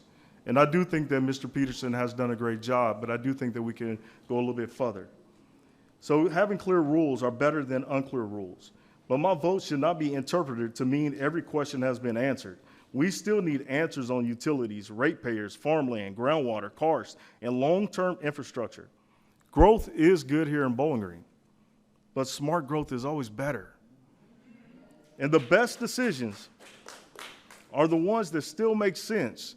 And they make sense 20, 30, 40, 50. In 2050, they can look back. And I pray to God I'm still here. But if I'm not, I pray that I leave a better world and a better Bowling Green than the one that I found. I don't want to just create jobs for 50 people and not have anything in protection if it hurts the land and it hurts the humming and you can't go to sleep. I heard you guys. One thing when I was growing up that I used to love, and I know that Mayor Alcott, I know that City Manager Jeff Meisel grew up here in Bowling Green, but I used to be able to hear the crickets. And I used to go to sleep to that. I no longer hear that. So I want to make sure that we're protecting them, but I also want to make sure we're bringing in good paying jobs, permanent jobs, but it also is not going to hurt our economy and not hurt the people that are going to take advantage of those jobs. And thank you guys for being here. Thank you, Commissioner Bailey. Commissioner Dana Beasley-Brown. First, I just want to thank all the constituents who came out here tonight and sat through 4 hours now and you could be anywhere else, right? I'm sure all of you have other places you could be. And all of you being here tonight, sharing your concerns, your hopes, and your love for our city. I have already learned so much from each and every one of you, and I'm so grateful. Us having these conversations is what makes us Bowling Green, makes us stronger when we take the time to listen and learn from each other. And that is my whole hope for us, that we realize that when we take the time to learn from each other and to dig into this together, that we're going to come out on the other side better. I want to just state from the very beginning that all of us are excited about the opportunities that are coming from our growing city. We all want good paying jobs that can support families. And I'm proud that Bowling Green is a business-friendly community. And I believe it is false to say that it's an either-or choice between economic growth and protecting Bowling Green residences and existing businesses.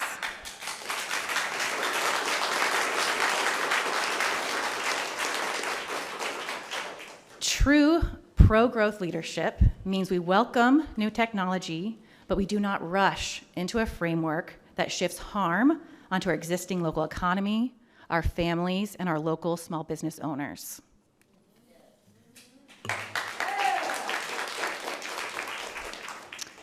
After my clarifying questions to Mr. Peterson and Ms. Hightower, it is clear that our proposed guidelines leave our community without tools to address legitimate concerns that many of you brought up about data centers' impacts on our utility bills and noise concerns. I know that if I live next to a proposed data center, I would want us to address noise issues that could impact my family's quality of life. Independent engineering assessments show that the low-frequency noise from data center cooling fans can easily travel over a half mile to a full mile, well beyond 1,500 feet. We need to address this issue, not just for individual families it may impact, but for our whole community. Protecting all of our neighborhoods' quality of life goes hand in hand with our economic goals. Whenever I speak to new businesses coming into our community, they always say that our quality of life is the main reason they chose to invest here, and we know it's a direct driver of our local economy. My other concern is that these planning and zoning guidelines cannot address the lack of protections from rising utility bills. Our own community recently felt the sting of a 61% jump in the fuel cost adjustment fee. You'll find that on your utility bill. It says FCA, and there's a fee on there every month. According to the TVA, data centers account for 18% of their industrial power usage.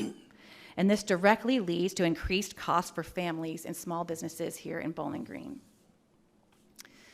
TVA's own leadership has stated that the current system is unfair and that we must protect regular people from subsidizing the massive energy costs of these unique large loads.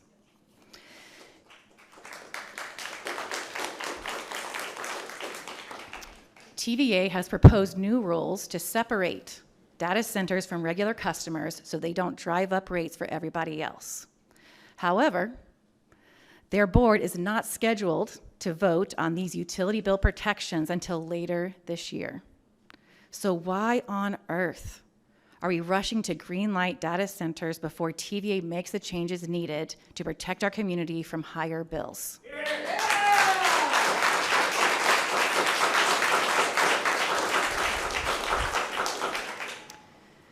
We just listened to our residents, it's local small business owners. We listened to you express valid concerns about your neighborhoods, your quality of life, and your rising costs. As a commission, our job is to listen before we act.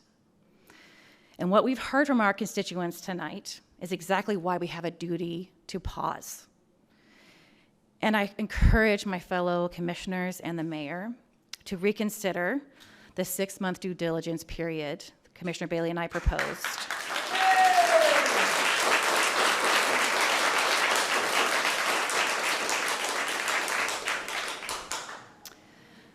I feel the weight of this decision tonight. And when things get complicated, I always rely on my faith and values and remember what Jesus taught us.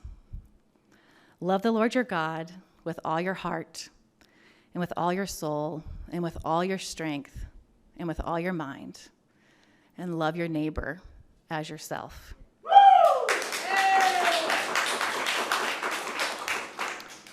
This verse has always made difficult decisions easy for me. Taking action without considering our whole community is wrong. We were elected to protect our neighborhoods while encouraging positive growth for Bowling Green. We were not elected to make uninformed decisions without the input of all our community stakeholders. That is not loving your neighbor. And so after we vote on these guidelines that give us these basic protections that we need, I'm going to ask to put the 6-month due diligence period back on the agenda.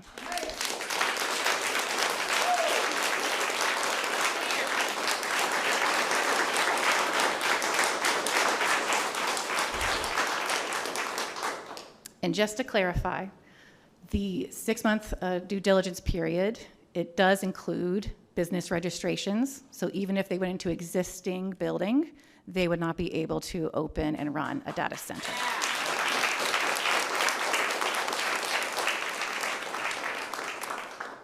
And so I'm asking my fellow Board of Commission members to reconsider the 6-month due diligence period for the sake of transparency.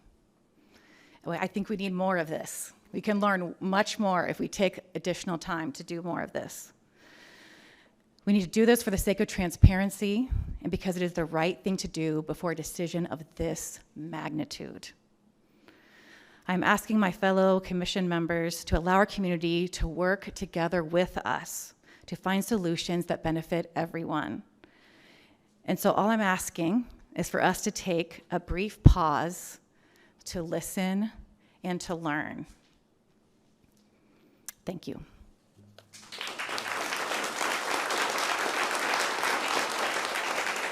All right. Just to remind everybody, we are here for ordinance number BG 2026-6, second reading binding. And I want to thank everyone for their patience tonight and for engaging in civil government of listening and working together as a community.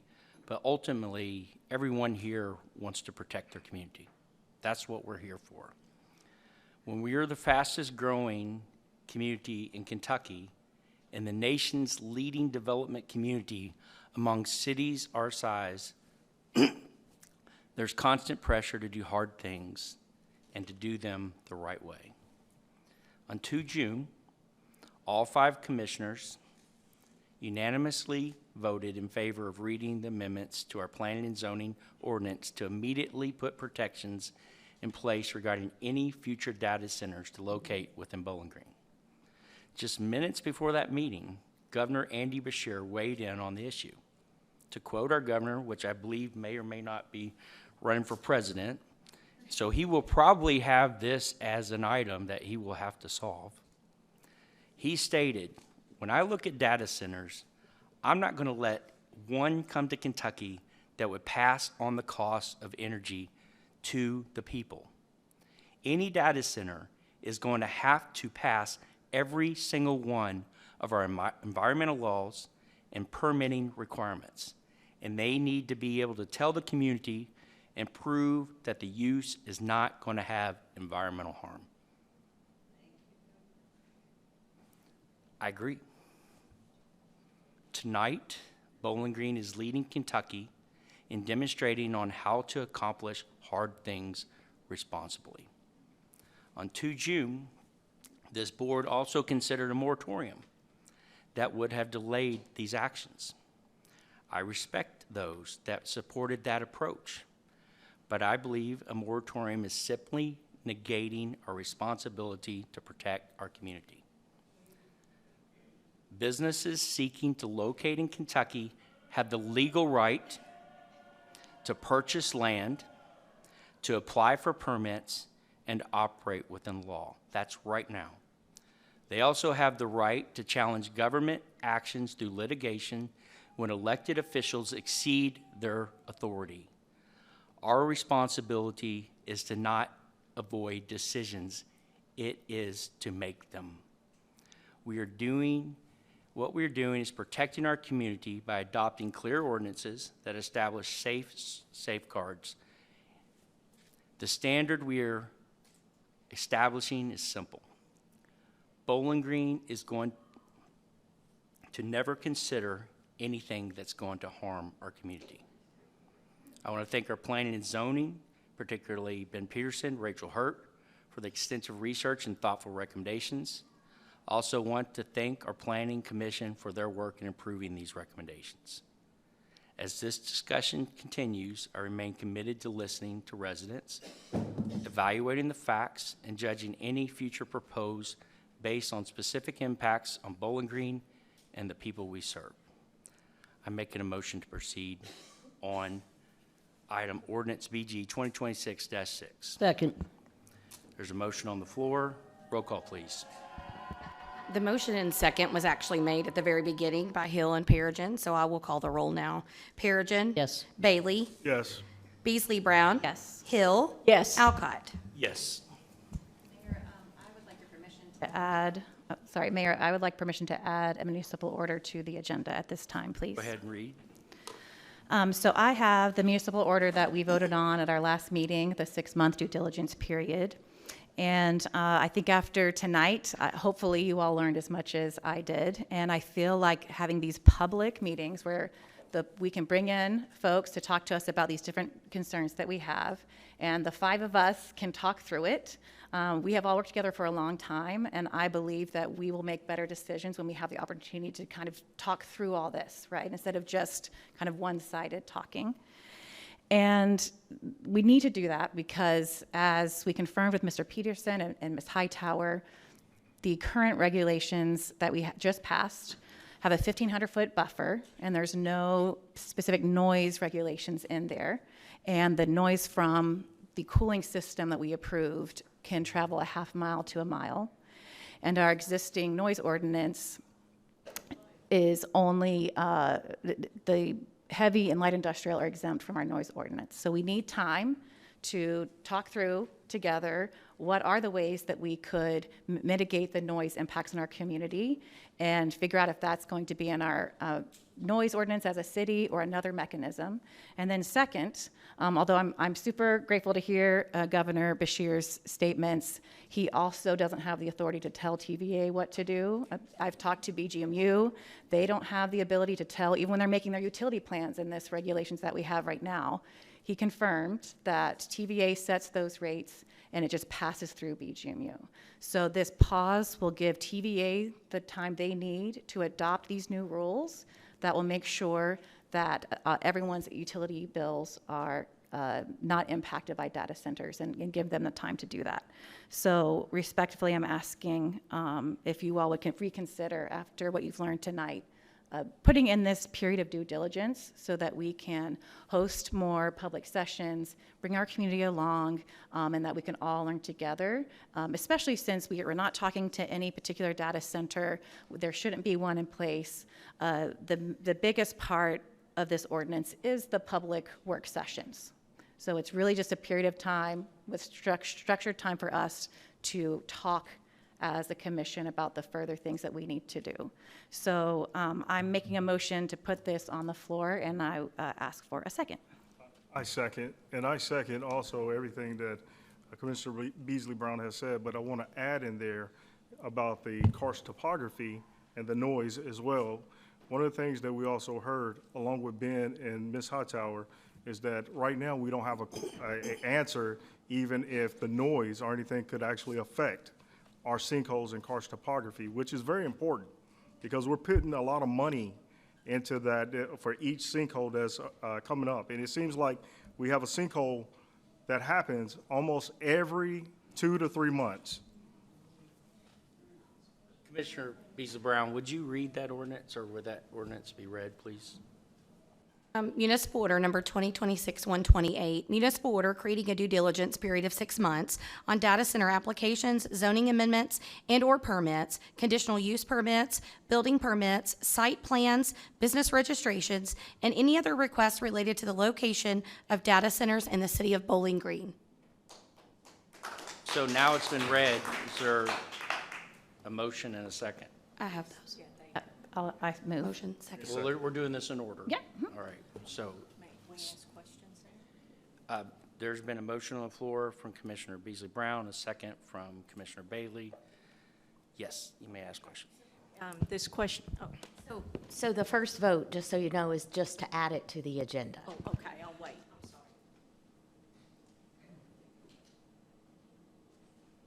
sorry. Okay, so there's a motion and a second to add it to the agenda So this is as read.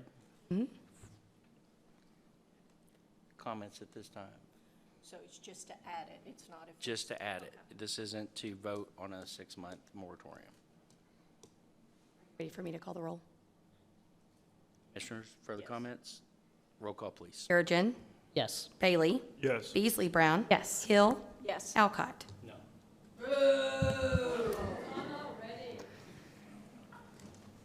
Okay, the motion passes. So now it's about, Now you can now, discuss. Okay. please, we're actually voting on passing the 6-month moratorium. But we still need a motion and a second in favor of the ordinance. Okay, we'll do that again. So I move in favor of the ordinance. And I second.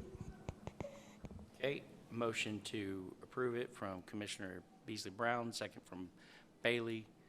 Now comments. Okay, great. Mr. Peterson, you are the lucky one tonight. Just because we passed BG 26-6, putting these regulations in place, does that mean now your job's done, you're not going to look at this ever again? No. Okay. Will you continue to look and make these and bring your changes to your council first? Then they come to us to make these the strictest that are out there to keep us in compliance and to make it strict for our community. You will continue to do that. Absolutely. Thank you. Okay. Further discussion? Mr. Peterson, I'm so sorry. And maybe Ms. Hightower too, I'm not sure who to direct this question to.